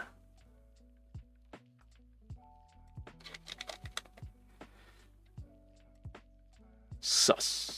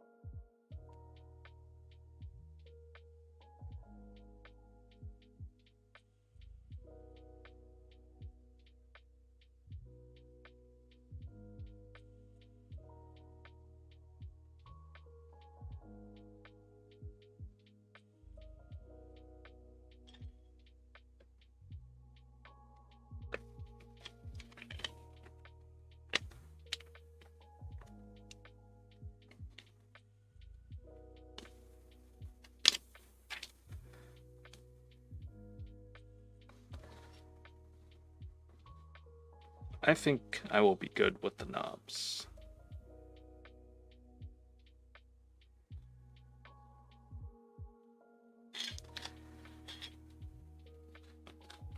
Yeah, I thought I wasn't gonna like knobs on keyboards, but they're very, very nice to have because you can easily mute your volume, turn it up or down, which is like the only thing I use it for. Haven't remapped a rotary encoder to do anything else. But I do have a standalone knob just for volume, so I can easily like change it. Don't have to like fiddle with like rear controls on the operating system or like on my headphones or like in various programs. Is this a Chinese New Year build? Yeah, this is the build I was like thinking about ages ago.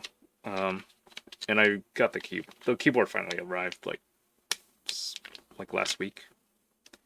So I'm finally putting it together. Red and gold. Or Iron Man.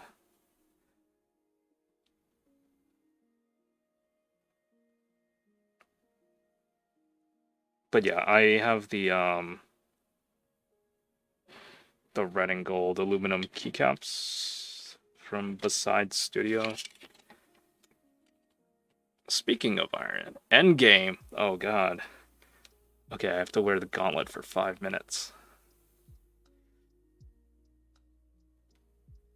All right, let me finish this, and I'll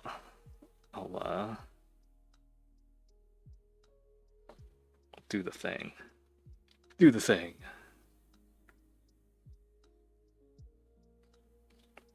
All right, let me go grab it. I only put it under a pile of stuff.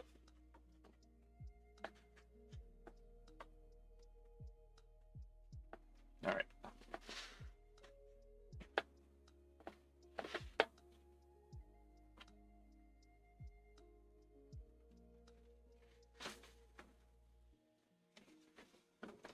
The gauntlet.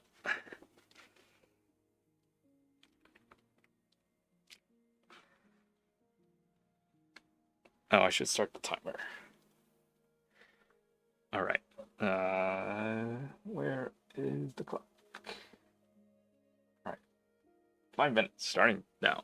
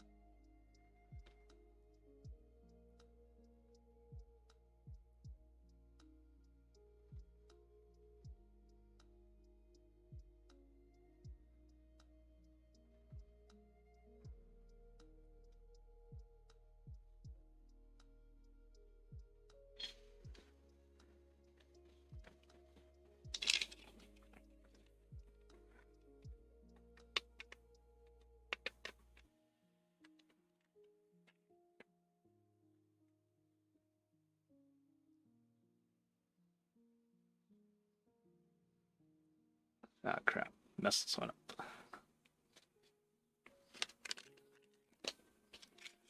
Nice infinity gauntlet. Beep, boop, bap, boop. What? Sandy? Are you okay? Boo, boo, bop.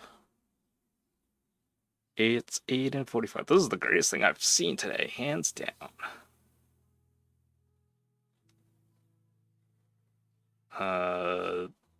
Sandy?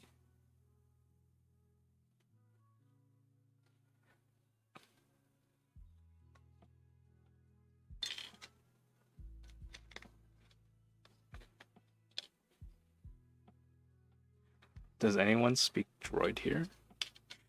Sandy a robot?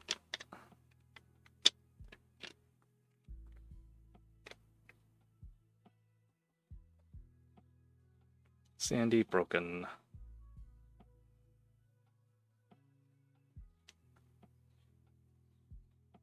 It's a SpongeBob quote. Oh, I have never seen SpongeBob. I know he lives in a pineapple under the sea.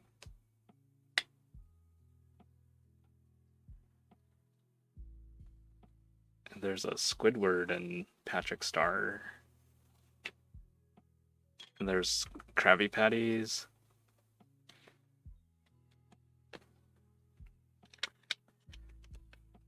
Wait, like never? Yeah, like never. Oh, it's the Electric Zoo episode. Who lives in a pineapple? Who lives in a pineapple under the sea? SpongeBob SquarePants. Under the sea.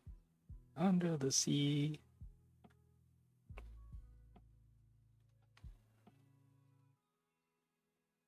I need to get caught up. Oh, okay. So I should like binge watch the whole series. on Netflix or something, or Nickelodeon.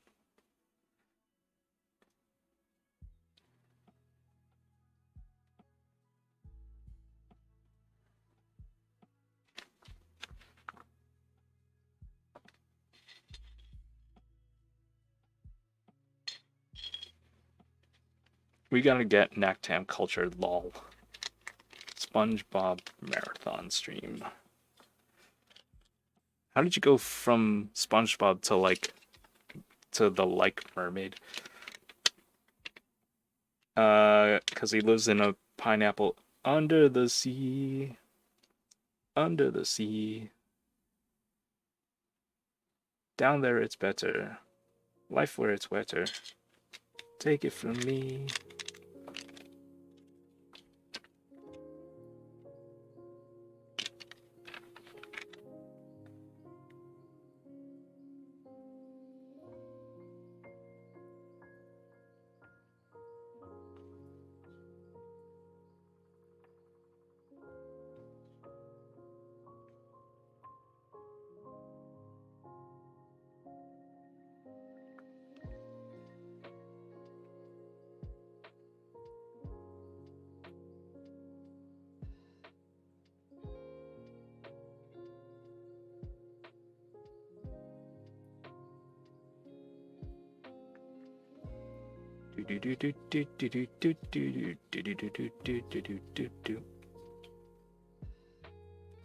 What do those switch pads do?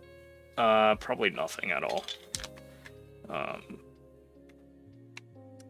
They're supposed to act like PCB foam, but they're so minuscule that I doubt they actually do anything at all. But I have them, and I want to get rid of them, so I'm putting them on these switches. Also, it just takes a tremendous amount of time to just put these on each individual switch. So, but the idea is that they act like, you know, PCB foam, dampen out the switch sound.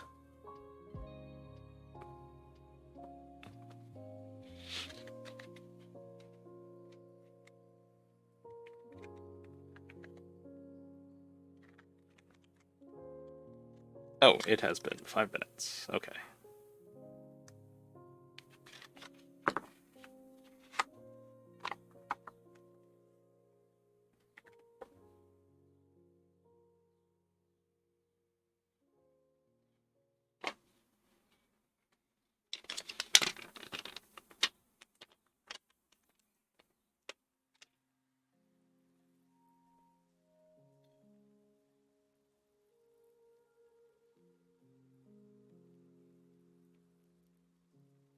I watched the Cat in the Hat movie with Mike Myers and didn't realize how many adult jokes it had that I didn't catch as a kid. A lot of children's movies have things like that. It's mainly for the parents, you know, like when they're watching it with their kids. So like they're entertained too, and it's not just like fart jokes for kids under 4.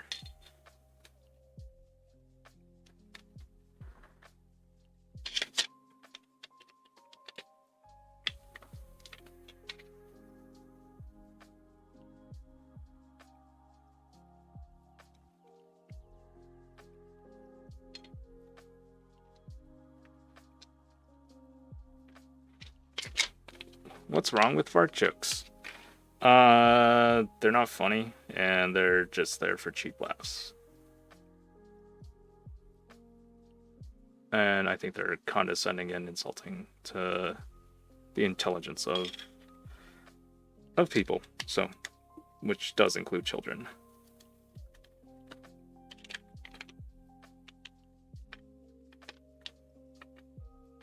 Because you can make great children's movies without having to resort to, like, cheap laughs like that.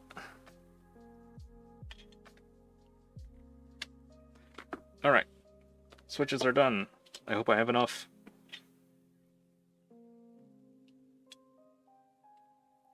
Oh, they're loose in the... Oh. Are they? Yes? No? Maybe so.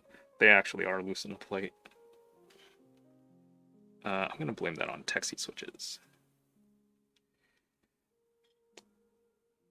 Lol, I didn't expect such a deep answer, but I agree. That's me.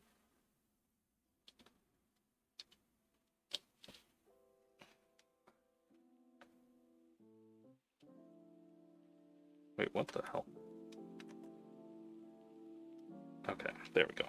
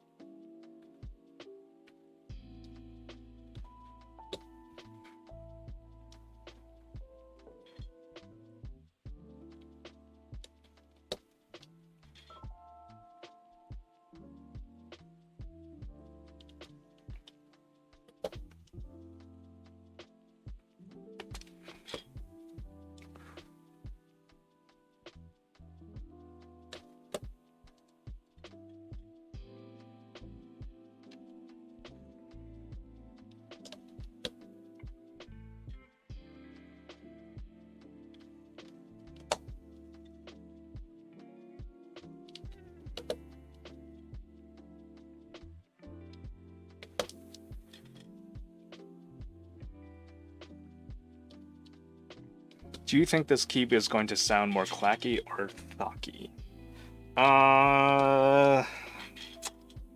Tough question. I don't know.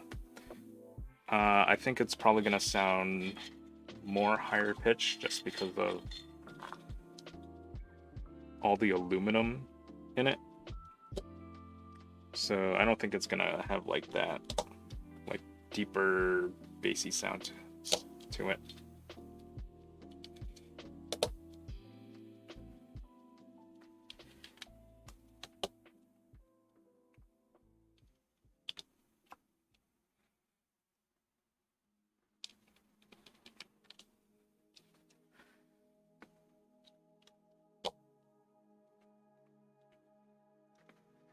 Clacky and a little dinky.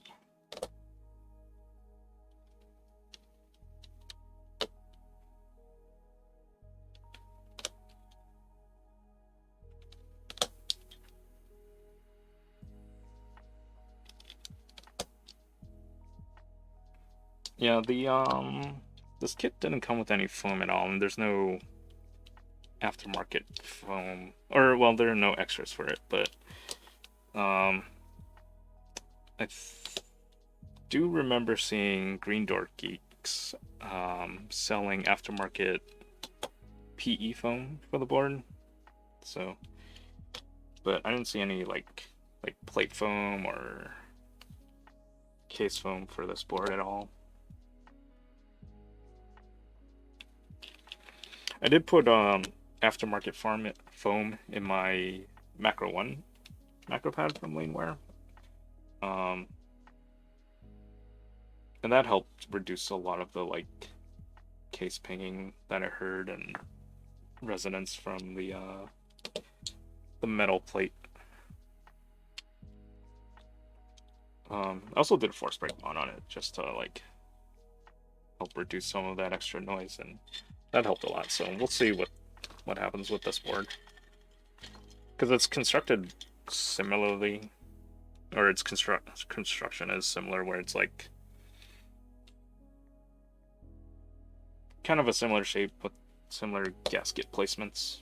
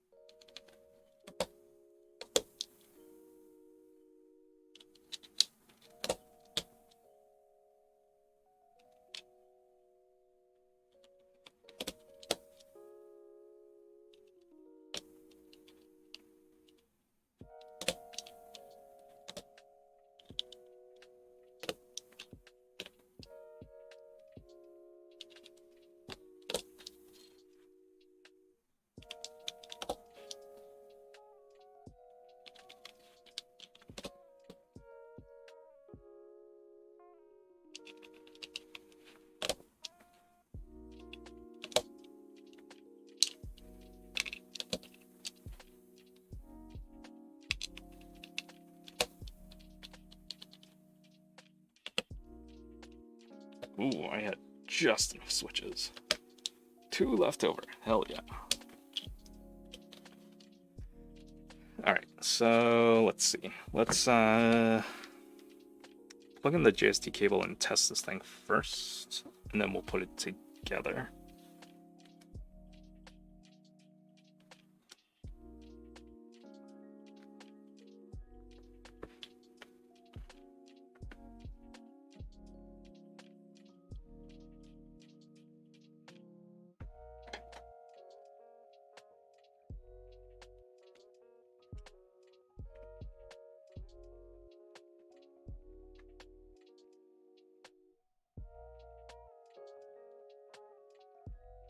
Did that make a sound?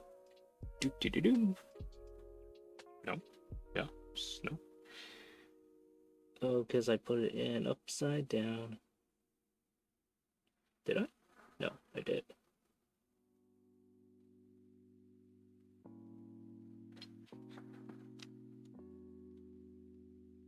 Maybe I didn't push it in all the way. There we go.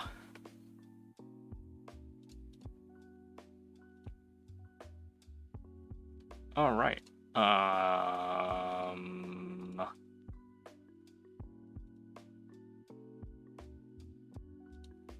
I need to find the JSON file.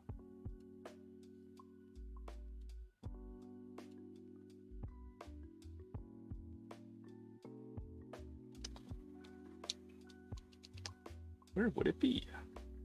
That's a good question. I have no idea. It's probably in the Discord server.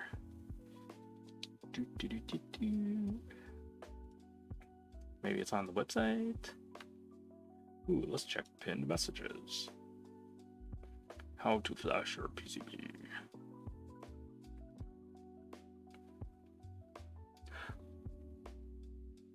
Oh, wait a minute. So here's the hex files, the JSON file. What the heck? La la la la la la. Do, do, do, do, do. Oh, okay, yeah, so I actually do need to download that file, and then download this file. Okay. Let's,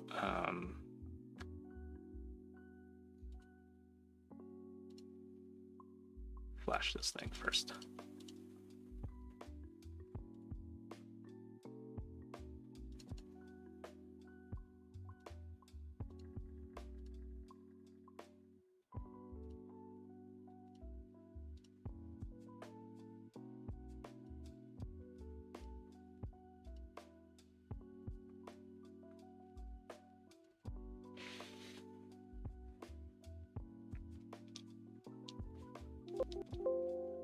Whoops.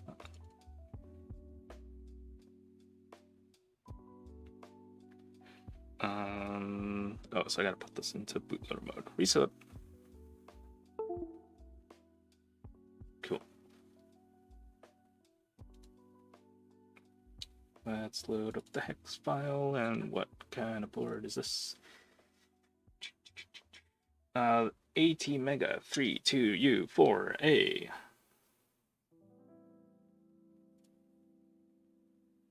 Or AT Mega 32U4, yeah. Flash.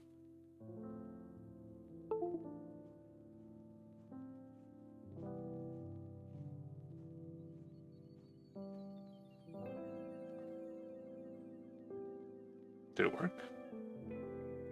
I think it worked. Let's load it up in Via and see.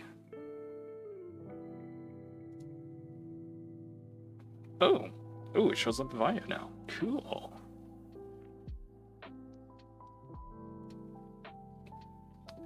Yeah, rad. Yeah, let's I might change these 3 keys here because, well, we'll see. I don't really like how they are at the moment. What the heck is this?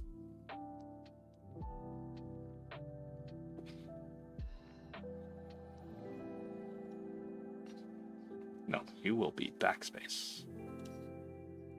This one has no key. Right shift. Yeah, okay. Layer 1. Nothing. 1. Oh, wait. 2, 3, 4, 5, 6, 7, 8, and 10, 11, 12. And then we'll make this delete.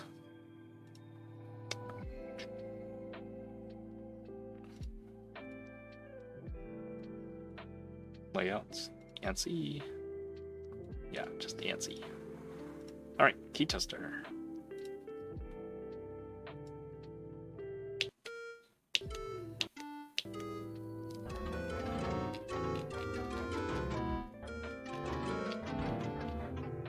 Okay, that works.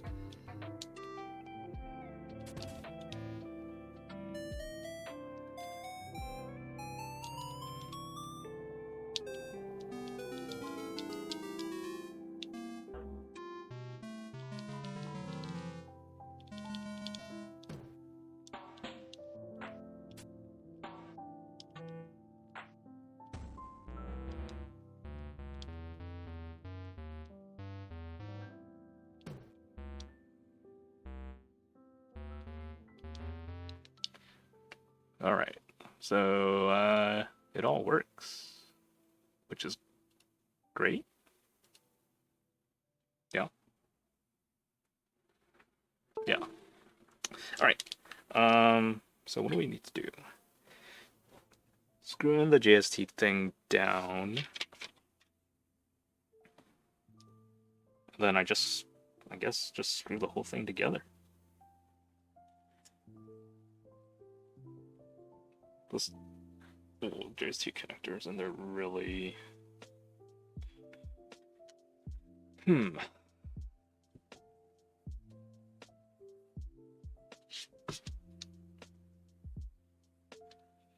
don't want to accidentally break it by pulling it out too hard.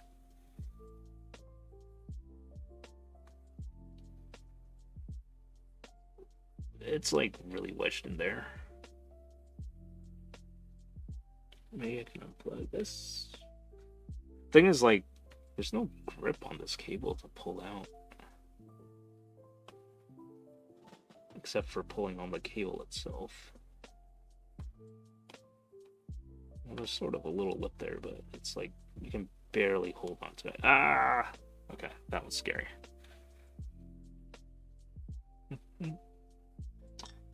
Wait, no, that's upside down.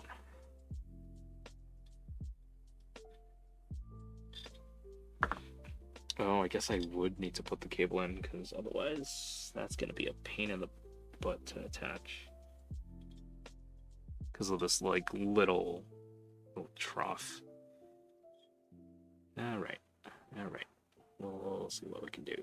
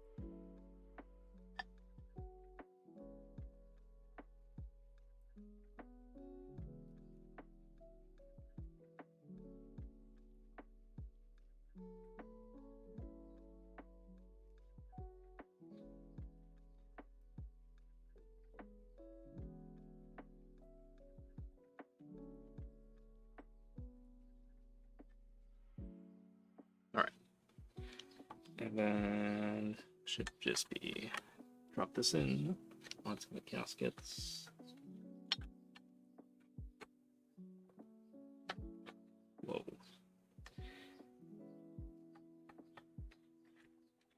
Okay, there we go.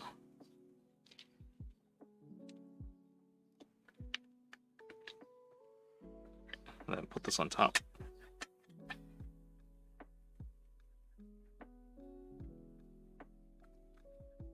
And we screw this whole thing together.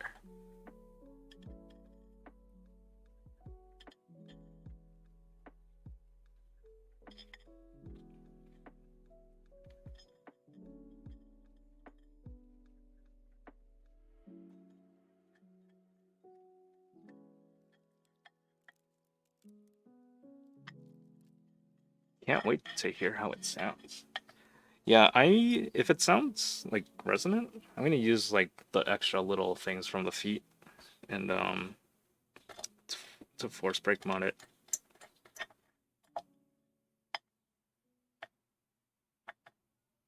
Because they're stiff enough, but compressible enough to force break mod it. But I have a feeling it's probably gonna have a hollow metal sound to it.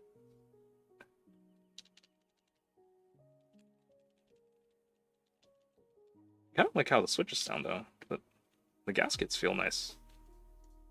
Like it's not too flexes down in the middle. Maybe hard to see here because I'm holding it up. All right, let's put the knob on. Okay.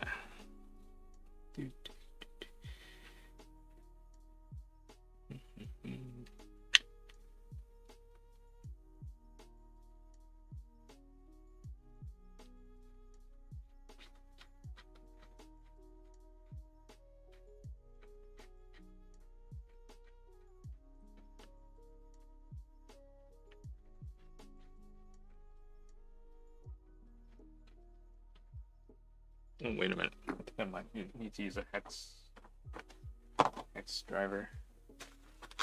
Hello, keycaps too. Sheesh.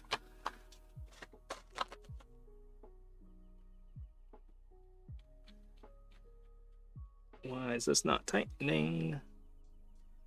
It's a good question. I have no idea. This one is too small.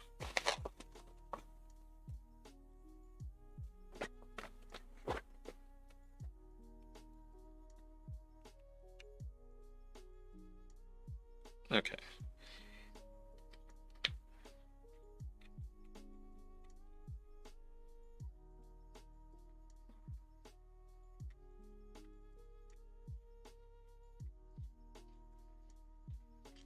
Okay, there we go.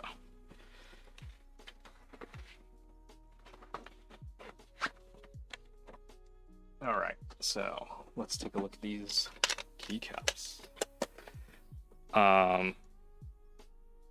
So these keycaps,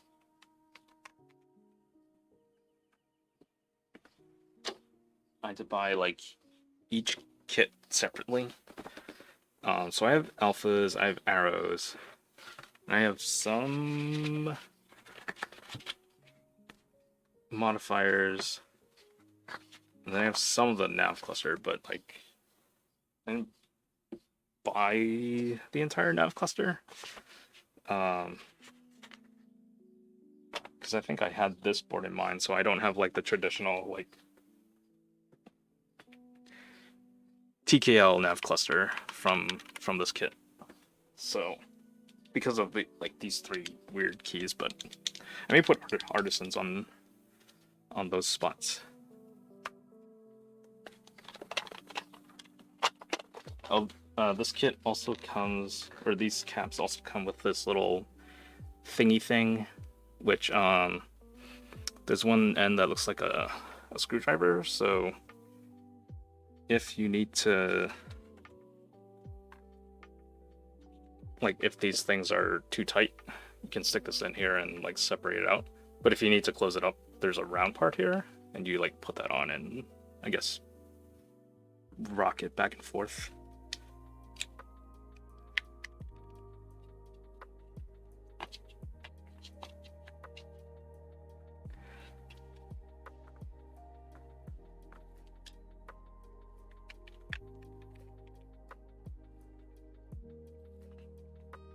Oh, why is it so hard to remove from this foam?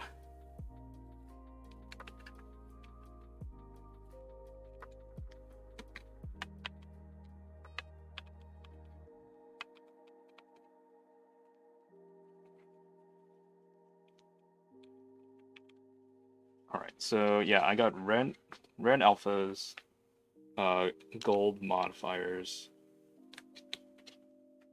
silver arrows.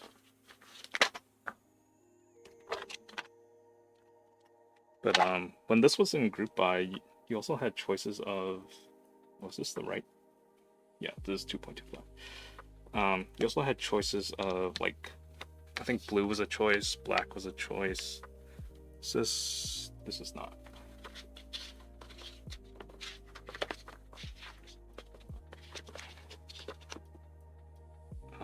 The other thing I liked about this group buy was that you could pick the things that you wanted. So like, I know with Alluvia there were lots of extra keys that were like, you know, to support different layouts, but this I was like, oh yeah, I can only, if I only need certain things, then I can go for that. But that also like reduces the cost on the manufacturer. Oh yeah, the gasket sticks out up here. It's kind of gross. But...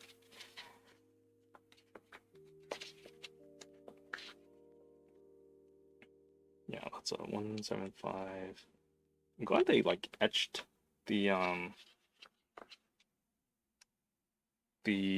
row and the size on the back of each keycap. This is an Iron Man keyboard.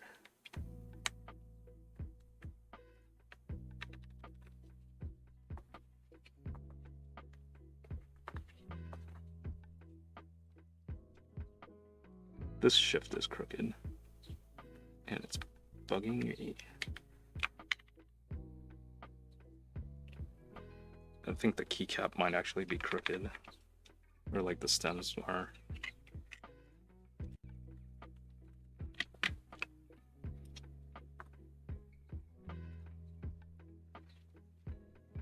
Ugh.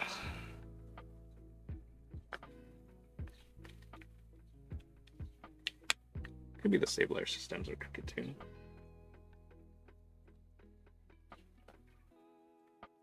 Alright, I'll fix that in a second. Let's put the rest of these on.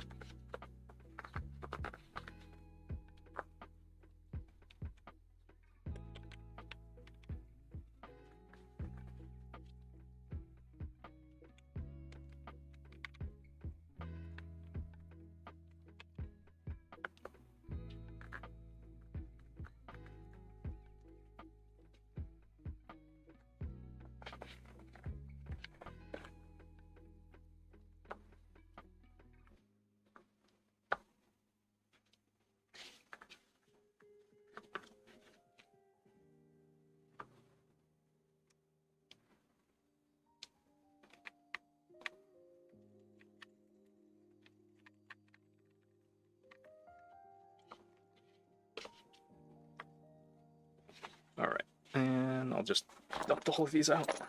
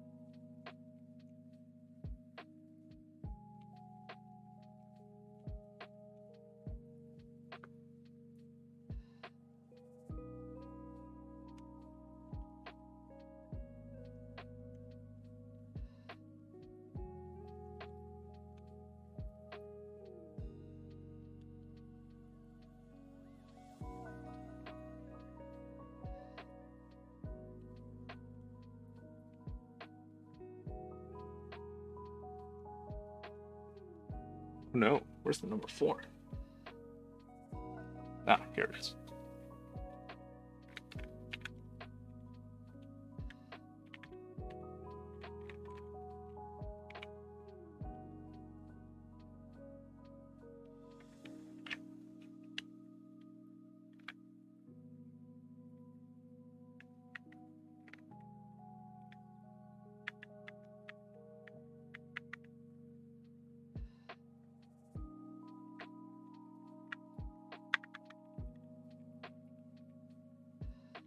All right, and yeah,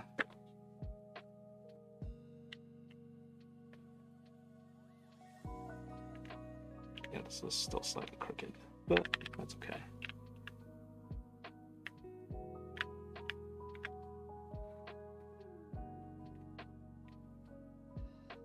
I think it's actually the stabilizer underneath.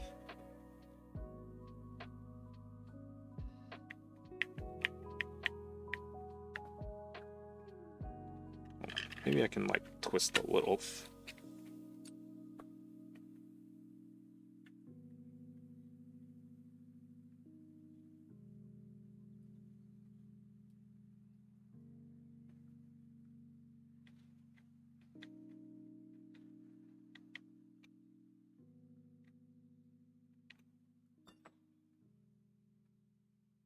Use the tool they provided to see if the stems are straight. Yeah, I'll see if I can do that. Let's see, it was on... It's tilting on this side, so...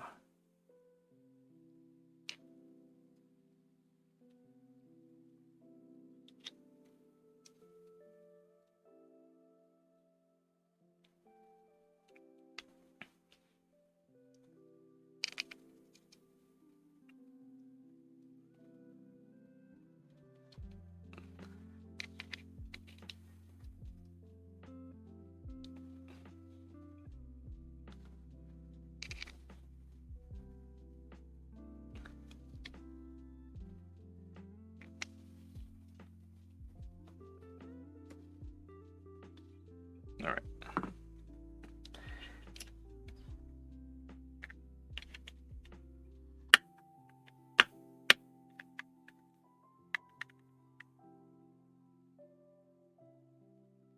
No, it still isn't on straight.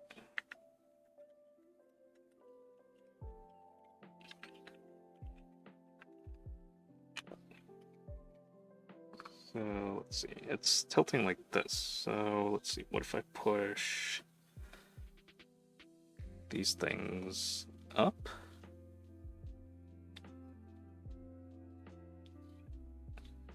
And then this down.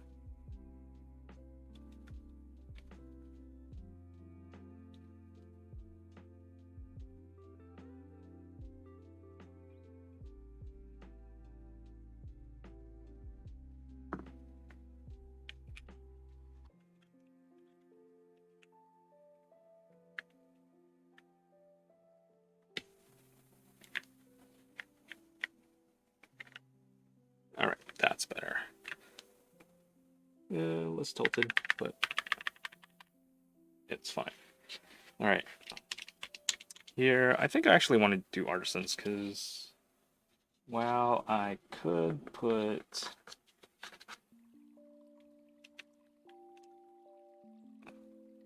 gold keys here. I feel like it needs to kind of stand out from the gold background as it is. Actually, maybe I'll put one of these as the function key and then leave this as super. That's cursed. You can't do split right shift. Yeah, this board doesn't, or the hot swap board doesn't support it. I have a problem. I'm drowning in CRP and I bought more. I'm gonna need more JTK trays. Yeah, that's fun. Cool. Have you gathered all the different colors? These are the colors that I ordered. This board actually has like a really good amount of flex, like, or bounce from the gasket. It's actually really nice.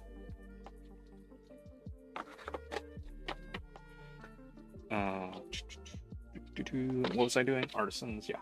Look, I have artisans prepared. So I bought these a while ago. They come in their own like little window things. And I have forgotten how to open them. Oh, that's how you do it. So, we have white, red, gold, and clear. So, these also like latch together, so you can like stack them, put them side by side, which is like cool. Like I kind of wish more artists and makers did this kind of thing. Oh, I guess I can't put these two together, but I can stack them. Yeah. So, oh, and they have these like little cool holders, rubber like stands, so they like stay inside their little cells. So I think for this build, we'll do. Actually, the clear looks really nice. Do I want red or do I want gold?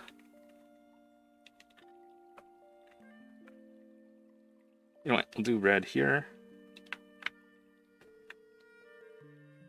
And then we'll do clear and white here. Actually, gold? Yeah, let's do gold there. Oh no, they like bump against each other. Well, that's okay. And maybe we'll do...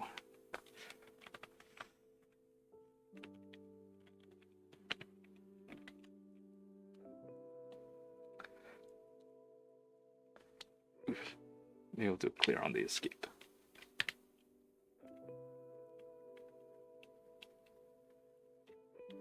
Oh, it rubs up against the other key. Yeah, let's not do that then.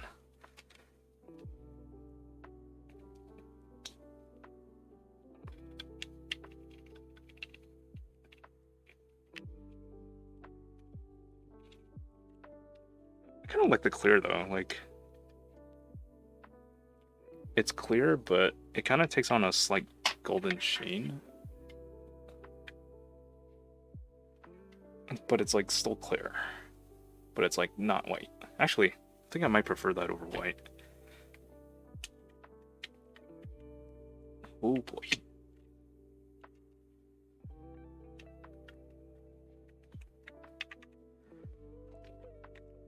Final answer. I kind of want the one red on now. It's a little too red.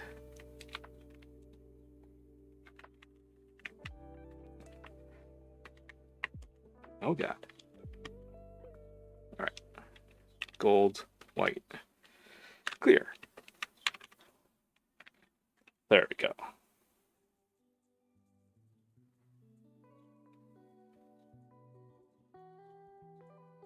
Come on. Focus. Focus. Kind of wish this was gold, but that's fine. There it is, the Laneware 67.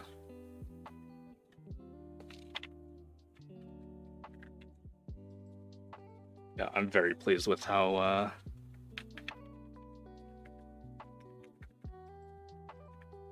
this red matches up against us, which I was not expecting.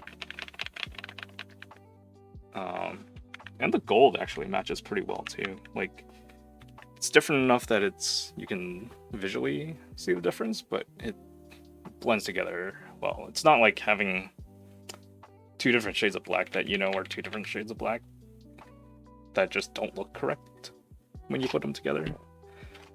Like, you know, if you have like a black shirt and black pants and you like wear them together, and you can tell like when it doesn't look nice, that kind of thing. All right, we'll do a typing test. Oh my god, it's 4 o'clock. This build took forever. All right, back in your pod.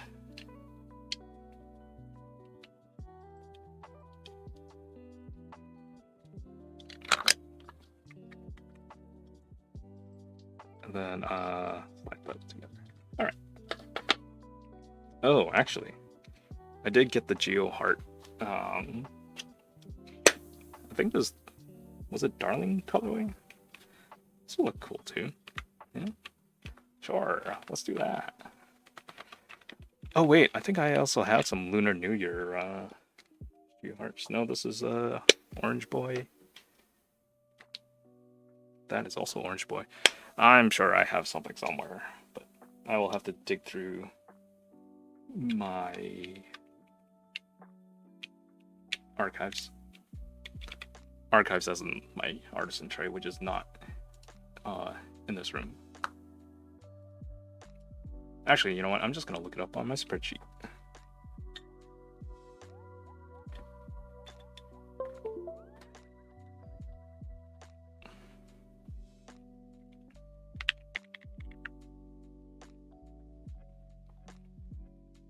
It's pretty clacky, actually. It doesn't, but it's not like a bad clacky.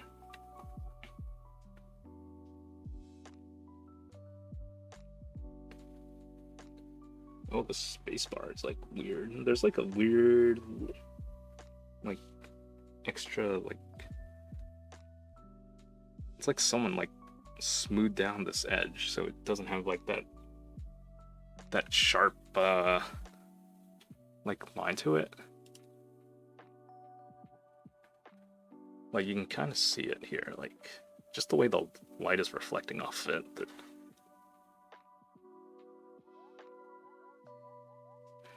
Yeah, sound test. Yes, I will get to the sound test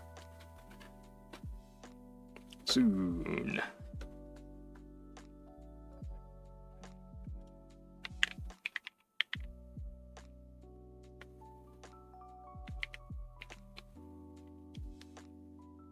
Kind of like a dip. Yeah, it's like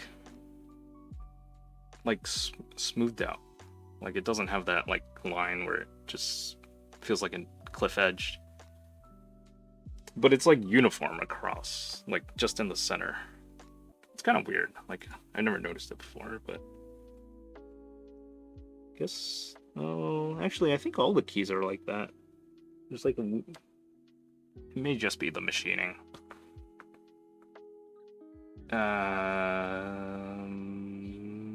Yeah. Okay. Well, we'll worry about that later. We'll just do this.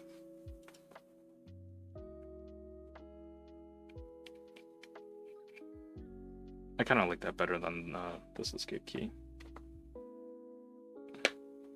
But it's slightly different. Actually, no, it's the same. It just looks different. All right. Sound test. All right, so we'll go to monkey type.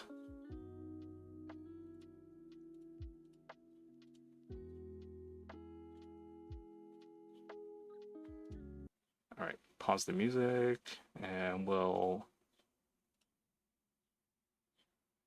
filter out noise suppression.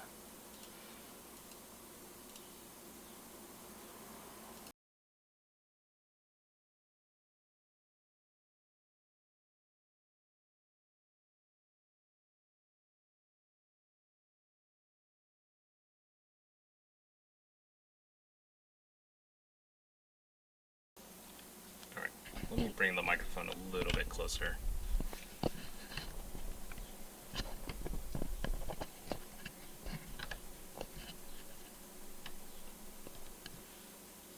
Okay, sound test. Here we go.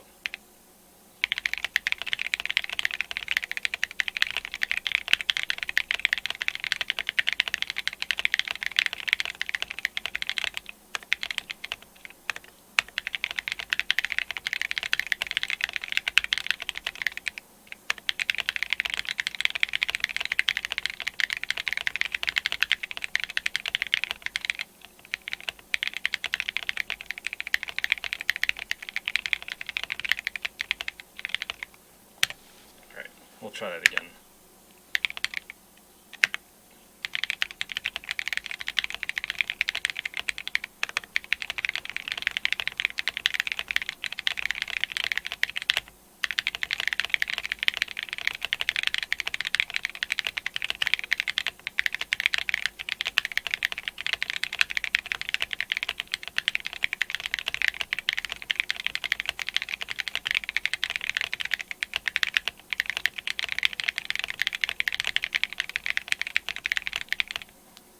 Oh wait, there's one additional thing.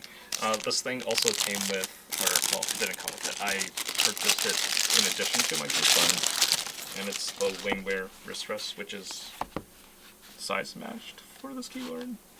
But yeah, I would have to put it here, I guess. It doesn't work quite well. It just feels weird to do this because I'm still like bending, but if I put it under my forearms, then it doesn't feel as uncomfortable. Because this slope is, or the height of this doesn't match the height of the keyboard. So like the slope should like match up down here. Alright, but I'll try this again. This is also leather. But I like this little logo they have going on it.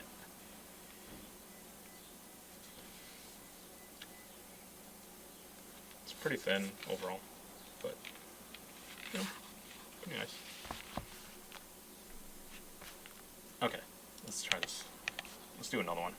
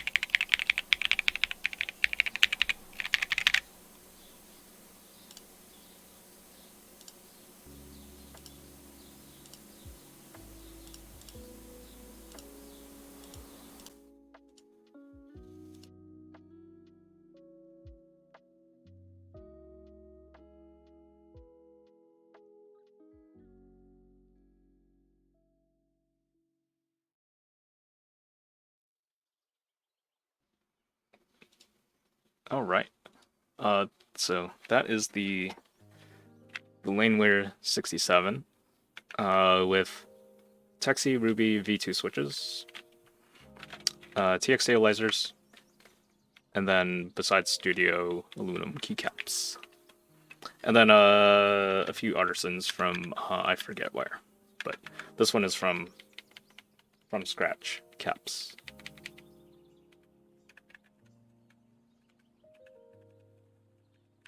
I kind of wish these were a little smaller because they rub right up against each other.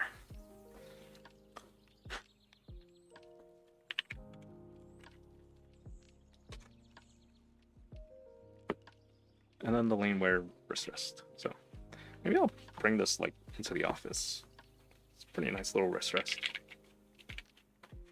But it's like leather, so it's gonna get like sticky and gross if I sweat on it. I mean, I guess any wrist rest will. But yeah, I like this. I like aluminum keycaps. I know some people don't because they sound weird or they feel weird, but don't have any issue with this. Like, just like Alluvia. I like Alluvia a lot. Alright.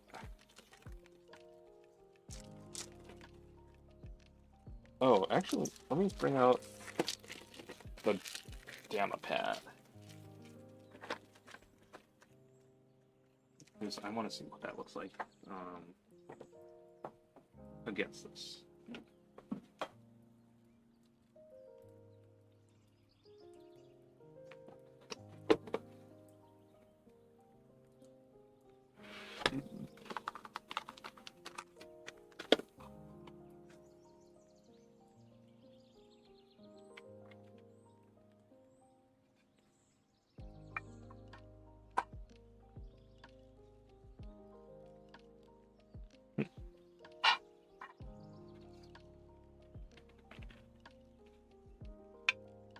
Maybe I could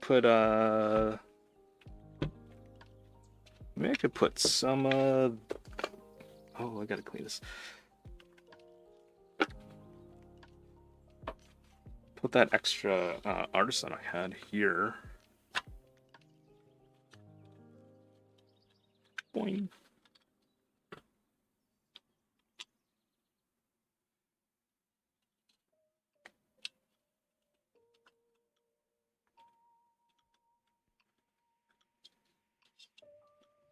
Or like switch it around.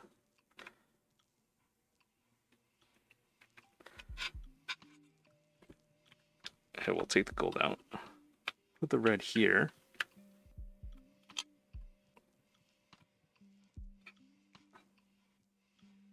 That looks nice.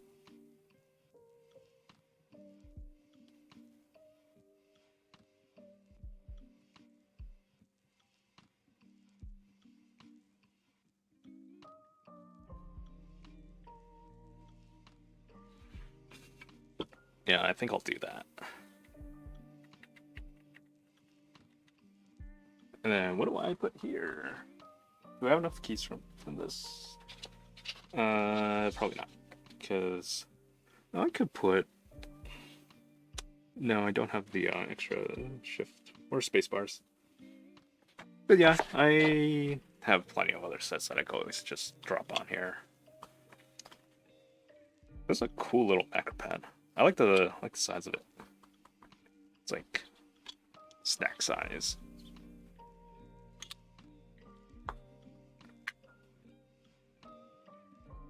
Alright, I'll leave that there. So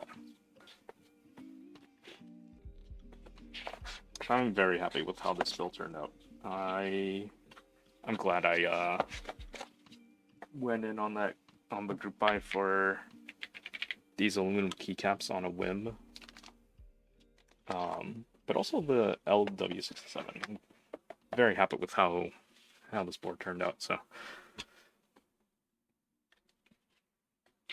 very cool. And it sounds nice too.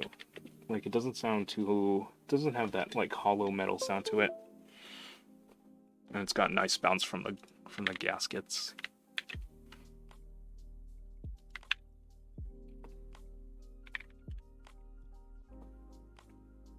Alright, so that's gonna be it for today. I need to head out, not now, but later.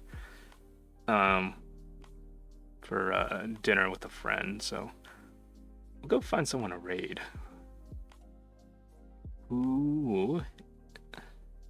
Is online. Disastertron's online. Art by Baja's online.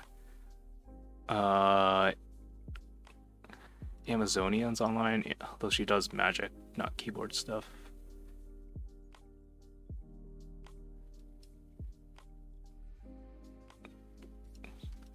What is Art by Baja doing? I think she's doing Red Dead Redemption. I know she's been doing that a lot lately. I know she does like role-playing stuff. So she plays this character called Cuddles. Disastertron is... Oh god, yeah. Whoa, what? Okay. Disastertron, what are you doing today? AV3 rebuild. Oh, who's on the, what's on the keyboard tag for Twitch? Let's see. That's, Blood Bowl. These are not keyboards. That's me. No, I guess people who are doing keyboard stuff aren't doing keyboard stuff. It's only Disastertron. Okay. Yeah, let's go raid Disastertron. Alright, thanks everyone for stream. Hope you all had a wonderful day, or are having a wonderful day.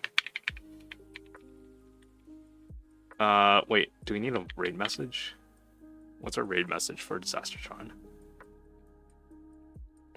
We'll do, oh, I got one. Hold on. Keyboards run on Duncan. And then we'll do a donut. How do I make donuts? Dough. Actually, you know, we'll do coffee because that's like coffee.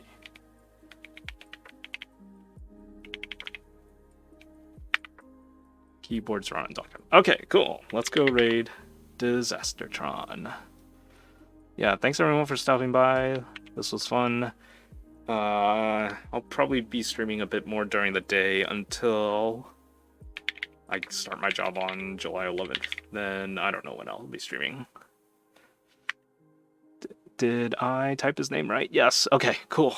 All right. Thanks, everyone. See ya. Have a nice day. 5, 4, 3, 2, 1.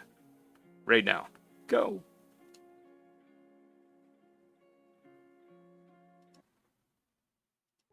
Wait, why is shift not shifting?